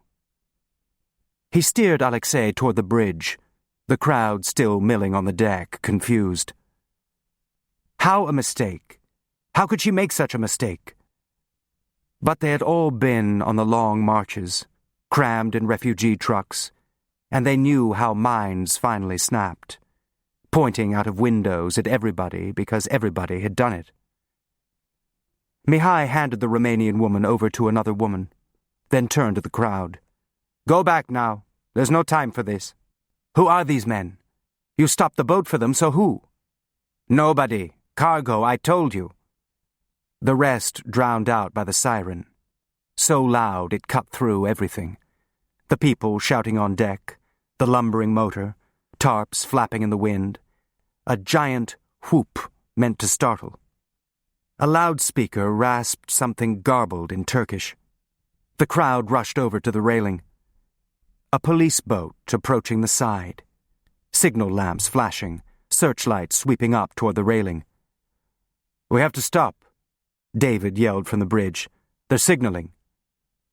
Mihai said nothing, looking down. "They can shoot if we don't." Guns already drawn on the police boat. But how did they know? Lurking in shadows since Bebek, but not in the broad stretches where they would have had to be seen. A deal made with Mihai, no one else. Blood money. Mihai nodded to David, then looked at Leon, face strained. "Prepare to board." The loudspeaker, still in Turkish, so the passengers, already rattled, began to panic. Mihai held his hands up to them for quiet, then leaned over the side with a megaphone. "What do you want?" "We're the Victoire. Our papers are in order."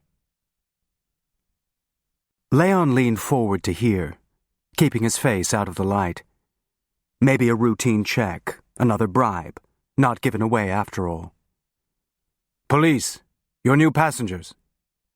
A quick turn of his head, Mihai meeting Leon's eyes. "Any police, David puts you off. It's understood? It's not for you, this ship. Endgame." And for an instant, Leon felt an odd light-headed release, the clock stopping. Mihai looked from Leon to Alexei, then turned back to the rail. "What new passengers? We are only ourselves." "Yes, yes." A cocky, gravelly sound on the loudspeaker. Gülün. "All right, passenger search. A ladder?" A second's pause. Gülün drawing his gun. "Now." Mihai nodded to two sailors to lower the ladder, then turned to the crowd again. "Listen to me. Do you want to go to Palestine?" A shocked nod of heads. "Then do what I say. Go back, say nothing. Nothing." "But what?" "Nothing, or I leave this ship. They'll take me away." He waited. A silence. Only the police boat still shrieking. "Do you understand? You saw nothing. No one. Take her down below," he said, looking at the Romanian woman. "Give her something. The rest, tell them to stay in their bunks." "Ladders down," the sailors shouted, a kind of alert.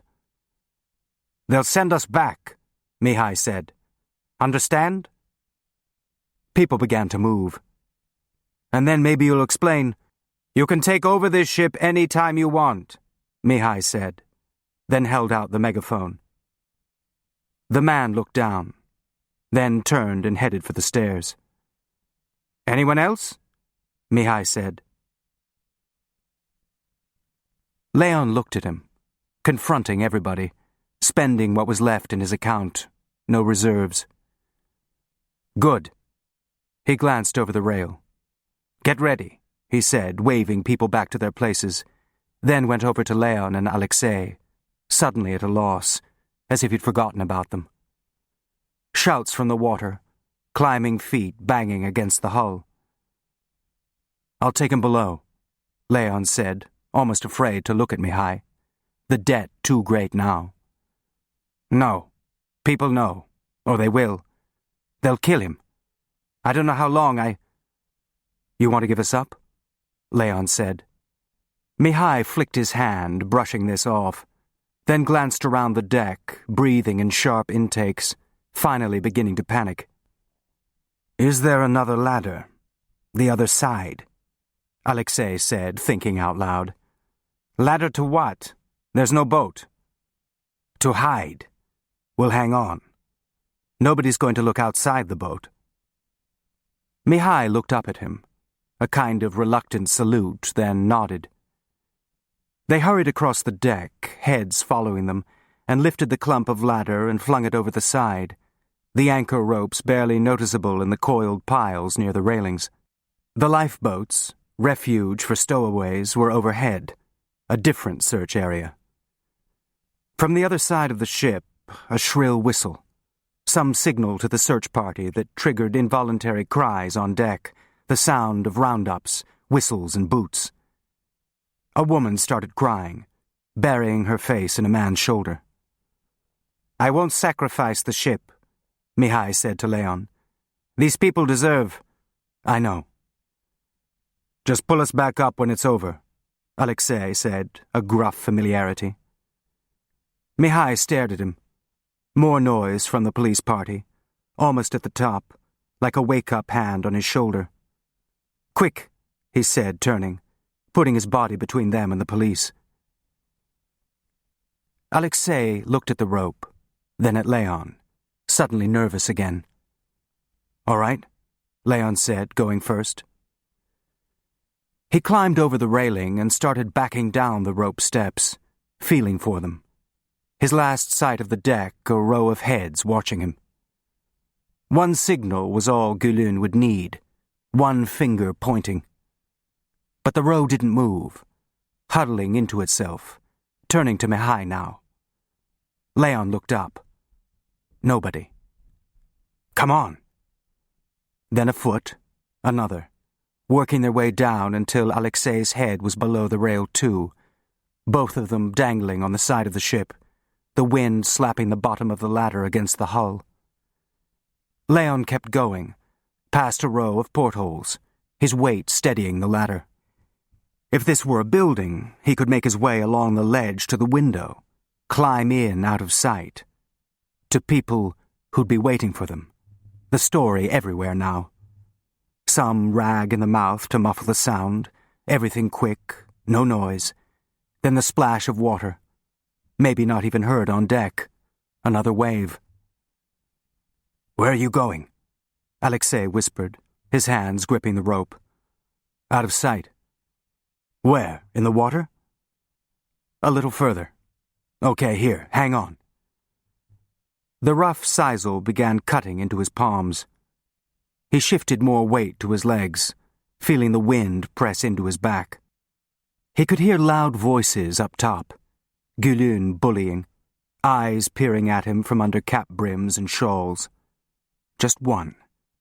But no one spoke. "Do you want to go to Palestine?" "Worth everything." A wave broke against the hull, sending jets of spray upward, wetting the bottom of his pants, spattering drops on his neck, hands. A sudden light from the porthole to his right. Maybe a flashlight going through the hold. Seeing the bodies stacked in bunks. A photograph from the war. Would the police ask them to get down? Look behind everyone? Or hurry through? Anxious to get out of the smell before any hands could touch them. A baby started crying, wakened by the light. Another wave sprayed icy water as the ship listed slightly. The rope ladder swung out from the hull. Leon looked down. A black void. Then braced for the swing back, making his shoes take most of the impact. How long could they hang here? Wet hands clutching rope. He shifted his weight again, feeling the strain in his arms. Not thinking anymore. not having to decide anything, just holding on. He had even stopped wondering what they were saying on deck, what Mihai would do if Gülün ordered the ship to turn around. But why would he? Unless he was sure Leon was on board. Not any ship, this ship. He thought of the hammam, the tram ride, but no one had been hovering behind, not even in his imagining. What had he said to Kay? More voices, closer to this side of the ship. At first, he felt it was more spray from below, and then he felt the drops on his head, random but steady. When he raised his face, there were more, coming faster. He flattened himself against the rope, hunching his shoulders to keep the rain from dripping down his collar. Cold, seeping into his wool jacket. He heard Alexei swear to himself. But maybe it would make Gülün hurry, decide his tip had been wrong, if it had been a tip. More flashlights sweeping through the sleeping quarters, bunk by bunk. At least they were dry there, not soaking on deck like the others. Another whistle signal, maybe calling the searchers back up top. How long before they gave up? You couldn't get everybody in a roundup. People hid beneath floorboards, squeezed behind stairs. The wind came up again, blowing rain against the ship, and Leon shivered, his hands stiff with cold, clothes heavier, pulling at him. Then a loud crash, a lifeboat being lowered off its davits. "There's some mistake. These people are refugees." Mihai's voice, closer now, the search party moving to this side. "Take the cover off." A policeman, not Gülün, the rest of his Turkish cut off by a freighter's moaning foghorn not too far off, the rain like a light curtain, making everything blurry. The whistle blew again in the hold, lights moving away, just the deck now, and the lifeboats, hiding places exhausted. They were going to make it, hanging like bats in the dark. The ship lurched in the wake of the passing freighter, the ladder swinging out again, farther this time, then crashing back to the hull, their shoes banging the metal, knuckles scraping. Alexei moaned. Then another swing, pushed by the momentum of the first, shoes hitting the side again. A light appeared on top, someone shouting in Turkish. "Nothing," Leon heard Mihai say. A bright shaft pointed downward, flashing, then fixed on where they had just been. The curve of the hull keeping them just out of its beams, stopping short, not strong enough to reach all the way to the water. Frantic shouts, Leon holding his breath, then a sudden burst of gunfire, an automatic spitting bullets. "Stop!" Leon flattened himself against the ladder, head tucked in. Maybe just a warning shot. Wouldn't Gülün want them alive? A prize catch? Unless it didn't matter to him. Leon guilty, Gülün commended either way.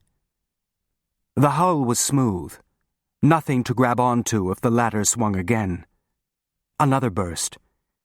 Leon could actually hear the shots hitting the water, feel a quick thud on the rope.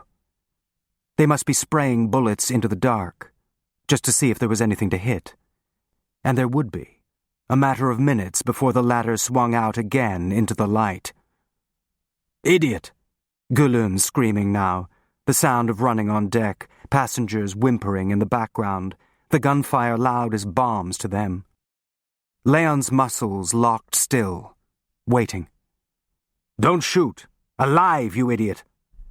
Wanting his day in court after all. Leon glanced down. Black, nowhere to go, his body getting heavier in the wet clothes. He felt more drops on his hands, then looked at them. Not icy, warm, thicker. He moved his head to taste. Blood. Alexei dripping on him. "Are you hit?" "A scratch," Alexei said, but panting, in trouble. "Hold them up," Gülün was yelling. "Get the searchlight." Alexei gave a stifled cry with the first jerk of the ladder. No winch, just hands heaving it up. They felt the ladder rise, then stop again, bouncing, one of Alexei's feet slipping from the rung, so that his hands took more weight. Leon looked up to see Alexei's leg poking at the air, trying to find a footing again. Then a new light, almost blinding. The police yanked the ladder again, shaking it, and Alexei's other foot slipped, his body sliding down toward Leon, feet dangling, just his hands now, one of them dripping blood. "There they are," one of the policemen, pointing his gun into the light. "Don't shoot. Just get them up here. Help with the rope." Another pair of hands. A heave, this time with real force, just as a swell rolled the boat, the ladder swinging out as it rose, the jerk upward finally stronger than Alexei's grip. His feet smashed into Leon's head. Then the rest of him. A rock slide. Leon's hands leaving the rope without his being aware of it, just rolling into an endless fall. Alexei clinging to his jacket, dragging him, and then, not there. Only the shock of icy water. For a second he was too stunned by the cold to register anything. Almost unconscious. Then all the sounds came. The shouts from up top, the ladder flapping back, the frantic splashing, Alexei spitting and gulping water. Leon moved toward him, suddenly followed by the light which had picked them up. Alexei was flailing, slapping the water at random and gasping for air. "I don't like boats." Leon swam over, his clothes like weights. He tried to approach from behind, cup Alexei's chin above water, lift him up to a float, something he could tow. Everything he'd been taught. Boys who couldn't swim would clutch at you, make things worse. "Alexei, I've got you." Meant to reassure, take away some of the panic. "Lie back." Gurgling, not hearing, just seeing Leon and grabbing on, a desperate clinging, his head slipping under, pushing himself back up again on Leon's shoulders, wheezing for air. More shouts from the ship, the thwack of a life-preserver hitting the water somewhere near, then nothing, the muffled quiet of underwater. Leon sinking under Alexei's weight. He forced himself up, bobbing. "Let go, I've got you. We'll both—" Then under again, swallowing water this time, Alexei on top, trying to climb on him, a human raft. Leon tried to move away, but only managed to wriggle in place, as if he were wrapped in chains, and now he was sinking again, and he realized, an ice pick of fear, that he could die, saving Alexei, a man who'd do anything to survive. Leon nothing more than driftwood, something handy. His lungs began to burn, churning the same used air. And for a crazy second he thought of where he was, that he might drown somewhere in the view from Jehangir. Alexei's hands still gripping his coat, taking him down too. A hint of lightheadedness. No time now. Get up. He turned his head, his mouth near Alexei's hand, and bit down sharply. Only a second of release before the hand started clutching again, but enough for Leon to duck away, then surface, sucking air, Alexei still grasping his other hand. He looked over, their eyes locking. Alexei's glassy with terror. And Leon saw what Alexei must have seen in the others, his victims, the terrible last moment when they knew they would die, a kind of animal bewilderment. Now his turn. All Leon had to do was let go of his hand. Not responsible for any of it. An easier death, except for the frantic eyes. How the child must have looked, slipping from Anna's grasp. And what if she had held on, pushed under by the thrashing? The child not even aware that Anna was taking water, sinking.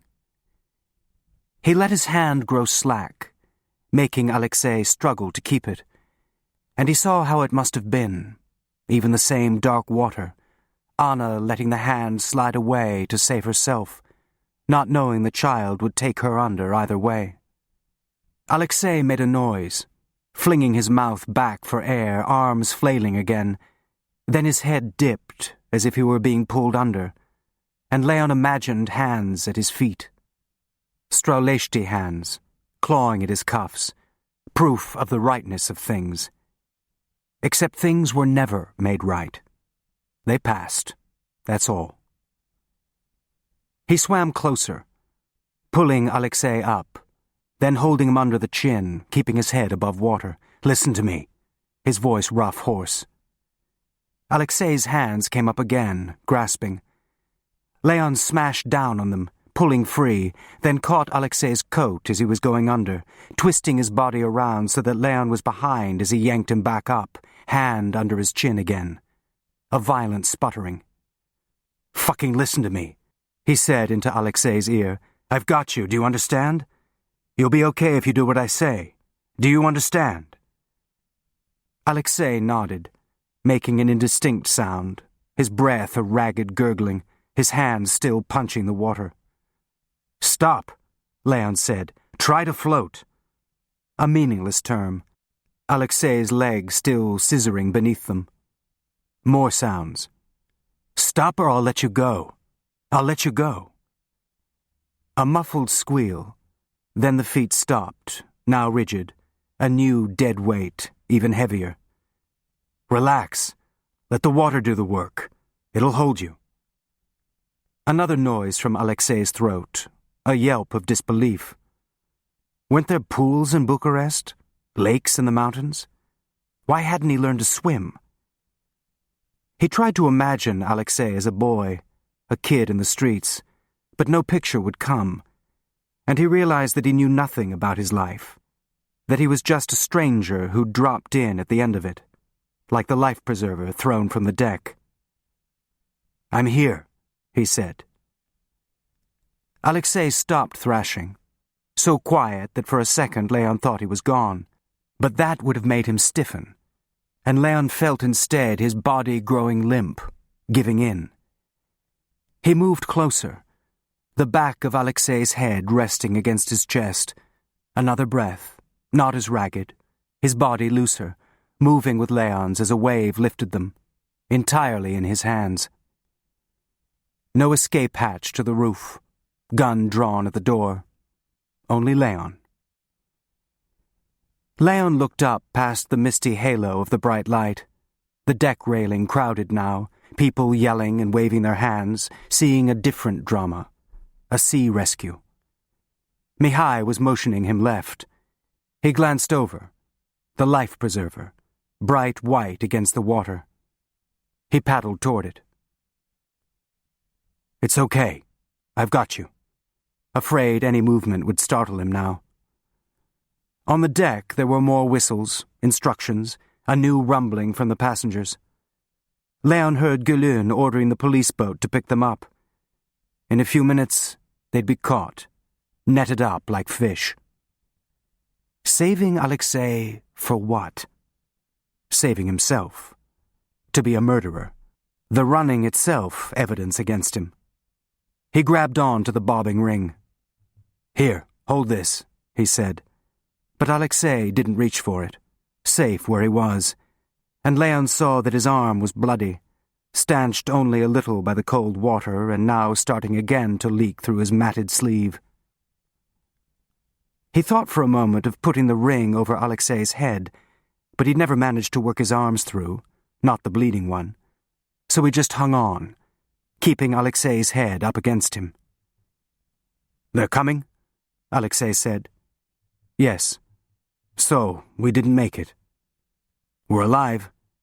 For the Russians," Alexei said, his voice low. "Hang on!" Mihai yelled through the megaphone.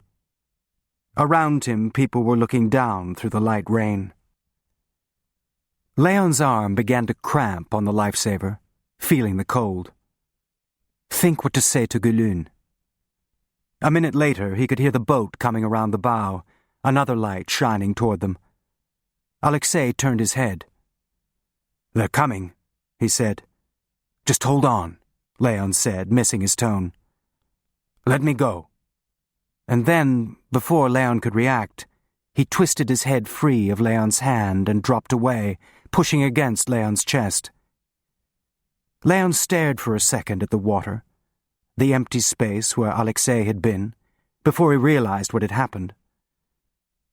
"No," he said, as if they were having a conversation, then, "no" again, this time to himself. He ducked under.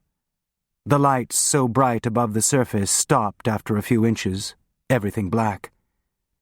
But he couldn't have gone far, a few feet. Leon dived down, then started back up where Alexei had gone under, reaching for anything, hands stretched out, water running through his fingers. He broke the surface, gulping. Nothing. "Leon!" Mihai shouting from above. He dived again, deeper this time, hearing a motor now, the boat closer. He moved his arm, sweeping across the space in front of him.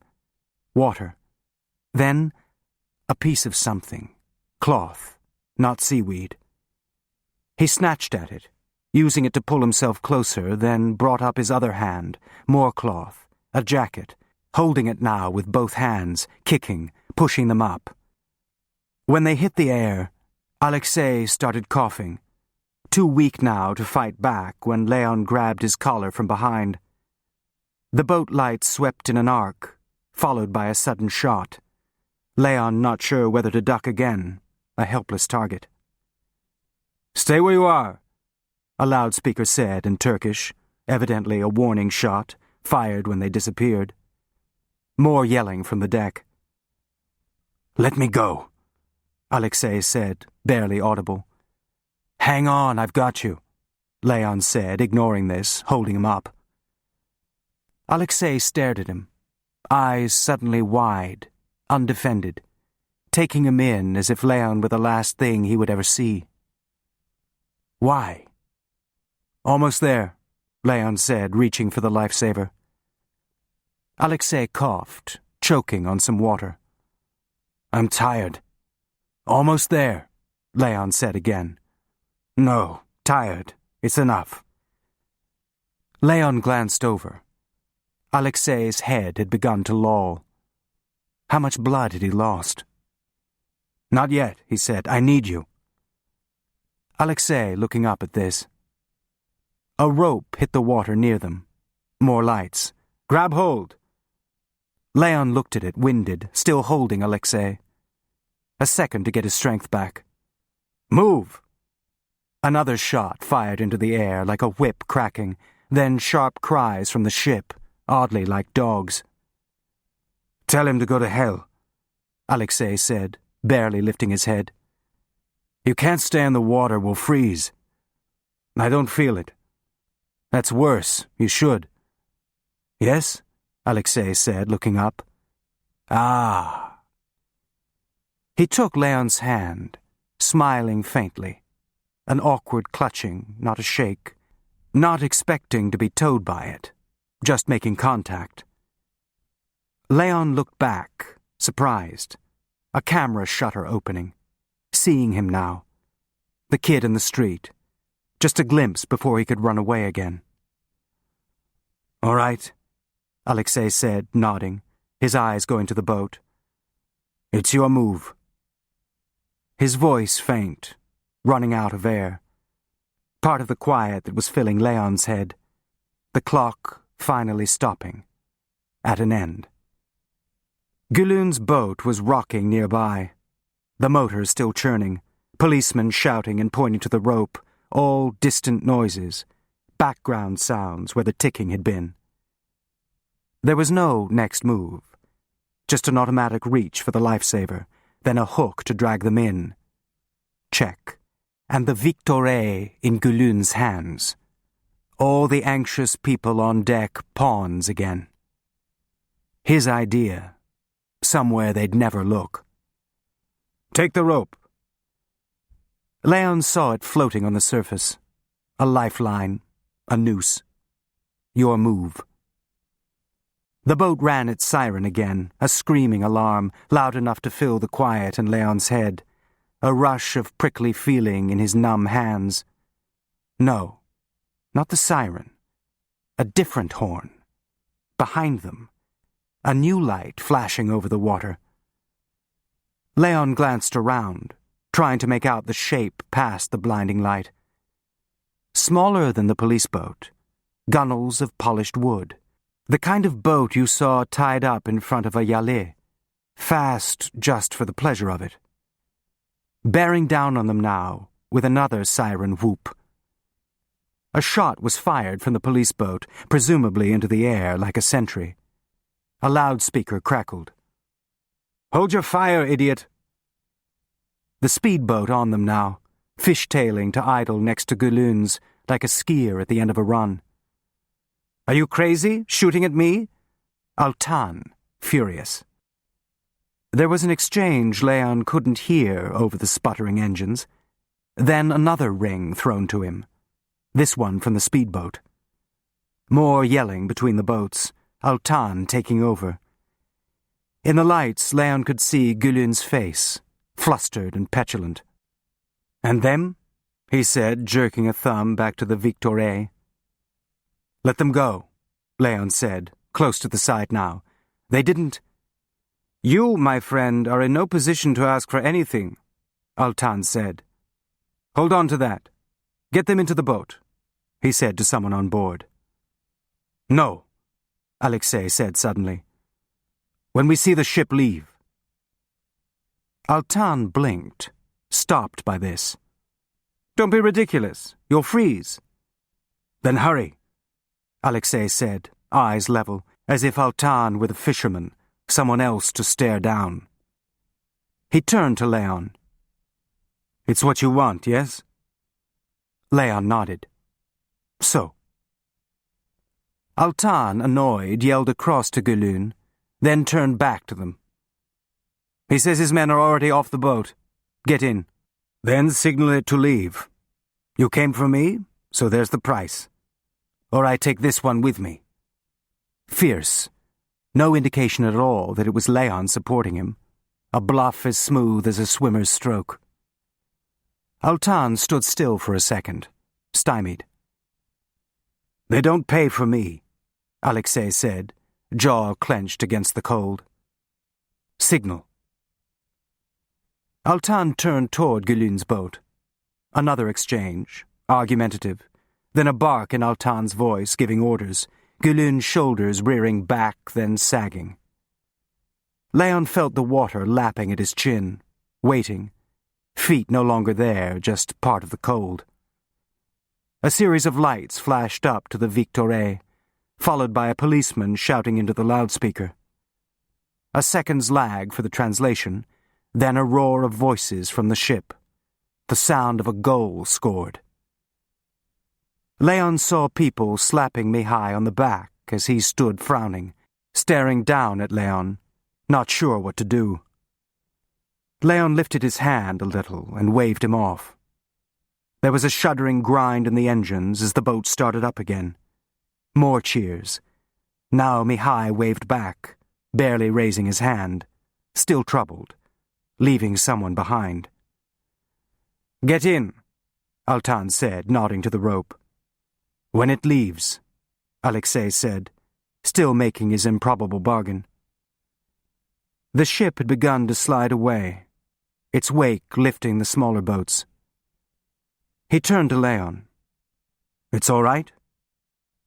Leon looked at him. A wordless thank you. More, trying to see behind his eyes again. "Always something for the Jews with you," Alexei said, trying to be wry, closing the shutter. But his voice trailed off, his eyes drooping. Leon shook him, wetting Alexei's face to see the eyes open again, someone trying to nap, then paddled with one arm to Altan's life-preserver. A long pole with a hook snagged the ring and started pulling them. Then there were hands lifting them up, Alexei not letting go of Leon until he was pried away, both of them wrapped in blankets. It was only then, with the first hint of warmth, that Leon started shivering. "He's bleeding. They shot him." "I can see that," Altan said, motioning for one of his men to look at the wound. He shouted something to Galoon, who then ordered the police boat to pull away. "He's disappointed," Altan said to Leon. "Such good work, too." Galoon, sullen, was saluting. Behind the police boat, the Victoria was becoming a string of lights on the Marmara. Tommy's money and the butcher's price, whatever it took. Leon pulled the blanket tighter. "He's out," one of Altan's men said, holding Alexei. "He lost a lot of blood," Leon said. "So did Enver," Altan said smoothly, looking at him. He turned to the driver. "Let's get going." The boat recoiled, a shotgun effect as the engine kicked in, throwing everyone against the sides. It swung around, heading back for the Bosphorus. Polished wood, a rich man's boat. "What are you doing here?" Leon said, his head getting fuzzy. "Galoon." "You prefer his boat?" "He works for you." Altan shrugged. "In a way, but he doesn't always know what to do." "No?" Leon said, making a sound, too tired to talk, then noticed the driver, a familiar face above a serving tray. "Lily's boat," he said finally. "A courtesy." "Galoon found us." "No, I told him. A good idea, by the way. Clever. A ship of Jews." "I bribed them. They had nothing to do," Leon started, but Altan waved this off. "How far were you going?" "Cyprus," Leon said, voice flat. Altan tilted his head slightly, calculating, then nodded. "I never thought of that," he said, an appreciation. "But you knew about the ship," Leon said slowly, trying to think what mattered. "Not until the end." "How?" Leon said dully. "How did you—" wanting to know, then dreading it. "The fisherman," Altan said. "I paid him. More." A second to react. Then Leon started to smile. An Istanbul answer. Not K, not Mihai, complicated betrayals. Just a market price. "He's still out," the man with Alexei said. "Radio ahead to have a doctor at Lily's." "We're going to Lily's?" Leon said, confused. "Would you rather the police?" "Why Lily's?" "So we can talk." "Talk," Leon said, his voice distant. "Make plans." Leon tried to get hold of this, then let it go. "What you said before, about Enver, he was—" "I hope that wasn't you. He had a family." Leon said nothing. "No, it would have to be him," Altan said, looking at Alexei slumped under his blanket. "Don't forget what kind of man he is." Leon looked up, not understanding. "Then it's easier." "What?" "What the Americans want." "The Americans," Leon repeated, his mind wispy, fogging up like the faint drizzle around them. Altan nodded. "Oh," Leon said with a faint snort. "You're working for us now." "I work for Turkey," Altan said, his voice quick, some nerve touched. "Only Turkey." He relaxed his shoulders. "But right now I'm in a position to offer a favor. To friends." "What favor?" Shuddering again, the wind colder. Altan opened his hand toward Alexei. "You're giving him to us?" Altan caught Leon's expression. "I know. So much work. So clever. You surprised me. But it's just as well," he said, his hand now taking in the absent Victoire, the knight. "The Americans don't want him in Cyprus. They want him in Istanbul." Leon tried to follow. a riddle he couldn't solve now, but drifted into the pocket of warmth under the blanket, the boat thudding against the waves, making spray, not resisting the pull anymore, going under. Part 7. Galata Bridge. He awoke with sun in his face, the soft rustling of slippers in the hall, quiet as brushstrokes. Anna's room, some other hospital. But the comforter over him was satin, and the light against the far wall glowed in colors streaming through bits of stained glass. Lilies. One of the rooms in the old Salamlik. The smell of coffee brewing. A shape near the door moved, becoming a woman. "I'll tell Madame," she said, out the door before Leon could answer. He sat up, the comforter sliding off his bare skin, so that he had to catch it, hold it to his chest. He noticed a brazier in the corner, bright with coals. He moved his toes, a test, recovered from the icy water. "I thought you'd sleep longer," Lily said, followed by a woman carrying a pile of clothes. "All dry. Such a time getting off the wet ones. How do you feel?" "Where's Alexei?" "The Romanian? Eating breakfast? Well, lunch this hour. Already making eyes at Aisha. And last night he was half dead. Men. C'est incroyable." "Why here?" "I help Murat sometimes." She looked up at him. "So now that's our secret, yes?" She nodded to the maid to put the clothes on the bed. "I'll let you dress. We're in the garden room." She started to go, then turned, smiling to herself. "So now I know." "What?" "What you'd look like in the morning. I always wondered. Your hair, the way it sticks out. Un petit garçon. Adorable." "I don't feel adorable." "Oof," she said, waving her hand, then dropped it. All business. "Hurry. Murat's waiting." But only Alexei was at the table, his face bland and cheerful, as if waking up in luxury was simply part of the natural order of things, the next turn of the wheel. "What is this place?" he said, motioning to the maid to bring more coffee. "A friend." "Friends like this in Istanbul. Imagine what America must be like." Almost winking, enjoying himself. He looked at Leon. "You're all right? What time is it?" Alexei looked up at the sky, a peasant's clock. "Almost noon."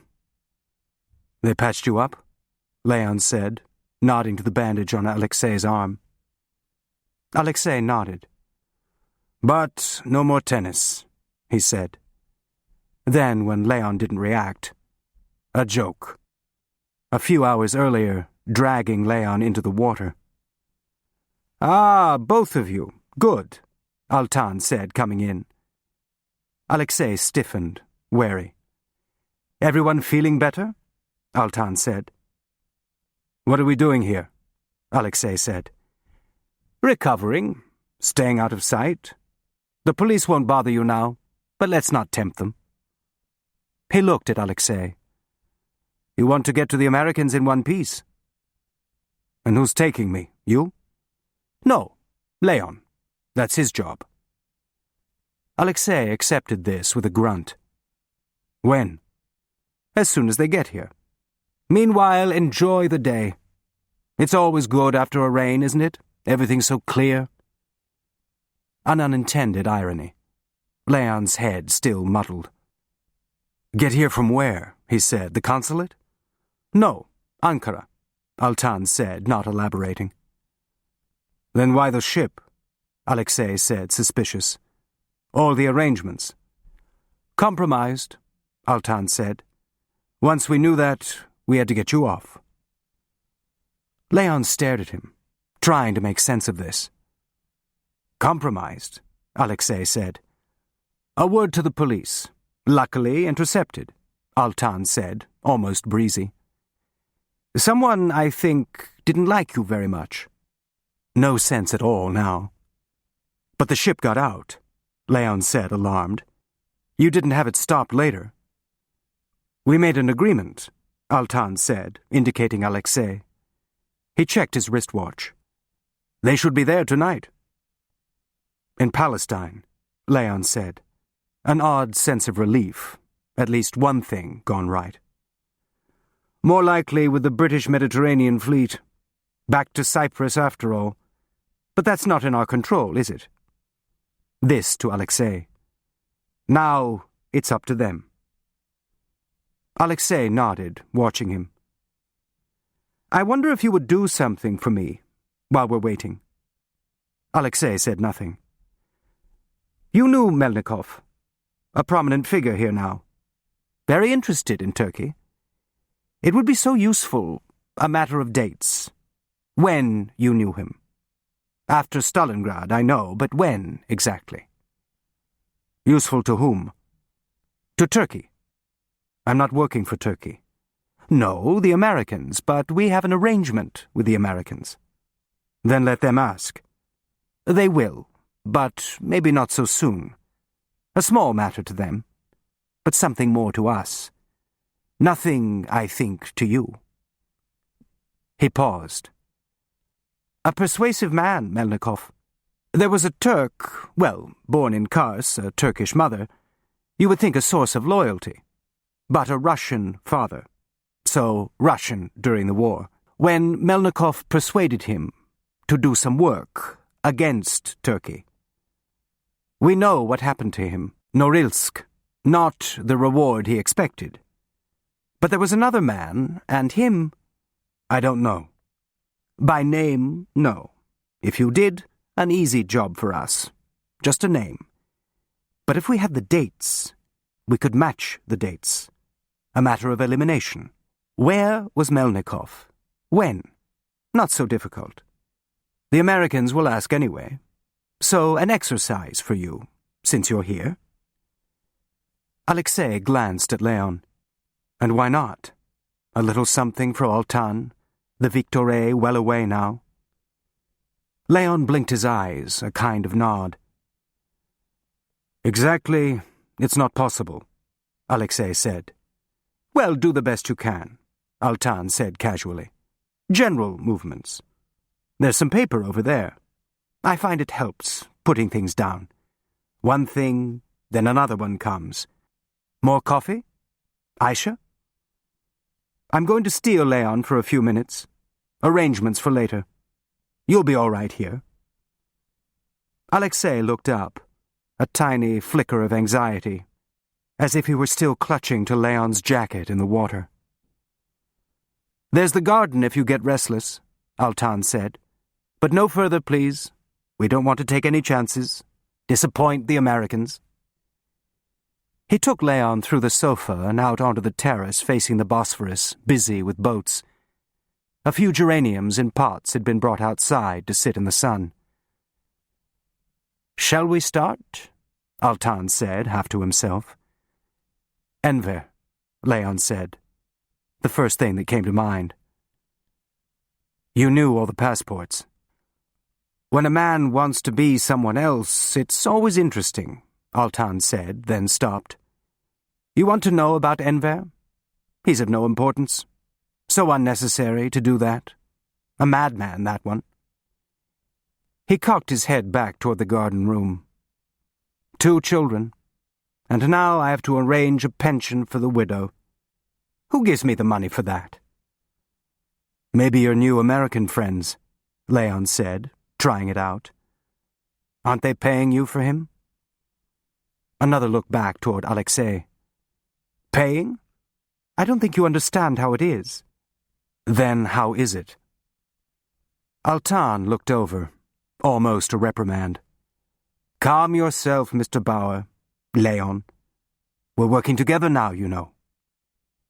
How did that happen? Your ambassador, and your Mr. Barksdale. Who? Altan smiled. New to me, too. From Washington. He came especially. A military plane. Especially for what? Mr. Bishop worked for him. So there was a concern. And you thought you'd give him a ring and see if there was anything you could do for him? No. He called me. He asked for my help. There were, you know, liaisons during the war, official channels. But this was unofficial. Altan nodded. As you say. So how much did you ask for Alexei? Altan glared at him, trying to decide whether to be offended or move on. Why not? Leon said. The Russians are paying. Why should you work for free?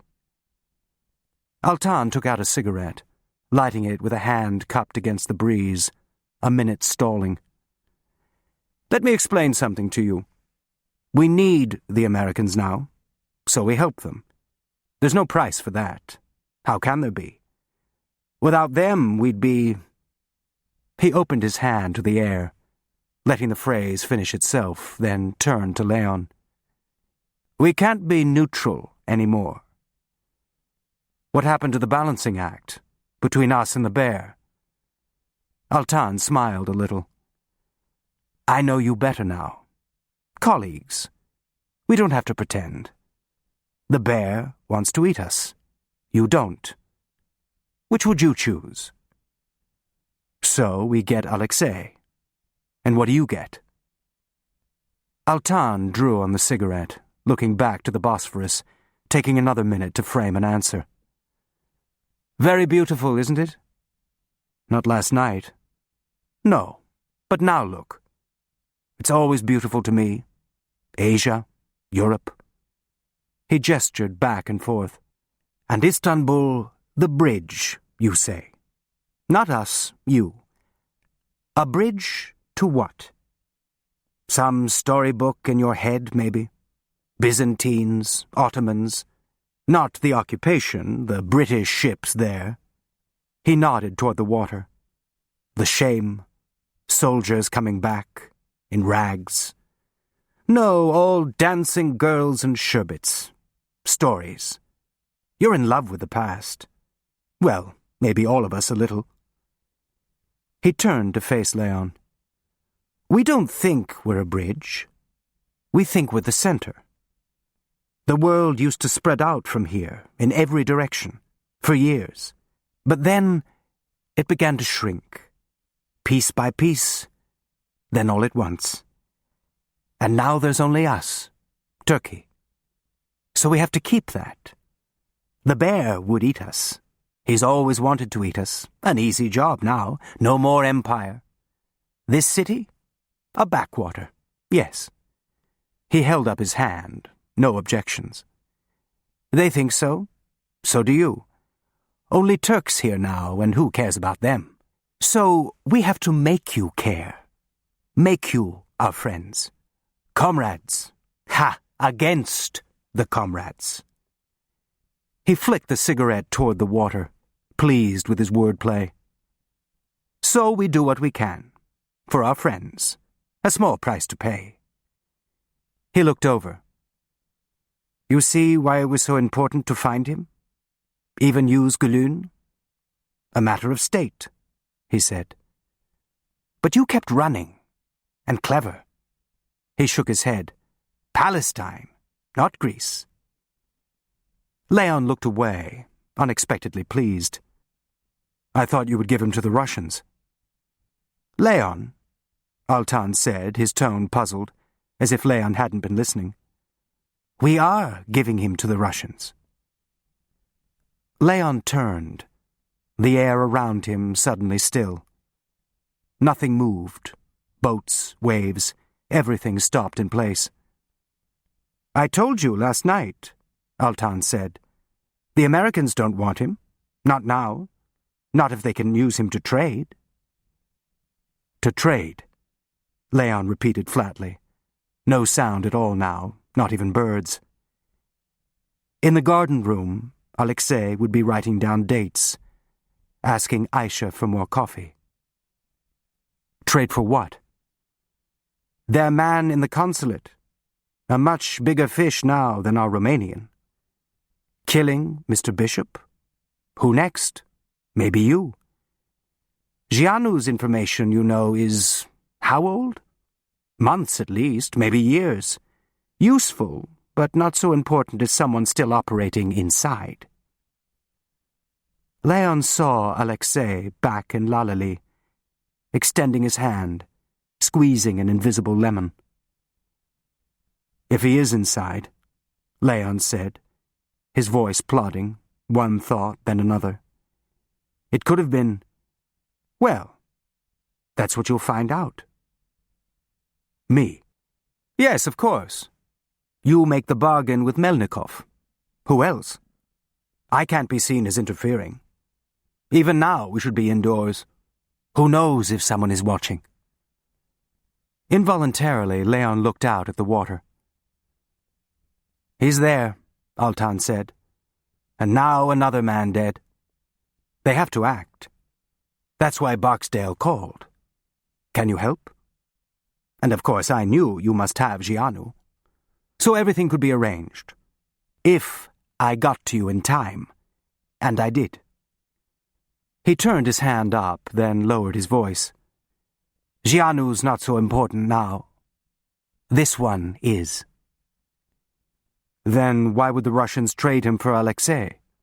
"No one defects. A matter of principle with them, emotions even," he said, correcting himself. "You remember Melnikov at the party? Don't worry, they'll trade. They can't afford to let him go. Set an example. The one inside? It's just a question of time now before the Americans get him. They have to. But such a mess. Looking here, looking there, turning everything upside down. Much easier to have him delivered. Worth throwing Gianu back to get him. Then what was that charade before?" Leon glanced toward the house. People flying in from Ankara. "Leon, would you rather have him believe that you're taking him to the Russians?" Animals were herded through gates. The lining up itself meant to reassure, pacify them, make the rest easier. Something every butcher knew. "But not before you got a few dates out of him." Squeezing harder. Only pulp left. Altan shrugged. Leon looked down suddenly at the wooden slats of the terrace, feeling them about to open, the jolt of a trap door, his whole body poised for a second in mid-air. "Leon?" No louder than a faint echo. All sound pulled into some vacuum. On the Bosphorus, a swirl of silent birds were diving for something he couldn't make out. A fish, something hapless flailing on the surface until it slipped under. "They'll kill him." "Eventually." The birds were regrouping, swooping up, then diving again. He turned to Altan. "I won't do it." His breath ragged, the way it had been holding on to the life-preserver. Altan looked at him, surprised. "Won't do what?" "Give him to the Russians." "Do you think you are working for yourself? You're part of this. It's been decided." He peered at Leon. "You don't believe me? I'll phone. You can ask Barksdale yourself. It's what they want." And suddenly his stomach, fluttering, began to cramp, knowing that he didn't have to call, that it was true. "You're part of this." "They'll kill him," he said again. "This is a concern to you? No such tears for Enver, I notice." "I didn't kill him." "You're not killing this one either. Who are you working for? Him? The Americans want to trade." "You do it then." Altan shook his head. "Why would I go to Melnikov to suggest this? The man in the consulate is nothing to us, the Americans' problem. Melnikov will believe you. He already thinks you work for them. And now, it turns out, he's right." He looked over at Leon. "Isn't he?" The logic of it encircling him, the slats holding. "I was just supposed to pick him up," Leon said quietly, talking to himself. "We all think that in the beginning, that it's easy. So you learn. You can't be sentimental. About him? You have to think what's important to you." He waited. It's been decided. Another moment, staring at Leon now. I've explained you to Barksdale, Bebek, all that business. They trust you to do this. Leon stared back, saying nothing. I've explained you. And then it was too late. His silence had answered for him. Good, Altan said. Now the arrangements. You meet with Melnikov. Let him decide the place for the exchange. Then he won't be suspicious. But somewhere public. You bring Gianu, he brings their man. Interesting to think what Melnikov will tell him, no? Lining them up in a stall. Make sure it's somewhere you can have your people waiting. You don't want to make a spectacle. He'll be armed no matter what you say, so you too agree to that. But not his man, or Gianu. No dramatics. They like a formal exchange. Start here, you there, a meeting in the middle. Like a duel. Always afraid of tricks. They think everyone's like them. He held up a finger. But soon, today if possible. I don't want to keep Gianu here. Anyway, it's better for them too, before their man can suspect. He looked up. A place where he can't run, when he sees your people. My people, Leon said. Altan opened his hand, an offering gesture. But you can't be involved. Gulun's men don't always wear uniforms, but you see them at the door and you know there's no way out. Melnikov's men? You won't even have to guess. Cossacks, out to here. He indicated burly shoulders. Nothing ever fits. A place with exits would be good. Hagia Sophia, somewhere like that. But let him pick. A guarantee for him that he's not walking into a trap. They like that. And if they start shooting? They won't. That would ruin it for the next time. Leon looked up. One of their men in Washington, I think. You'll talk to him another time about that trade. A man in Washington, Leon said, feeling his stomach clench again. Well, there always is. More than one. So for a while he's not sure who you mean, and they all lie low. A good thing for you. If not, he'll like you thinking there is. But there must be. It's always safe to play that card. What's the matter? He said, taking in Leon's face. Ah, did our friend already play it? Always make them think you have more, Leon. How would he know? Do you think they would tell him that? Leon looked at the water. People hear things, sometimes by chance, and people lie. He saw the flat in Lalali again, tidy, duffel packed, ready to go. Alexei hunched over the board, plotting moves. So, your first meeting, somewhere neutral, where Emniet wouldn't notice, Altan said, smiling. Right under my nose. An innocent encounter. The bar at the park. Like during the war? Easy days for us. All of you watching each other. No, he said, thinking. The para. Mrs. Bishop. You're with her in the bar. Melnikov comes in, says hello. He met her here at the party. You invite him to sit. She has to go. An errand. Or however you want to arrange that. He looked over. You're good at those things. Try not to leave the hotel with him. When he's there, we can keep an eye on you. Afterward, he made a brushing motion with his hand.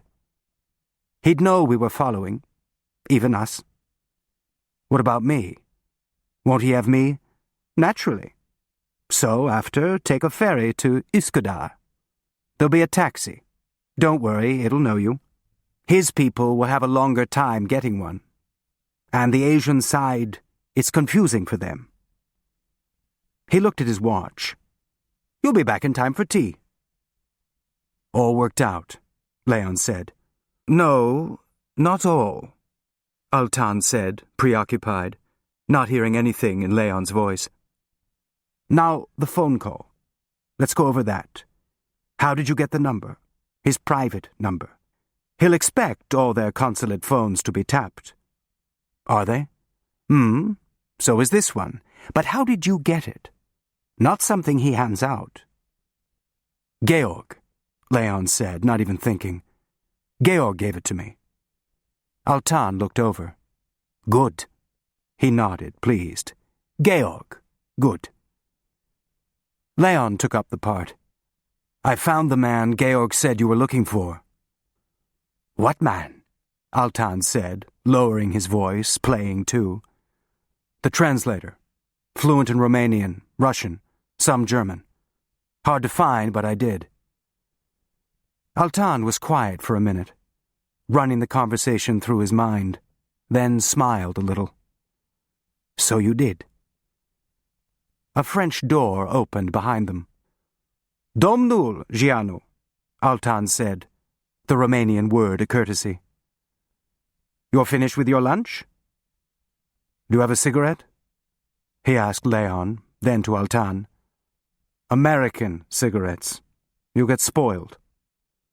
That's all they have in America, Altan said, pleasant. Leon handed the pack to Gianu, keeping his hand steady. What did his face look like? Some telltale blush, giving him away? But maybe people only saw what they were looking for. A magic mirror effect, the smooth, reassuring look of someone you thought you knew. It's arranged, Alexei said, lighting the cigarette.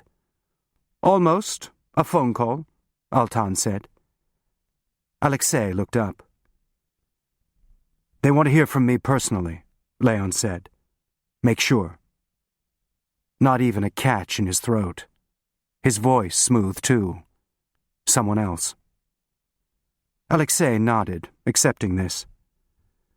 Let's see if the line's open now, Altan said, beginning to move. Better stay inside. This to Alexei, with a look to the house. Boats have eyes too. But you'd be the ones watching, Alexei said. I thought. Altan met his stare. Not only. He made an ushering gesture toward the house. Leon, he said, heading inside. Leon stood rooted to the deck, waiting for Alexei, who drew on the cigarette, watching Altan go. Be careful of that one, Alexei said, his voice intimate, something between them. I don't trust him. Leon looked at the water, afraid of his face again. He's right, though. You never know. No, Alexei said, and started for the door, putting his hand on Leon's shoulder as he passed. Leon kept staring out. The birds had gone away. Was anyone, in fact, watching? What would they see? The long white terrace, motorboats tied to mooring poles, the flash of the sun on the French windows. Pretty, placid, as calm as the water, where the fish had been. How am I supposed to act? Kay said, touching her hair, nervous. Like someone having tea. Tea. Matahari used to stay here. It says in the brochure. I'll bet she never had tea. At this hour she did. There were only a few people at the Para bar this early, the winter sun still warming the apricot walls, lamps with fringe, velvet-covered cushions, the fussy luxury of an Orient Express car. I don't think I could have done it. What? Sleep with generals? Steal things out of their pockets? I don't think that's how it's done now, Leon said, a half-smile. No, she said quickly, another pat to her hair. How is it done? You drink that and look happy to see me. And disappear when he gets here. Leon nodded. Go to my room and not know what this is about either. She looked down at her cup. Happy to see you. It scares me how happy I was. I thought I wouldn't. I said I know, and you did. She looked up. For how long? One last thing, and then it's over. Until the next time. No, over. Really? She said, then started picking at her finger. Does it work that way? Just quit? I thought it was like the army. She took out a cigarette, something to put in her hand. When did you decide this? Today. What happened today? She said, looking up. He shook his head. Nothing. Nothing, she said back, lighting the cigarette. At least you didn't say it's because of me. I'd have probably believed it, too. She shook the match out. I'm an easy lay. Only at first. She raised her eyebrows, then smiled. That's it. You're supposed to be happy to see me. Better, she said, a full smile now, then looked down. Will you come later? He nodded. Wait for me. Do you know, I actually felt that. A jump. Here. She moved a hand down to her stomach. Just hearing that. She knocked off some ash, fidgeting, glancing around the room. Who's watching, anyway? I don't know, he said, following her glance. I mean, who's supposed to be watching? Who would be? Altan must have someone. Would Melnikov risk a meeting alone? Barksdale, still not sure of him? The barman? The waiter? The Turkish woman with the hat? I don't know, he said again, hearing himself this time, the absurdity of it. Everybody, all the time. If you keep doing it, someone always is. That's what it's like. All the time. A conversation with himself now. You're part of this. You're going to bend that spoon. He looked down at his hands, his thumbs pressing against the thin neck of polished steel. You do that. There's nothing in your face, and then I hear a snap and I see something's been going on all the time. He dropped the spoon, looking away, someone caught. Tell me what you were thinking, just now. Don't make something up. What you were really thinking. He picked up the spoon again, staring at it. Tell me. What do you do, he said, still looking down as if he were reading, when there's no right thing to do? Just the wrong thing. Either way. She said nothing for a minute, not expecting this. And you can't avoid it anymore. Doing something. He looked up. What do you do?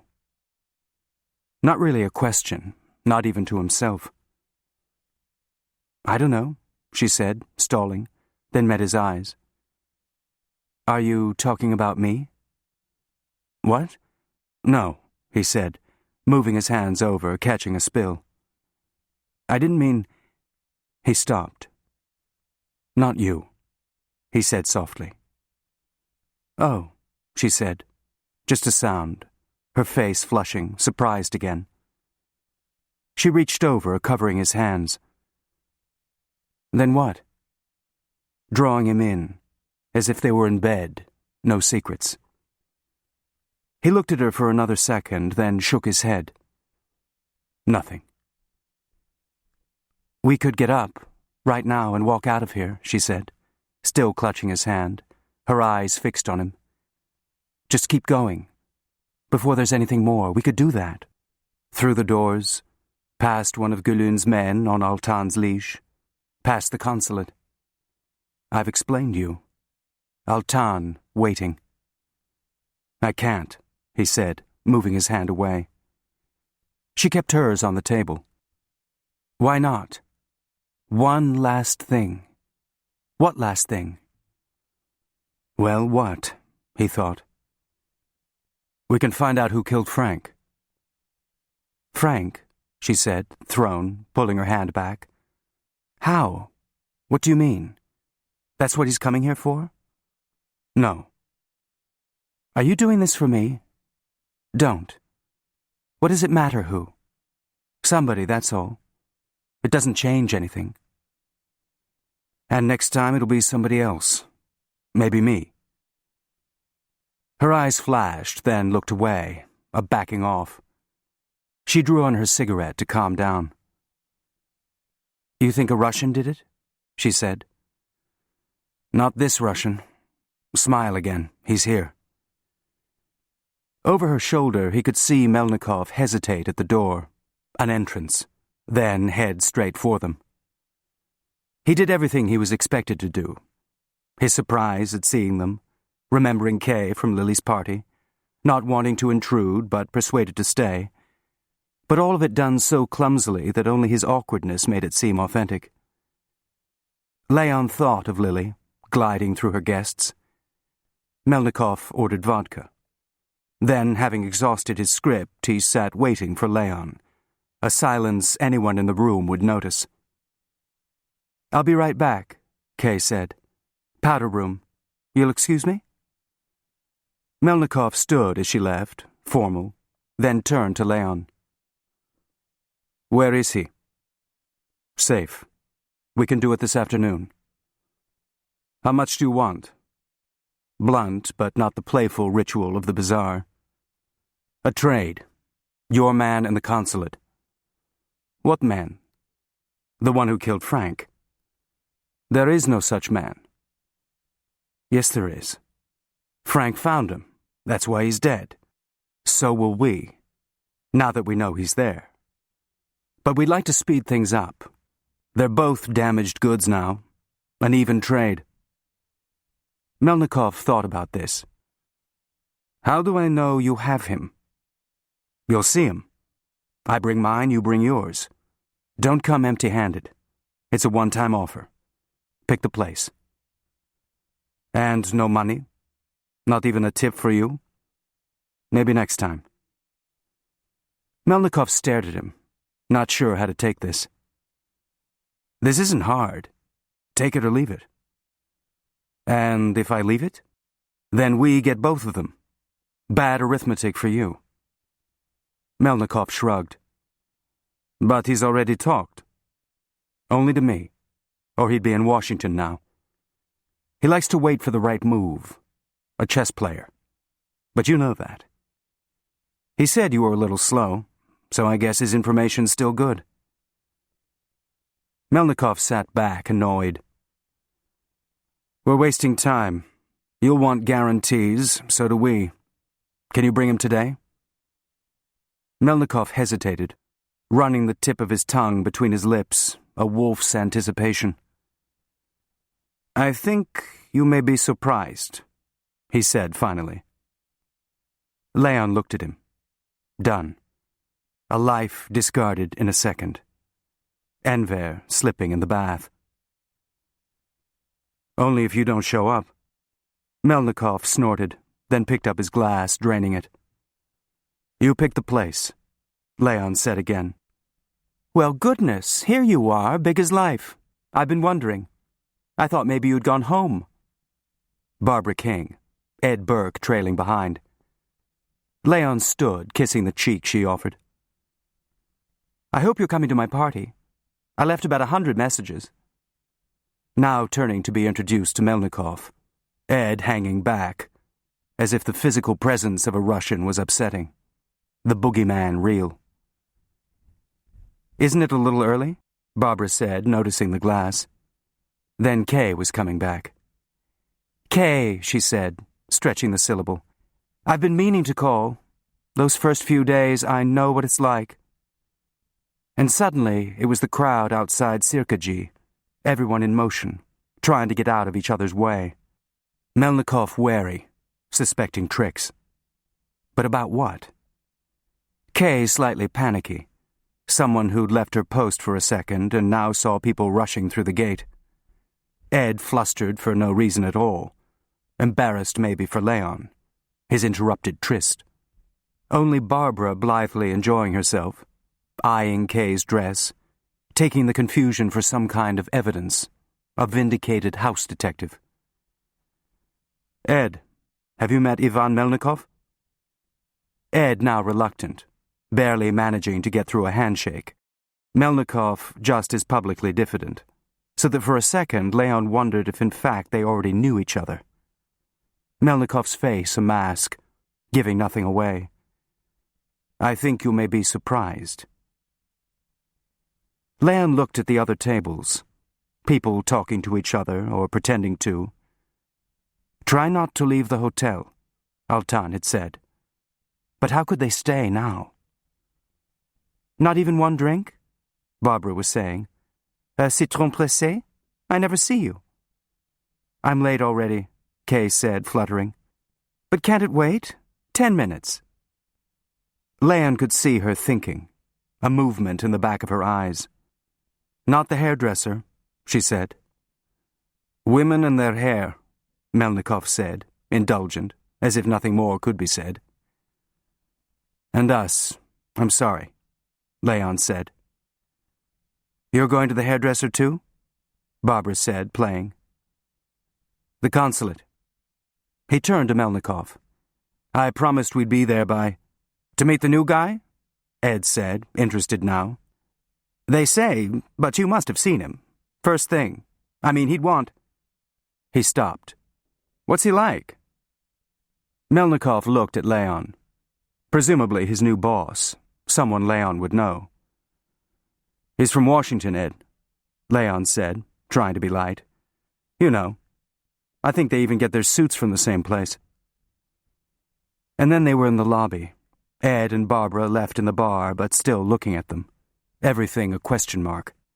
Well, now I'd better have it done, Kay said, brushing the back of her hair. Mrs. Bishop, Melnikov said, taking her hand. A pleasure. Not lingering. Someone keeping an appointment. He moved back so Leon could say goodbye. Thanks for the tea, Kay said, one eye to the bar. Leon took her hand. We'll do it again, he said. Something for Melnikov and the bellhops. Then low, only to her. Wait for me. She shuddered, as if a draft had just swept through the door.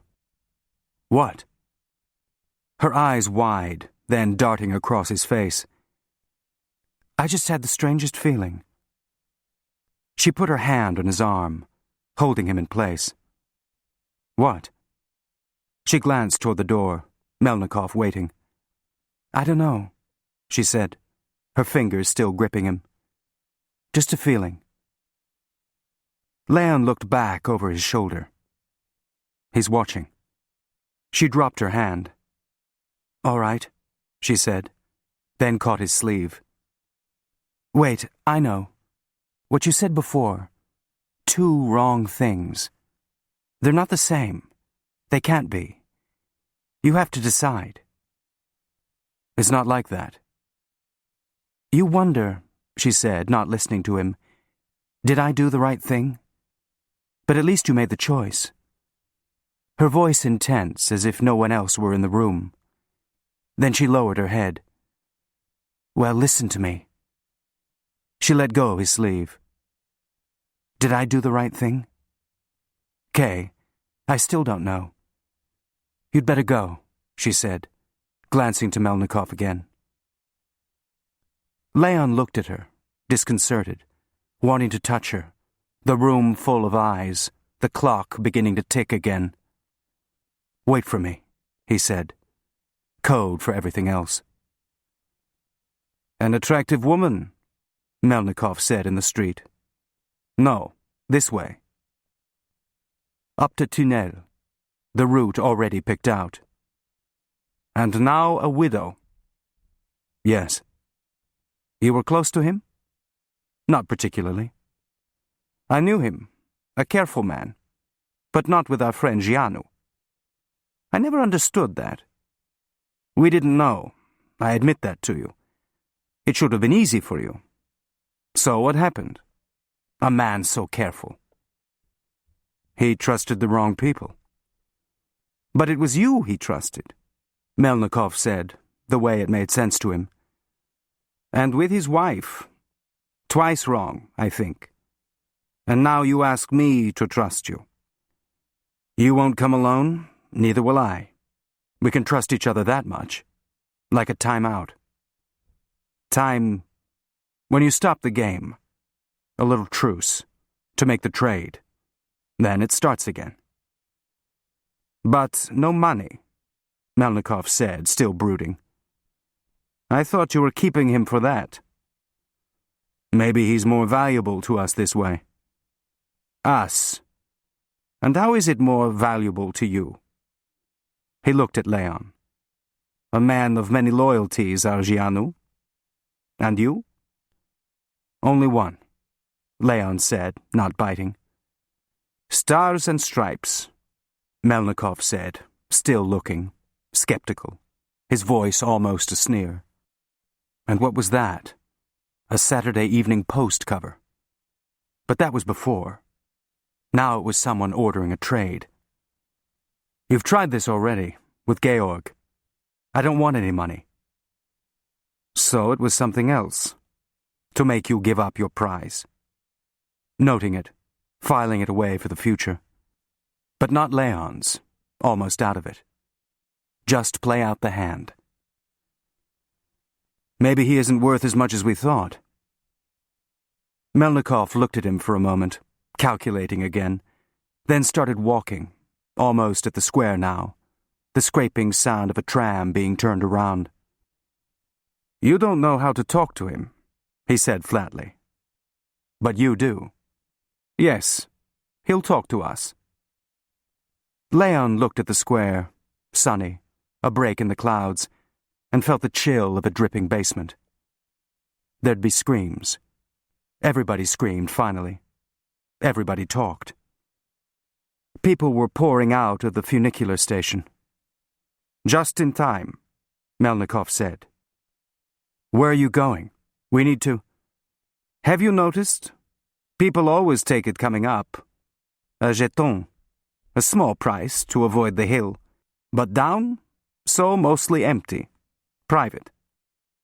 The few people boarding were heading to the front car to be off first. You see? Melnikov said, getting into the last car. No one. A good place to talk. No ears. Except the man who just then got in, standing by the window until he caught Melnikov's eye and backed out again, going to the next car, an almost slapstick retreat. One of Melnikov's own, too eager, or just somebody off the street. The buzzer rang, doors sliding shut, and they started down through the tunnel, old concrete and bare bulbs. What the way to Melnikov's basement might look like. Just the two of them. Now it's safe, Melnikov said. How many men will you bring? All business, negotiating a contract, as if they were in one of the banks on Voivoda Jadasi at the foot of the hill. Guarantees, procedures, handing over someone to be killed. Meeting the funicular cars going up at the halfway point, then swallowed up again by the narrow passage, Melnikov's eyes never leaving him. Someone who'd killed his own men.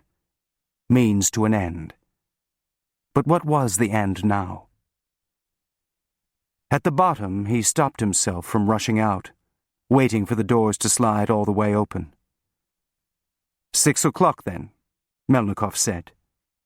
And it was done. Over. The claustrophobic ride, Melnikov's eyes. They crossed Tersanet, dodging cars, suddenly back in real life, everything opening up before him. The smells of the Karaköy market, the amateur fishermen dangling poles off the bridge, trams and cars and peddlers and the minarets beyond. The scene he'd known 1,000 times before, but bathed in an unnatural light now. The city wonderful again, because it was done. You have not said where, Melnikov said. You pick. Melnikov spread his hand, turning the choice back to Leon. Somewhere with people, he said. Leon flipped through mental postcards. Not Hagia Sophia, gloom and frescoes. Taksim, cars waiting close by. A tram was coming across from Eminönü, Another from this side, like seconds marking out paces. Crowds streaming by, oblivious. He stopped, almost laughing at the obvious. "Here," he said, pointing. "Galata Bridge." They left early. Alexei in a life vest this time. "More boats," he said, but not the creaky fishing trawler. One of Lily's motorboats, sleek with wood trim. "I hope you're not afraid of flying, too," Altan said. The story was a drive to the airport, army transport out, what should have happened days ago. "Then why the boat?" "The airport's on the European side," Leon said. "We can't risk the car ferry. They watch it. Keeping him safe. Relax." Alexei made a resigned grimace, the boat slapping hard against whitecaps, pitching up and down. After they passed the Dolmabahce Mosque, Leon looked up the hill, trying to find his window. There'd be mail waiting.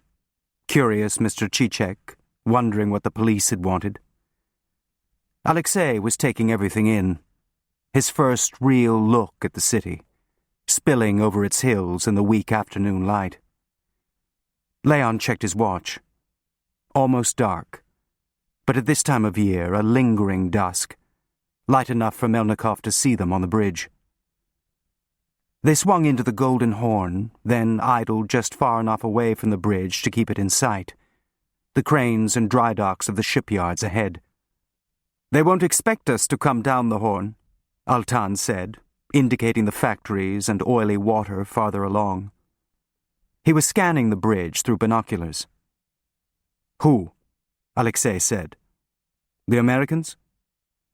"No," Altan said, catching himself. "Anybody. Force of habit." So feeble that it passed as an excuse. "There's no one on the bridge now," Alexei said, not meaning the crowds. "How do you know?" "I looked, when we passed under. You don't need those if you know how to look. They say a lion can sit looking at grass and then for 1 second something's not right. A movement. 1 second, and he knows." Altan made a face. "Aslan," he said wryly. "Lion." Leon looked at the bridge. Could anyone really see that way? A second's movement in a place perpetually in motion? The iron arches, the pontoons at their feet, people crowding onto the jetties from the ferries, the lower level of fish restaurants and stalls, trams sliding overhead, the sprawling market. All the same to him, nothing out of place. How much longer now? He turned and gazed toward the docks, trying not to look at Alexei. Around the curve was Kasim Pasha, and then the yards where the Victoret had waited in quarantine. "Any news of the ship?" he asked Altan.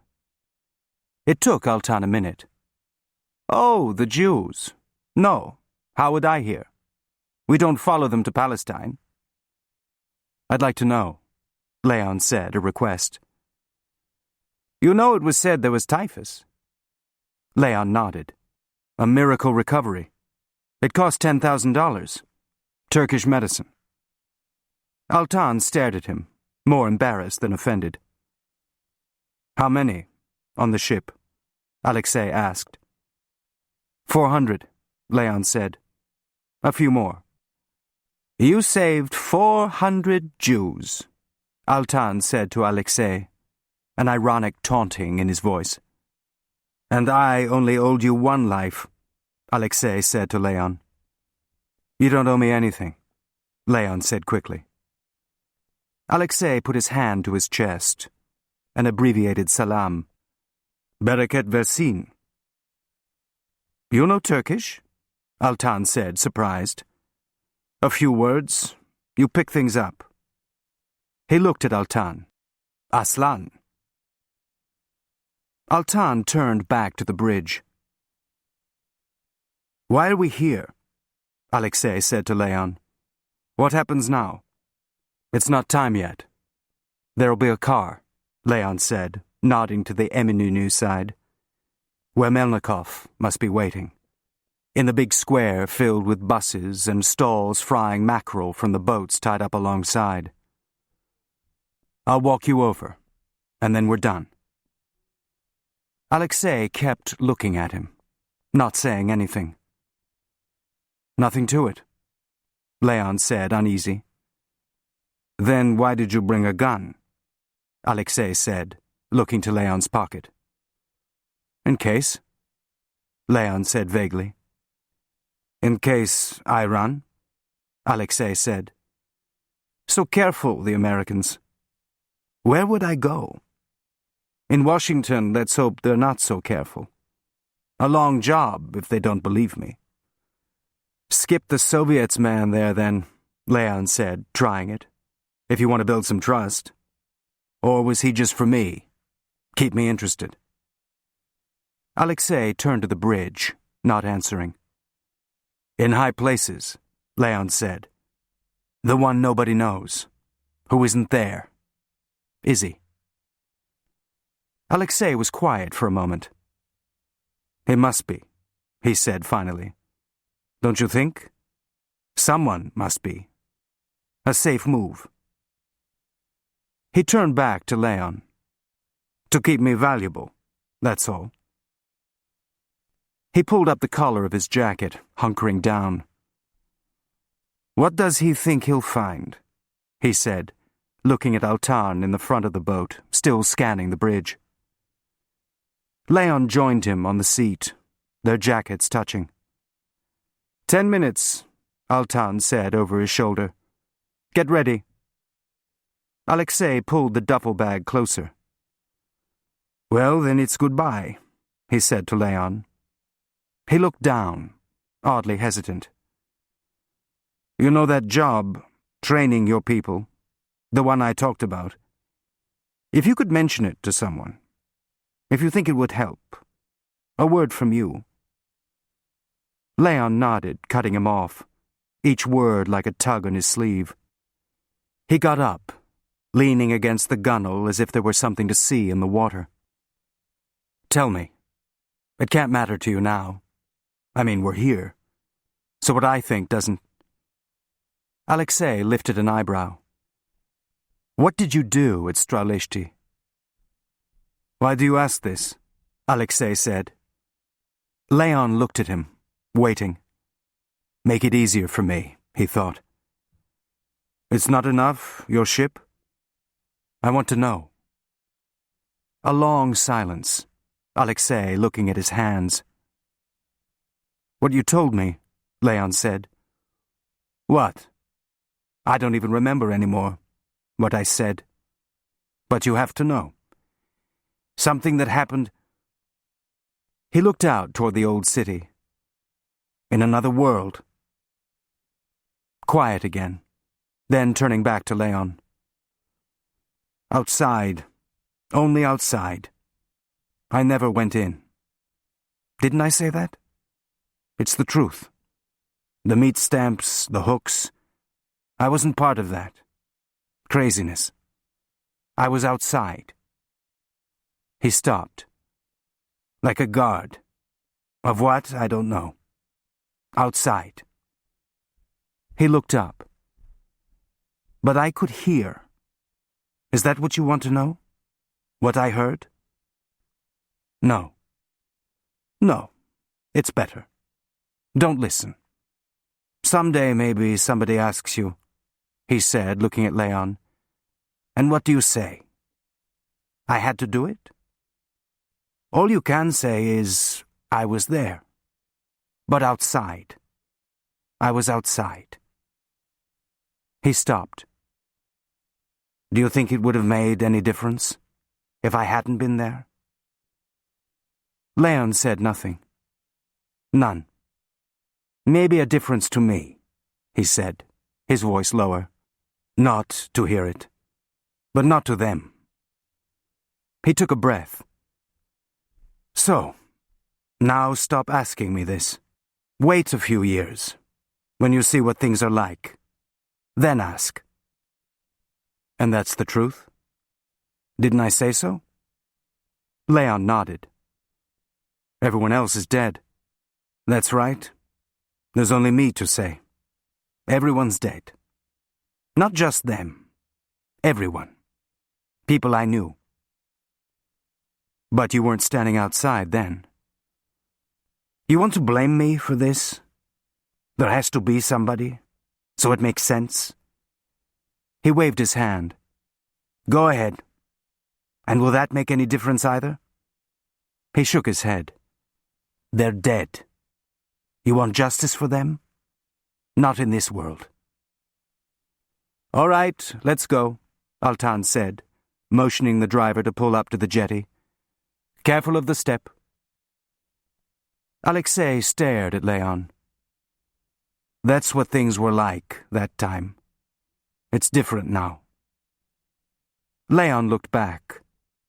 No squeals this time. Nothing to hear. A simple exchange. People passing by. Good luck, Altan said, taking Alexei's hand to steady him for the climb out of the boat. Friendly, helping him along. Alexei made it in 2 steps, the duffel following. Gülün and his men will be at the top of the stairs, Altan said to Leon, glancing toward the bridge. Don't look for him, or the Aslan will know, he said, sarcastic. Just the 2 of you, until it's too late. Then bring Melnikov's man back. Let's hope he's not a Turk, after all this. Leon stood, not moving, eyes fixed on Altan's upper lip. No mustache. All right? All right. A matter of minutes, that's all. Something Alexei had done how many times? What he wanted to do in Washington, handing over names, already had done for Altan at Lily's. It gets easier. But just then, lifting himself out of the boat, the minutes felt endless.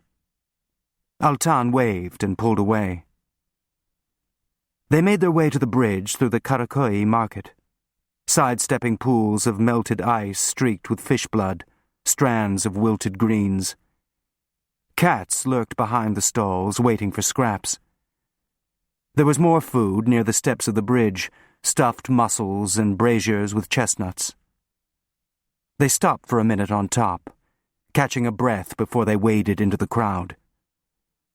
Don't look for Gülün, anybody. Just start walking. Meet in the middle, no advantage on either side. Not too fast, as formally paced as a gunfight.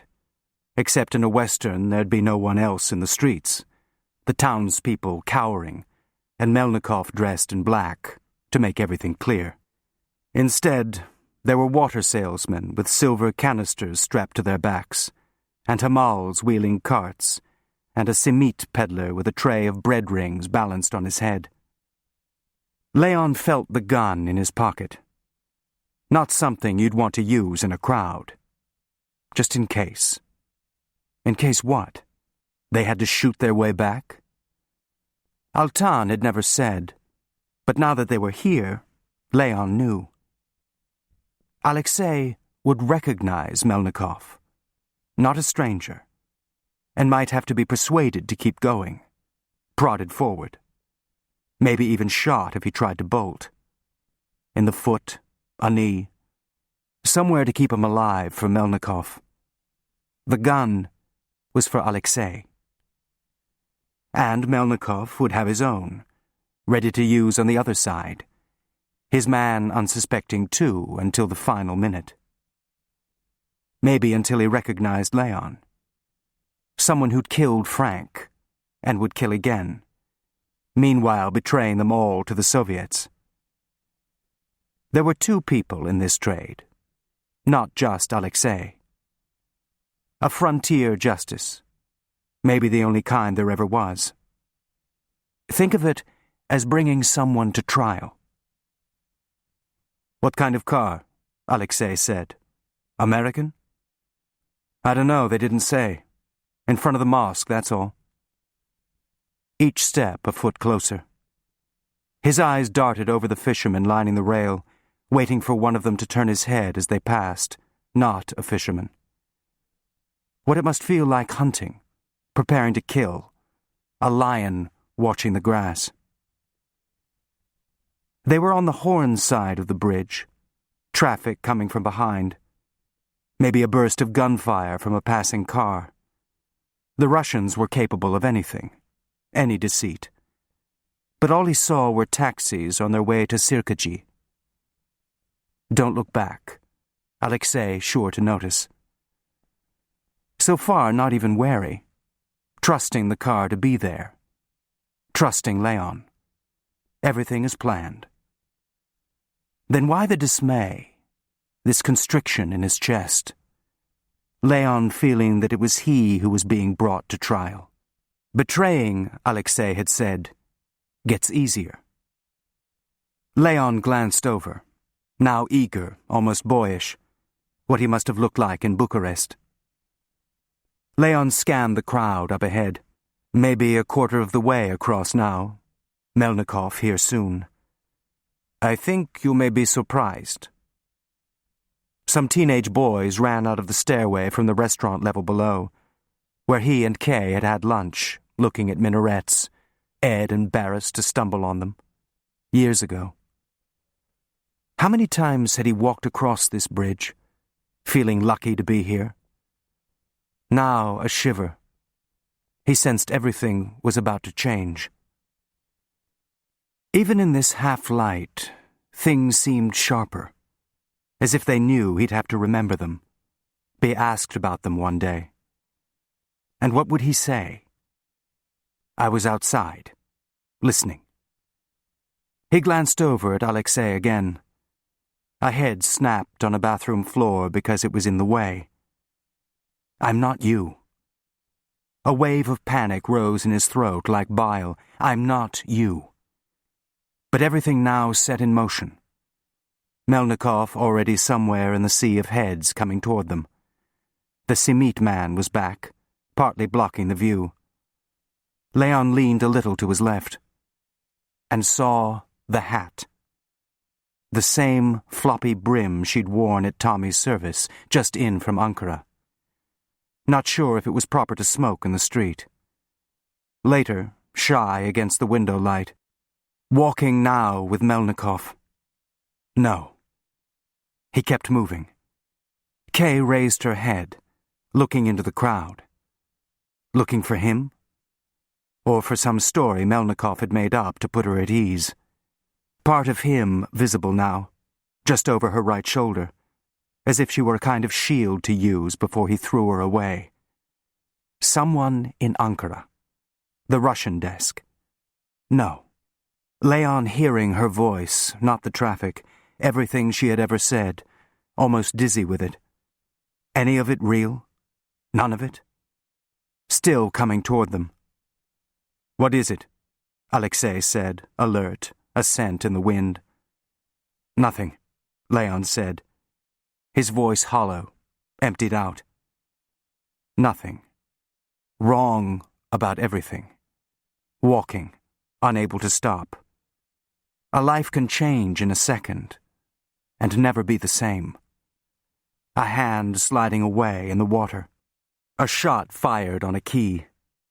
More voices. Then Altan's on the terrace. You have to think what's important to you. Meaning something else. But what was? Not even a second, less, and everything changed forever. One more, and he would be them. Not an accidental killer. One of them. Twisting necks, throwing people away. Maybe he already was. The second already passed. Alexei not seeing them yet, wondering what kind of car it would be. No, Leon said out loud, not even bothering to lower his voice. Alexei turned to him, all attention, head up, a twig snapping in the woods. Don't look, listen. Quick, his mind racing, the others still coming. It's a trap. See the stairs? Just ahead, no more than a minute at this pace. He took out the gun and slipped it into Alexei's pocket, a thief's movement. "Give me the duffel." One hand over the other, then only Leon's. "When I say, head for the stairs. After that?" "Run," Alexei said, finishing it. "I'm sorry," Leon said, the word not big enough. "And you?" But there was no time, not for an answer, anything. Almost at the stairs. "Ready?" Leon said, lifting the bag. "Now." He pushed into the cement peddler, a shove with the duffel. The man pitched forward, teetering, the tray sliding off and spilling cements into the crowd away from the stairs. Noises of surprise, everyone looking, then rushing to help the man, a general swarming. Leon looked up, Kay seeing him now, Melnikov coming from behind, his gaze to Leon's right, past the commotion to the blur of Alexei running away. Alexei stopped, recognizing him, then looked back to Leon, mouth open, moving pieces. A second, just long enough for Melnikov to raise his gun and fire. A sharp, clanging noise, the bullet hitting iron, then shrieks, sounds of panic. The cement scattered again as people ran for cover. Another shot as Alexei disappeared down the stairs.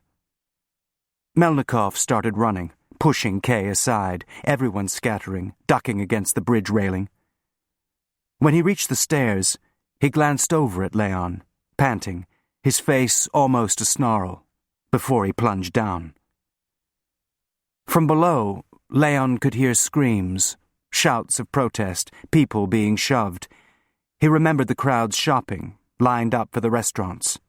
Another trap. Why had he sent him there? But where else could he have gone? A head start, at least, a minute to save himself. Melnikov's men raced after him to the stairs. Leon swiveled his head. Gülün's men, invisible before, were rushing down from the Karaköy side, bottling him up. Leon imagined downstairs, women crouching, men yelling, Alexei running toward the freedom of Eminönü, seeing Melnikov's men coming down. Frantic, back and forth, the stalls a maze, batteries and shoes and toys knocked to the floor as people were crushed against them. Another shot. The sound different. The bridge was still emptying, people hurrying to the ends, afraid now of being caught in any crossfire. A tram, unaware, had begun to lumber across, and a few people ran over to it, hanging onto the side. Kay stood, still looking at Leon, her face bewildered, jumping when she heard the shot below. What was she seeing now? Before? Wrong about everything. She looked behind her, a quick check, then moved toward Leon, another woman following. Not a Turk. Western dress. Someone Leon knew but couldn't recognize. Out of place. And then, even more confused, he did. Dorothy Wheeler. Who knew where all the files were. What Frank must have found. Who'd been walking behind Kay, next to Melnikov. "I think you may be surprised." More shots from below, coming from both ends, as if they were firing at each other. Then, suddenly, Alexei was at the top of the far stairs, a backtracking maneuver, his head poking up like a rabbit out of its hole. No, a fox. Eyes desperate and calculating, trying to outrun the hunt. He looked around, the road almost empty, traffic stopped at either end, and started back to Karaköy, sprinting, wiry arms pumping as he came toward them. Leon could almost feel the surge of adrenaline. Faster. Not far. A minute of luck, that's all. But the fox never won. Leon saw that the bridge was like a broad, open field without cover. An illusion of escape. He hadn't saved Alexei. He'd only given him a head start to be killed. But at least running, all anyone could really hope for. A running start. Leon! Kay, heading toward him too. Dorothy had disappeared. Thank God! Stoi! Gianu! A blast of a shot. Melnikov firing from the top of the stairs, more screams from the railing. Alexei turned, looking back over his shoulder, catching a second shot in his chest. The force of it almost spun him around, his body slumping over, then forcing itself back up, the last, 9th life. Just enough strength to lift his gun, hand shaking, trying to keep the shot from going wild. Leon pushed Kay to the ground, covering her. Stay down, sounding like someone else, hoarse. Another crack in the air from his right. He heard Melnikov grunt, then yelp, surprised, and looked up. The eerie quiet of a moment of elastic time. Melnikov slowly dropped to his knees, a forest trunk falling, holding his side. Alexei still bent over, but starting to move. Awkward steps, staggering to some invisible finish line. Then Melnikov fired. A miss this time, but the sound speeding everything up again. Alexei tried to run faster, but his feet splayed, tripping over themselves, until they finally stopped and he crumpled onto the road, the gun clattering away from him. Don't move, Leon said to Kay, then got up and ran to Alexei, blind to everything around him. Kay's voice behind, men rushing toward him, the fishermen at the rail lifting their heads to watch. Gianu, Melnikov called again, weaker this time. On the stairs there was a clumping of feet, Gulun barking out some order. Leon dropped next to Alexei. He was gulping for air, blood pouring across his upper chest. The gun, he said, raspy, moving his eyes to the side. Get the gun. Leon picked it up. Gianu! Leon looked behind. Melnikov getting up, holding his stomach. So, Alexei said, still breathing in gasps. Hold on. We'll get an ambulance for you, Leon said. But who wanted him? Alexei shook his head, then blinked at the gun. You do it. Not them. Leon froze, the gun suddenly cold in his hand. Alexei nodded. It's time. Leon stared at him. My friend. His eyes locked on Leon now. Not them. Leon heard the scrape of a shoe on the road, Melnikov moving. What are you doing? Kay said to Melnikov, somewhere in the distance. Do it, Alexei said. Another blink. Some awful permission. He moved his hand, limp, covered with blood, to touch Leon's arm. His eyes sure, so wide that Leon thought he could see to the back of them, who he was. Please, he said, his voice fainter. Leon knelt, paralyzed. 1 second. Alexei looking at him as if there was no one else on the bridge. Please. Leon fired. Alexei's body jerked, an electric jolt, his eyes even wider. Then everything settled. Quiet. Are you crazy? Melnikov was yelling, close now, the bridge noisy again with men running. Leon turned as if he were protecting Alexei, already dead, with his own body. But Melnikov wasn't aiming at Alexei, his other hand still clutching his side, bleeding, eyes rabid with fury. Durak, he said, spitting it.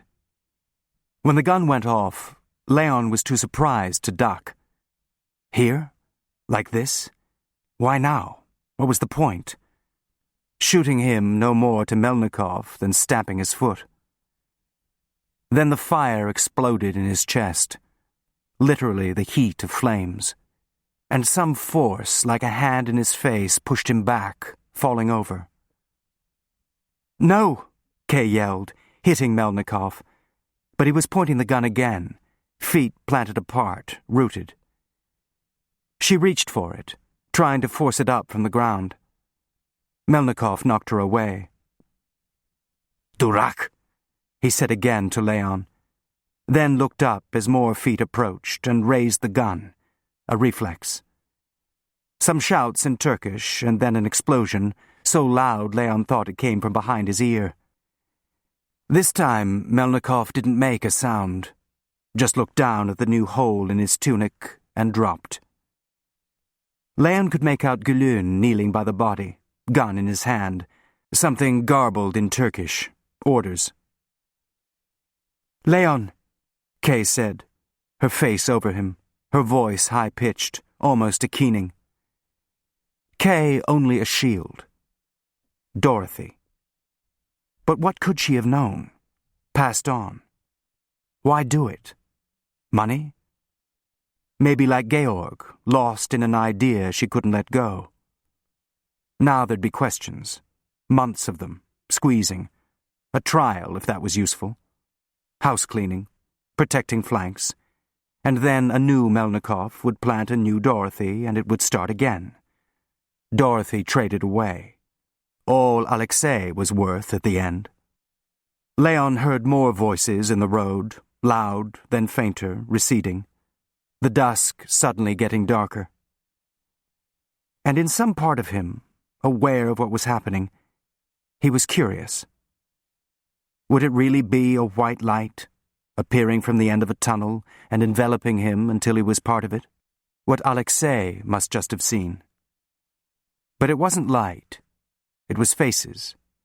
Hazy, like underexposed film, but moving closer until they were right next to him. Phil in his cockpit, waving. Georg walking his dog in Yildiz. Mihai at a boat rail, the faint suggestion of a smile. And then Anna. In Lily's garden that first spring, worried because they were happy. Before anything happened. Her face so close now he felt he could touch it. All the faces of his life. Then they went away. "Finally," a voice said. "I'll get the nurse." Light. Not that light, the enveloping one. Just daylight. White walls. "Leon?" A face. Mihai. Leon tried to speak, his tongue stuck. "Some water." "Yes, yes." A plastic straw. A stream of cool liquid soaking into his dry throat. "They said you'd be dehydrated, even with the drip." Mihai's face now in focus, concerned. "Where is this?" "Obstbaum's. I had you moved. The hospital, there's a risk of infection. Even Kleinman said, after an operation." "An operation?"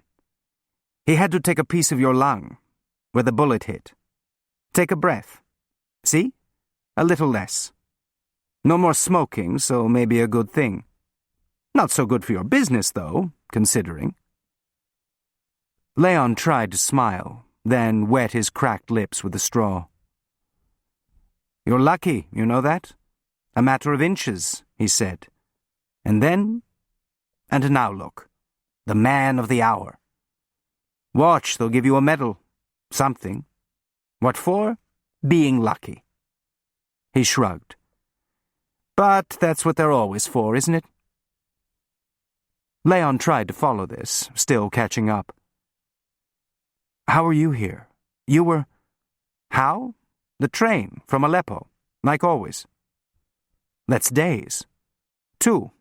You've been out. Maybe Rabbi Pilzer prayed for you. He has a direct line," he said, pointing a finger up. "So he thinks. Somebody must have. You almost died." "Yes." "Yes? You knew?" "It doesn't feel like anything," Leon said to the ceiling, then looked back. "I saw you." Mihai stopped, thrown by this, then took the water away. Wonderful. With wings? This is what happens? A little disappointing.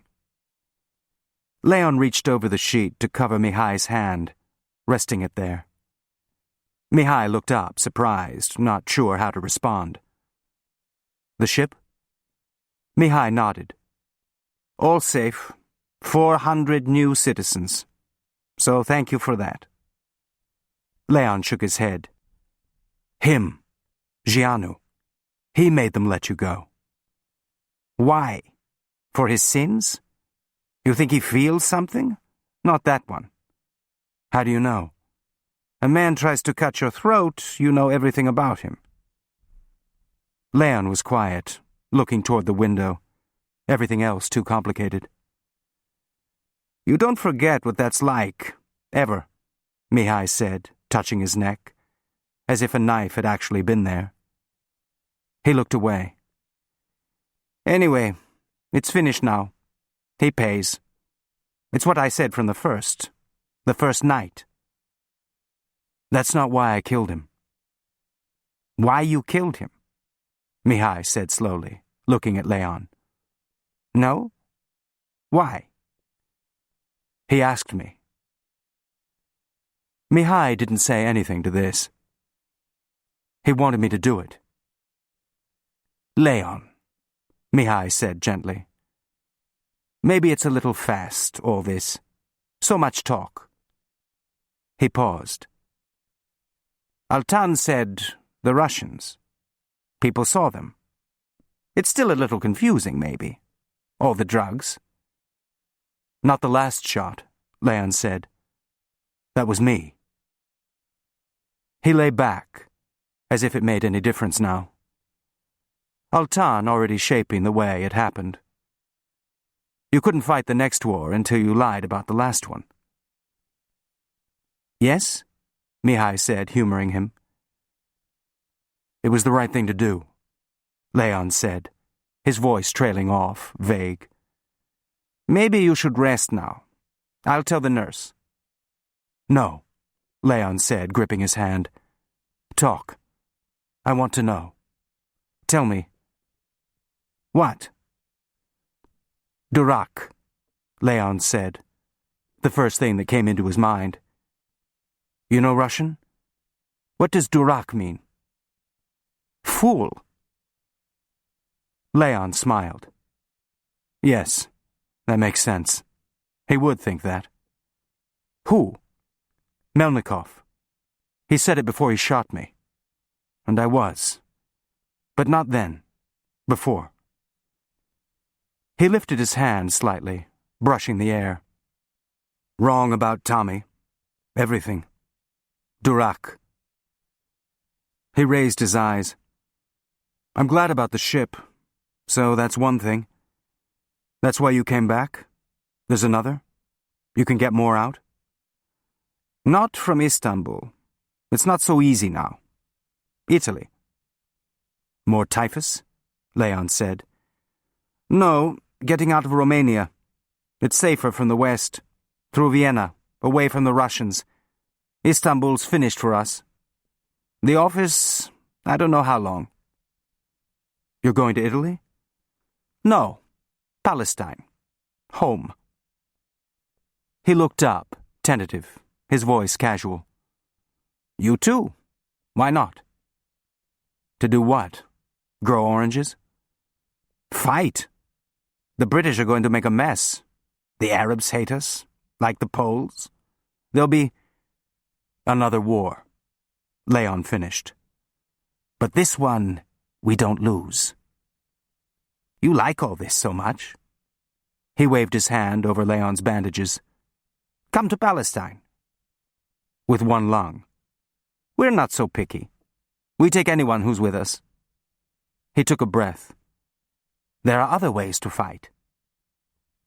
Leon turned. I'm not with anybody. And that's why you buy the Victoire out. And now, who do you see when you die? A joke to keep a door open. An exit if he needed it. I saw Phil, too. Mihai cocked his head. My brother, who was shot down. I used to think sometimes I was doing this for him. Helping, working for Tommy. But that's just something you tell yourself, to make it okay. He turned to face Mihai. How do you help somebody who's dead? So who would I be helping this time? Anna? Mihai looked away, uncomfortable.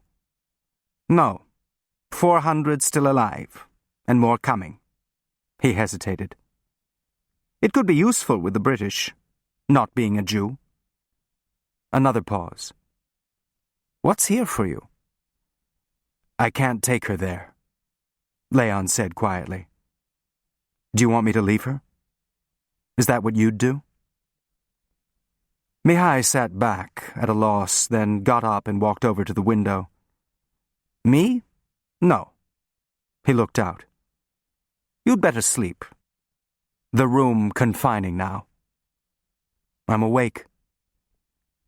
Mihai started fingering some plants on the windowsill, restless. So who is this woman? She comes every day. Kay? She was Frank's... I know who she is. Who is she to you? Leon said nothing. We'll see, he thought. She knows about Anna? Leon nodded. Not just a friend, I think. He held up his hand before Leon could say anything. She's here? Mihai looked at his watch. Soon. Every day. He made a half smile.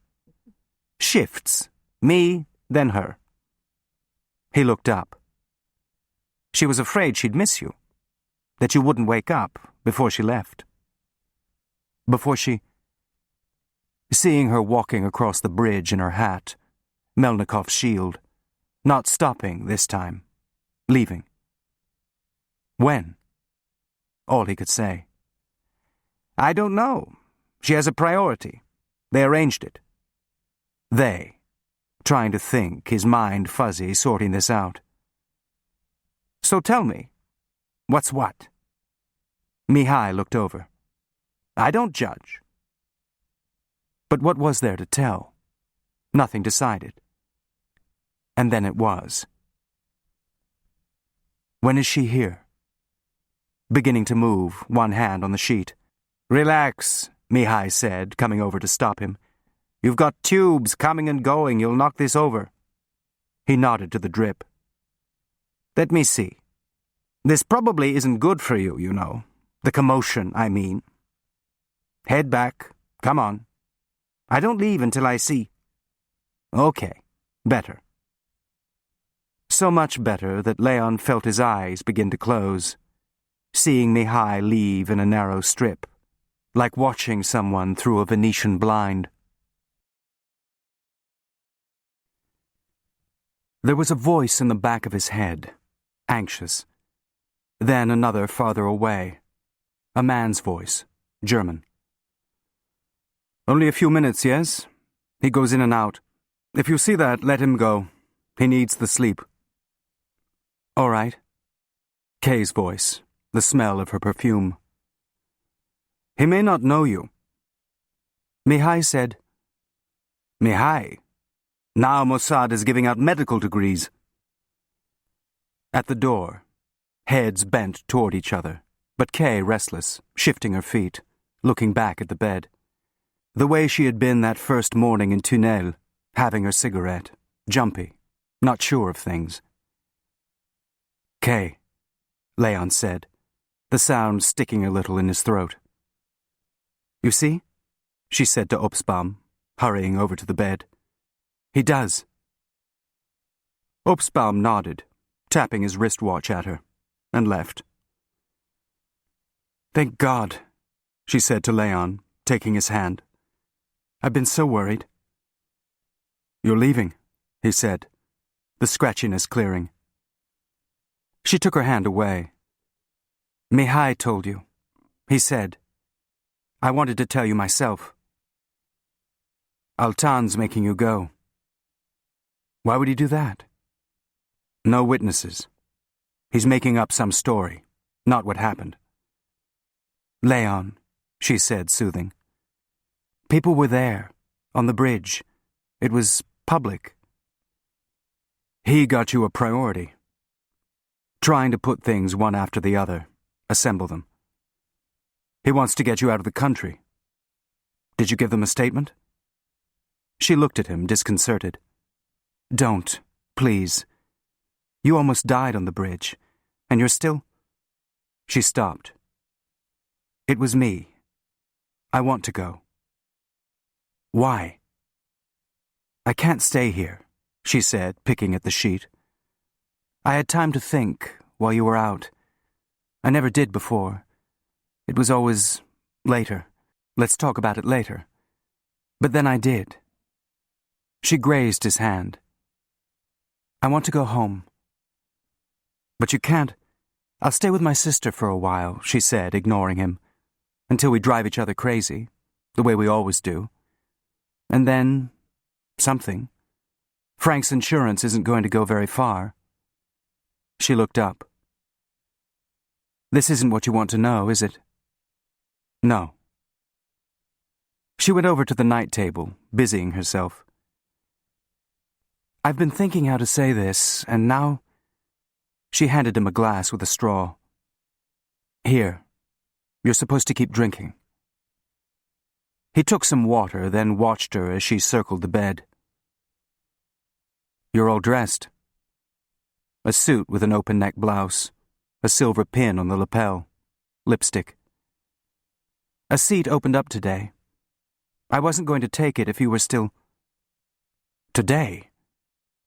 He tried to prop himself up against the pillow. She adjusted it for him.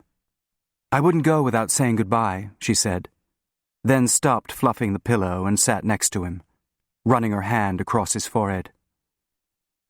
Oh, God, how do I do this? Don't.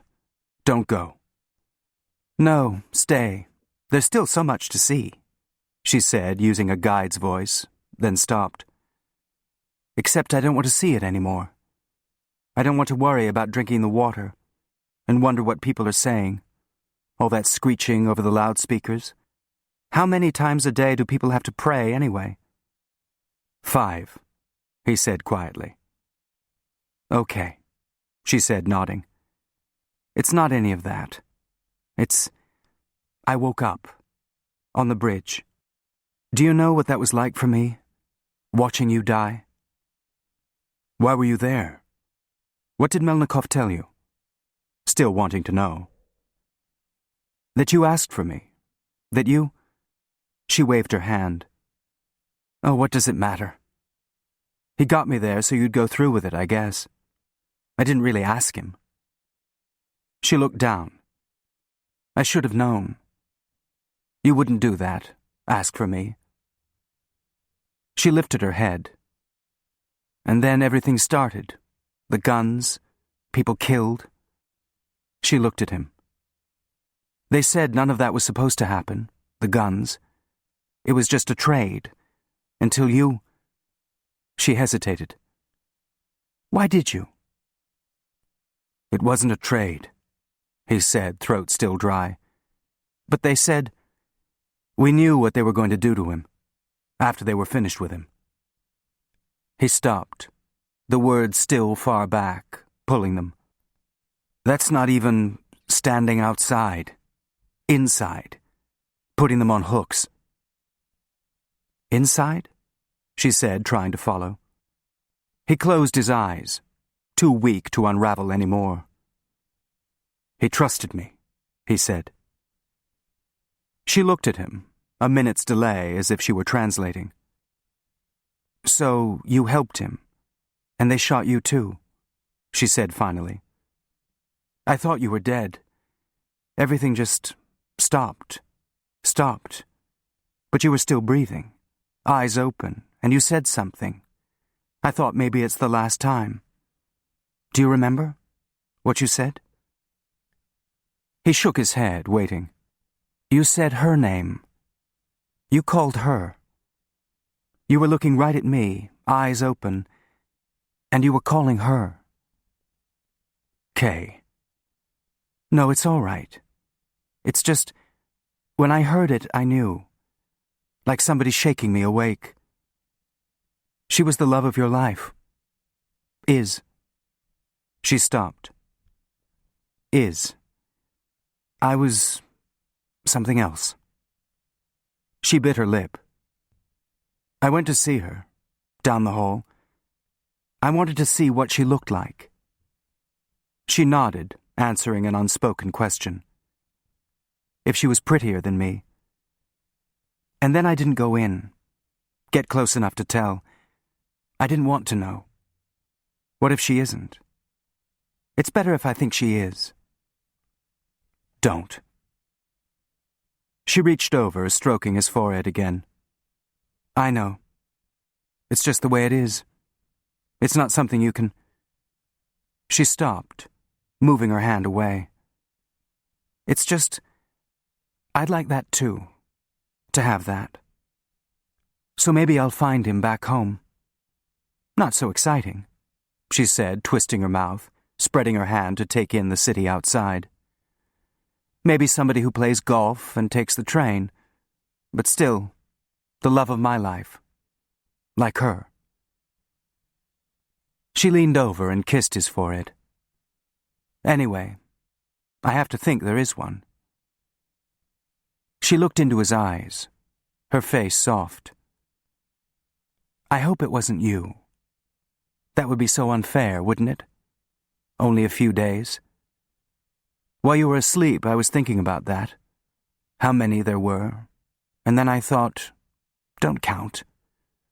What if it's 2, 3, just a few, and it seems like... She stopped. So better not. He reached up, putting his hand against her cheek, the IV line dangling, as if it were part of a string he was trying to hold. And, you know, maybe it's enough like this, to have a taste. Stop before... She looked away. You don't see it at the beginning. I don't know why not. How else would it end? What did I think this was? What did you think it was?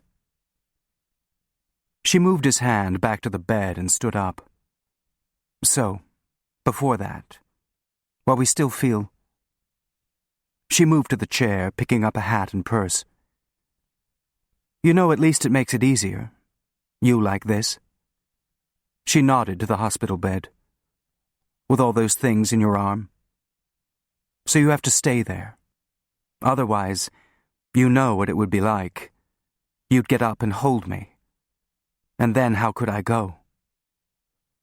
Her eyes filling now. Because I'd think it was you. The one. She came back to the bed and leaned down, kissing him on the forehead. A goodbye kiss. Then his arms went up around her, pulling her closer, and the kiss became something else, a secret, until he felt moisture in the cracks of his lips, smeared with her. Listen to me, she said. Later, you'll think different things about me. She put her fingers to his mouth before he could say anything. You will. I just want you to remember. This part was true. Will you remember that? He said nothing, afraid she would remove the fingers, actually go. Your car's here. Obstbaum in the doorway, Kay's head jerking back. Coming, she said, barely getting it out. Obstbaum lingered at the door, so she just squeezed Leon's hand, a different goodbye, still caring about how it must look to him. She cocked her head toward the hall, the quiet room at the end. I hope she comes back. Think how she'd feel, knowing you waited for her. She turned to go, Leon's hand resting on the bed, but in his mind's eye stretching out, and then seeing Obstbaum dropping back. By the time she reached the door, Obstbaum had disappeared. But it was too late to reach her now, and his body was sinking into the sheets, the way it had felt on the bridge, when he thought he was dying. But would you do something for me? Kay said, turning, eyes brimming. He looked up, not having to nod, knowing she could sense it. Don't tell her. About us. He waited. She wouldn't like it. But that's not it.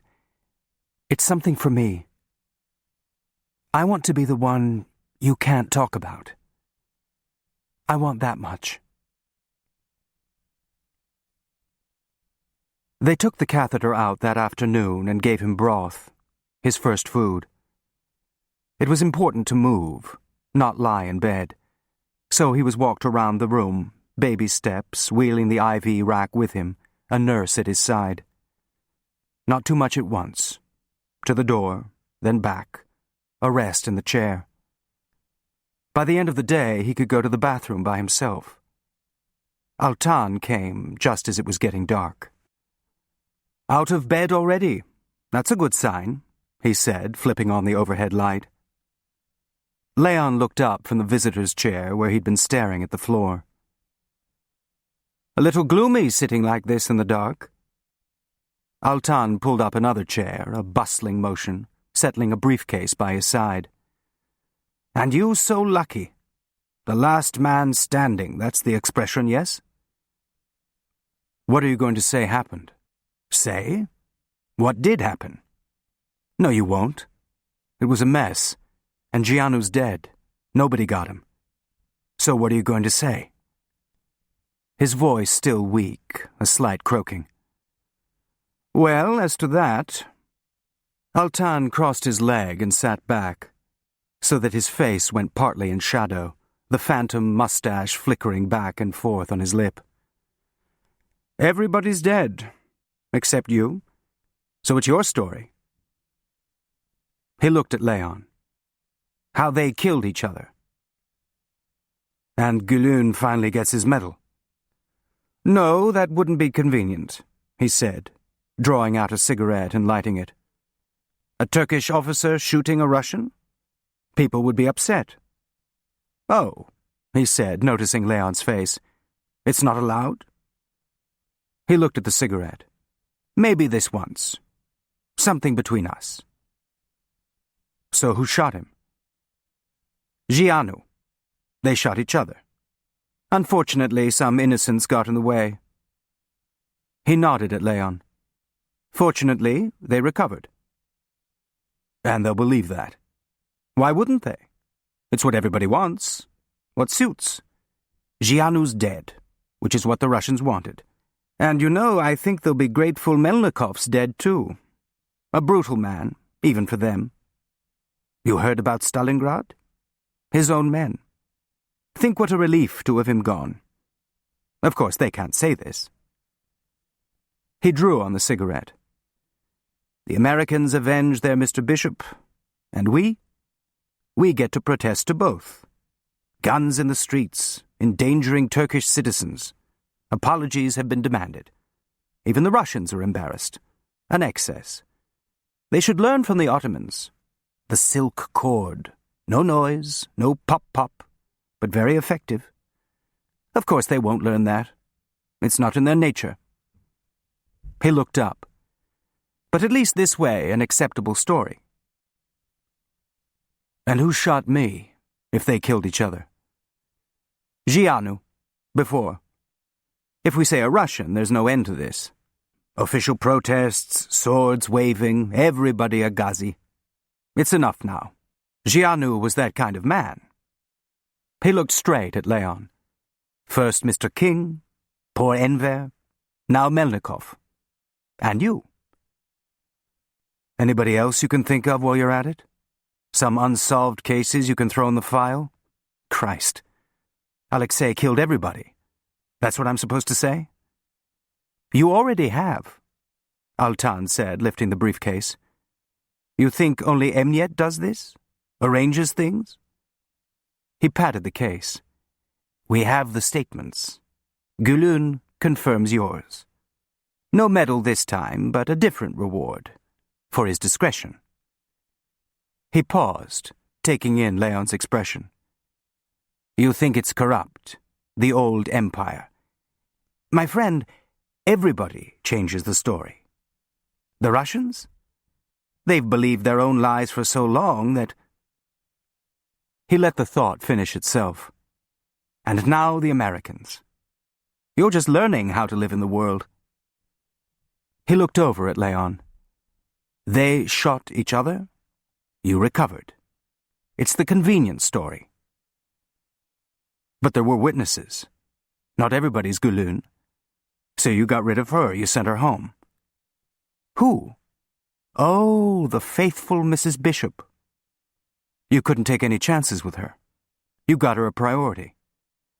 Leon, she didn't need anyone to do that for her. All she had to do... He stopped. You still don't know? She didn't tell you? Leon said nothing, feeling for the armrest. Altan made a kind of sigh through his nose. That she leaves to me. He put out the cigarette. So foolish, the Americans using the wife. His idea, too, I'm told. Why? To save money?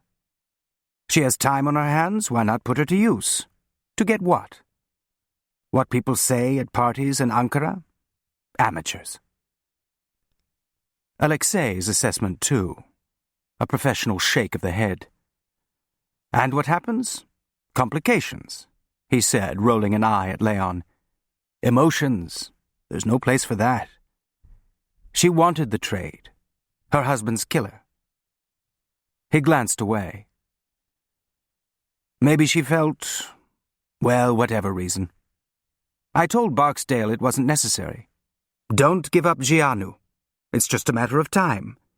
But no, they listened to her. An amateur. Leon was listening now, too. Just a trade, she'd said. Until you... Why did you? Always a mistake using a wife. Think of the risk. The one can be used against the other. But they weren't, Leon said dully, leading him, wanting to know, his voice sounding like an echo. Still, a risk. Too. It compromises any operation. No, she never said a word. Of course not. You were the operation. He felt the chill on his back, air coming through the open hospital gown. Then the weight again, his body sinking into the chair. Not that it did much good, Altan was saying. You didn't give her anything. I thought now she's got him. But she didn't. No, Leon said, another echo. You never gave Gianu away. Not even to her, he said, oddly admiring. I couldn't, Leon said, his voice still far away. Leon? He looked up, aware now that Altan had been talking. I was supposed to keep him safe. That's what it was all for. Everything that happened. To keep him alive. His mouth began to turn up, as if he had heard a joke, back where his voice was. Keep him alive. Altan raised his eyebrows, a nurse watching a patient. You all wanted him, Leon said. Everybody. Then nobody did. Altan shifted in his chair. In my opinion, a waste. What can he do for anybody now? Dead? Nothing. That's what he wanted. Altan looked at him, not sure how to take this. All this to get Dorothy, Leon said, the idea still implausible.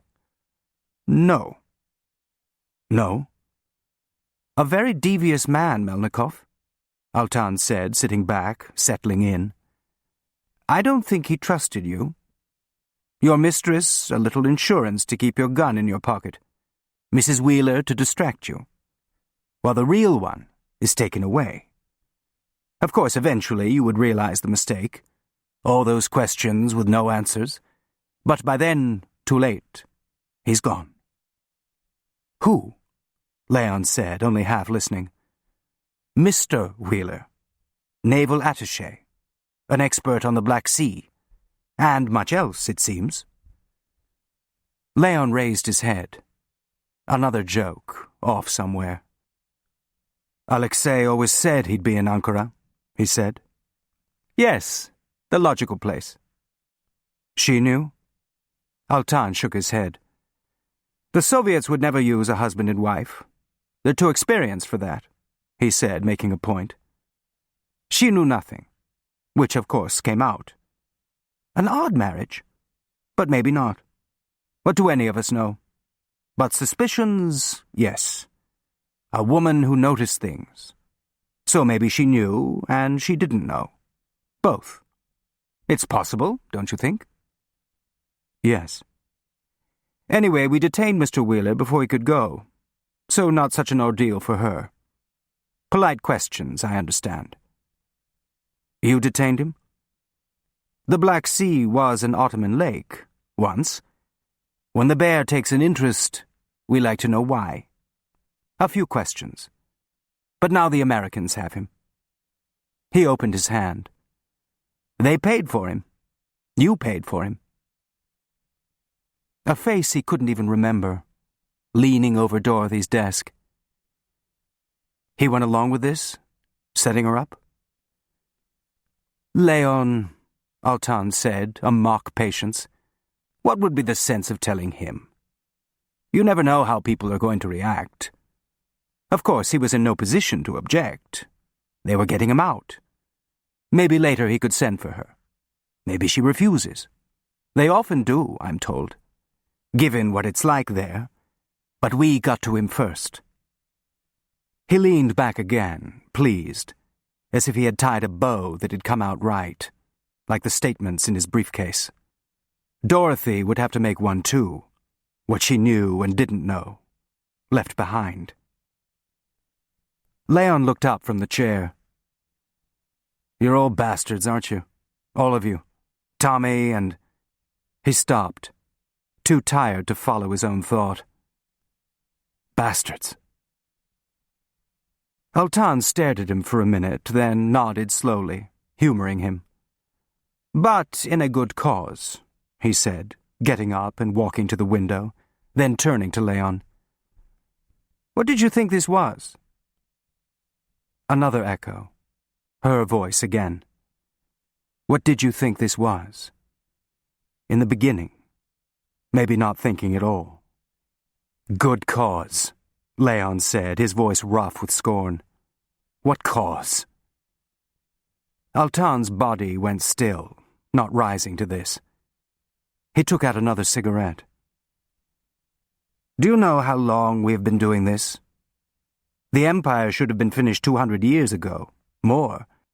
From then on, there were only bad choices. Good for someone else, maybe, but bad for us. How much money to borrow? How much land to give up? All bad choices. But we survived. We found a balance between. The Ottoman solution, he said ironically. I like to think it's a kind of wisdom. Life is like that, don't you think? Mostly bad choices. All you can do is keep your balance between them. You lost the Empire, Leon said flatly. Altan peered at him through the smoke, annoyed. And we learned from that, too. Sometimes one bad choice is worse than the other. Ferengi who want to use us to fight each other. So we keep our eyes open now. We have to know how things are. It's the only way to protect ourselves. To know. No matter what you have to do. Who gets killed? Altan shrugged. It's not a perfect world. For whom are you in mourning? Leon looked away. No one. Everyone disposable, as he'd been. Tommy's gun firing at him. Good, Altan said, coming back from the window. It's important in this work to keep a clear head. He picked up the briefcase and put it on the table to open it. It's been interesting watching you. I didn't think you could do it. So many complications. But no, good instincts. You are resourceful. Impossible to train someone for that. My only concern was this weakness. It's a mistake to form a personal attachment. Trusting a man like Gianu. Of course he'd take advantage, try to escape. That was sloppy. But in the end you did what you had to do. So you learn from that. Leon looked up. Another story. You know I killed him. So Gülün said. I confess I was relieved. I didn't know if you were hard enough to... That's not why. No? Well, it comes to the same thing. He pulled out a paper. For the Americans. What's that? Your statement. How they killed each other. Why are you doing this? What difference does it make to you? If the Americans knew how it really was, they'd never trust you again. This way, who knows? They might give you a medal. I don't want a medal. Altan nodded. Or a job, either. They'll offer you one, I think. Here, sign. But you're finished with all that. Reasons of health, maybe, he said, touching his chest. Finished? Leon said, waiting for the rest. You can't serve two masters. You might be tempted to play them off against each other. 2. I need to trust my people. Your people. People who work for me. I think it'll be good, the two of us. He held out a pen. Sign it. Leon stared at him, the soft click of a lock turning in his head. And if I don't? My friend, you don't want to put that gun in your hand. Everything changes. For you. It starts all over again. On both sides. And this time, you're Gianu. We have better things to do. He gestured again with the pen. What makes you think I'd ever do that? Work for you? Leon, the best warriors the Ottomans ever had were the Janissaries. All foreign-born. All loyal. They served the Empire. He looked over. And the Empire served them. They were slaves. Only in a manner of speaking. Chains of self-interest would describe it better. Golden chains. You are the perfect Janissary. I don't want anything from you. No? There are other statements here, he said, reaching in and pulling out some papers. For another file, I thought. Somewhere safe. The fisherman's. What happened at Bebek? Gianu can no longer tell us. Now there's only you. If a judge believes you. He pulled out more paper. Gülün's other statement, so puzzling. What reason could you possibly have for shooting Gianu? Self-defense? A man lying there without a gun? Of course, other statements can be arranged, from people on the bridge, so there's no doubt. Now 2 men killed. Bebek, the bridge. Think how many stories we could make up to link them. Perhaps you have one of your own. But the facts will be that you were there, both places, and killed both men. He stopped. Leon, even with bad choices, there are worse choices. Leon stared down at the paper, the one that said he hadn't done anything at all, a story of good intentions. I'm not a traitor. Yes, I know, a good patriot. Leon, we want the Americans to protect us. I don't ask you to work against them. Just what people say at parties, Leon said, sarcastic. Well, the foreign community. It's true, we like to have our ears there. But they're leaving Istanbul. The war's over. We're not, a second looking for the word, strategic anymore. If only the Russians would go too. But no, so we need other ears. They're Turkish friends. Some of them you already know. Friends of Georg. What do they say to them? A foreigner who speaks Turkish, a valuable asset. An American working for me?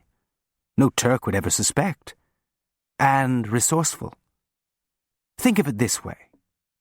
It's what you do for the Americans, except you do it for me. Unofficial. The way you like to work. He paused, the air still. For me, but not against them. You have my word. Your word, Leon said, almost laughing. Yes, my word, Altan said, nodding to the papers. Not Gülün's, not the fisherman's, none of them. Mine. You have that. So, you see, what a perfect Janissary arrangement it will be. We will have an obligation to each other. Sign, please. Leon took the pen. And now you should rest, Altan said, glancing at his watch, then at Leon as he wrote. A hasty scribble, his head down as if he didn't want anyone to see. Obstbaum will be angry with me. Would you like help? To the bed? No. Altan put the statement in the briefcase. So, we understand each other? You know I'm looking forward to this. He began moving to the door. One thing, he said, stopping. You don't mind? A personal curiosity.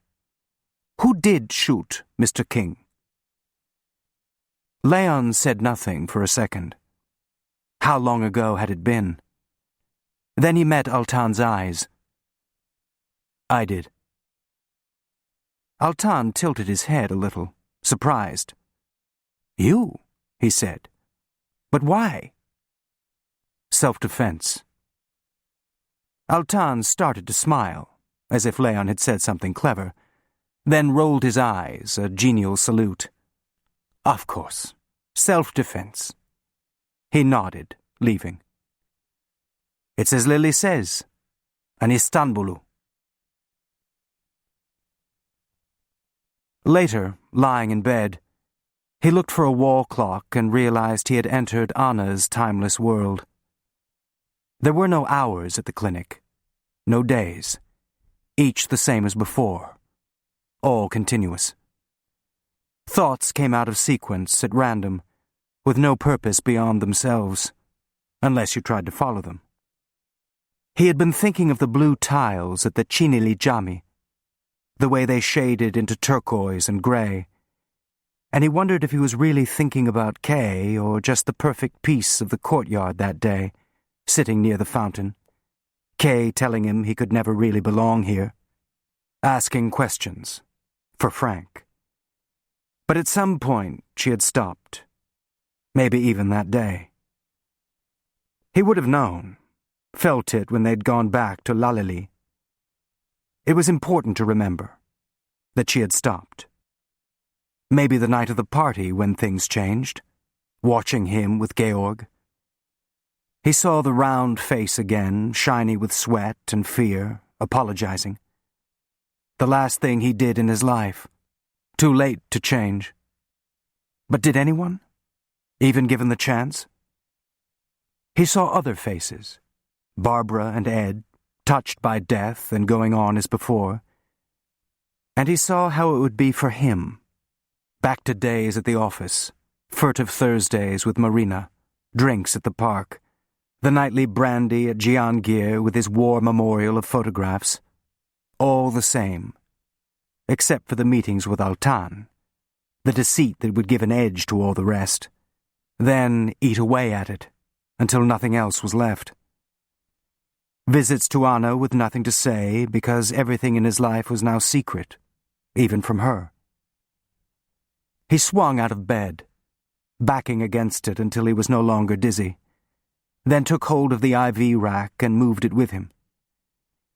In the hall, just the dim night lights and soft, sibilant Turkish coming from the nurses' station, something about the supervisor changing their shifts. Ordinary life. He had put on slippers and now slid quietly over the waxed linoleum.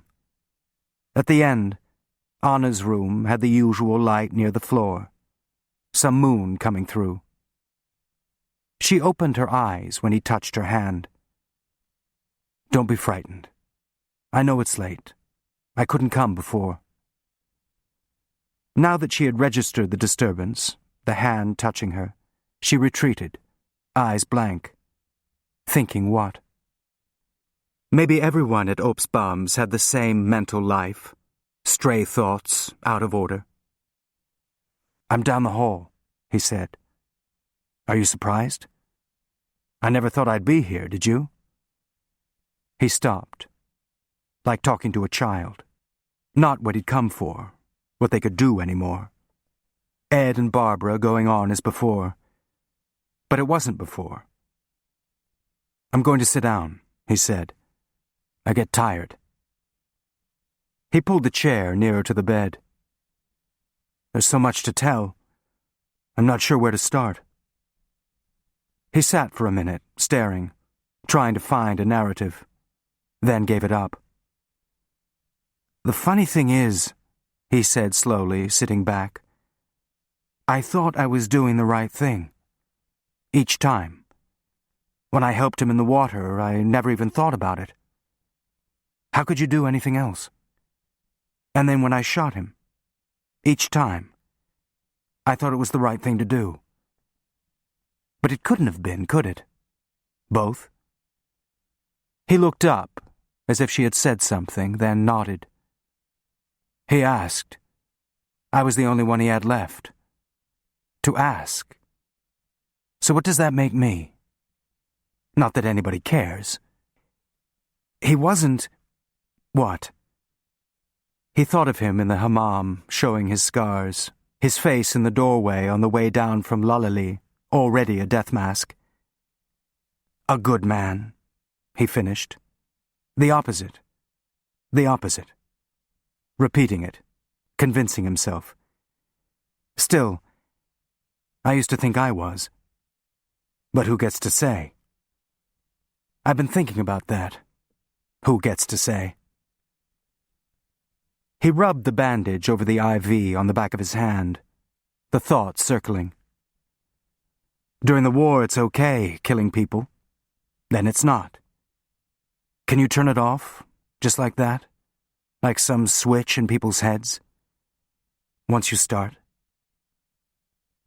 He looked up again, but she hadn't moved. Her face smooth, not a line. Anyway, it's done. You don't get to do it over. His eyes went to the window. Any of it, I guess. Everything you've done. Drifting. Thoughts out of sequence again. I met somebody. He pulled back, hearing Kay's voice. She wouldn't like it. I thought that was right, too. And stealing the money. Everything. And now... Another minute. The silence like sleep. It just happened, meeting her. I didn't plan it. He made a face. She did, I guess. I don't know. But then she didn't expect... Anyway, she said so. This thought getting away, too. His mind wandering out to the garden, where he and Alexei had stood watching the dark room, saying goodbye. But there was something else, important. "Do you believe someone can lie," he said, "and still tell the truth?" His face still turned to the window. "Lie about things, but not the two of you. What happens between you, that has to be the truth, doesn't it? Or we wouldn't have anything, even for a while." He stopped, aware that he was talking out loud, that she might actually have heard, something she couldn't hear. He turned back to her, covering it. "The rest I don't know. That's a funny thing, too. I wanted Tommy to give me a job, and now I've got it. But not for him." He leaned forward. "We need to think about what to do. Work for Altan. It's not illegal exactly, but it's something. And it won't stay that way, whatever he says. He wants me to think I can get away with it. Everything. But the minute he's finished with me, Alexei's lemon now. They're all bastards. All of them. They throw people away, our side too. He looked up. But even so, he thought of Phil, kneeling with the ground crew. We have to leave Istanbul, he said, his voice firmer, planning. He thinks I'm trapped, but he doesn't know about the money. The rest of it just sitting there. Nobody knows. We can use it to get out. There are ways. That's what I've been doing. I can do it. I'm resourceful, he said, a rueful joke to himself. We could go to Italy. Help Mihai with his boats again. Anywhere. We could go home. He leaned over, but her eyes were just as still as before, and looking at them, he saw that there wasn't any home, just where they already were, in between. It wouldn't be hard to do if you came back, he said, for me to arrange things. Altan wouldn't suspect, and what could he do once we were gone? You can't want to stay there wherever you are, and I'd be with you. I'd never leave you. You know that. She knew that. She knew that about me. We could... And then he was suddenly out of breath, leaning back against the chair, knowing that none of it was going to happen. That all the plans were just a last defiant wriggle before Altan's chains settled around him. I thought it was all for the best. Something I could do, he said quietly. For the war. No, not just that. Exciting. I thought it would be exciting. Be one of those people at the park. Feeling a tightening around his chest, not fear, something staring at him, implacable. His new life. There wouldn't be any starting over. No new evenings together in Cihangir. What would there be to say? Both of them locked in silence for their own reasons. Even here, having to be careful everywhere. Anna lost to him now, too. Then, for only a second, he thought he saw her finger move, maybe sensing it, feeling it with him, the way it would be. And he reached over and covered her hand. It's going to be all right, really, he said quickly, reassuring. This is the best place for you. And when you're better, don't worry about Altan. I can handle him. He's no worse than the rest. Look at Tommy. I just have to keep him interested. You learn these things. And actually, I'm good at this. That's why I don't want you to worry about anything. Holding her hand tighter. His voice bright, making conversation, keeping everything from her now, not just Kay. Everything he'd have to do. You always liked it here. And you know, a janissary, if he played his cards right, could become an important man. Wouldn't that be a kick in the head? The last thing we expected, but... bubbling, keeping her spirits up, away from the rest. And we'd still have the money if we need it. So there's nothing to worry about. We'll be fine. He stroked her hand. You know, on the bridge, when I saw your face, you looked just the way you did when we first met. So that must mean something, don't you think? Nothing's changed. He paused. Not for you. He looked away, out to the garden. It'll be spring soon. In a month, the Judas trees outside would start to blossom all along the Bosphorus. You could come back for that, he said. He waited a minute for an answer. And then nobody said anything at all.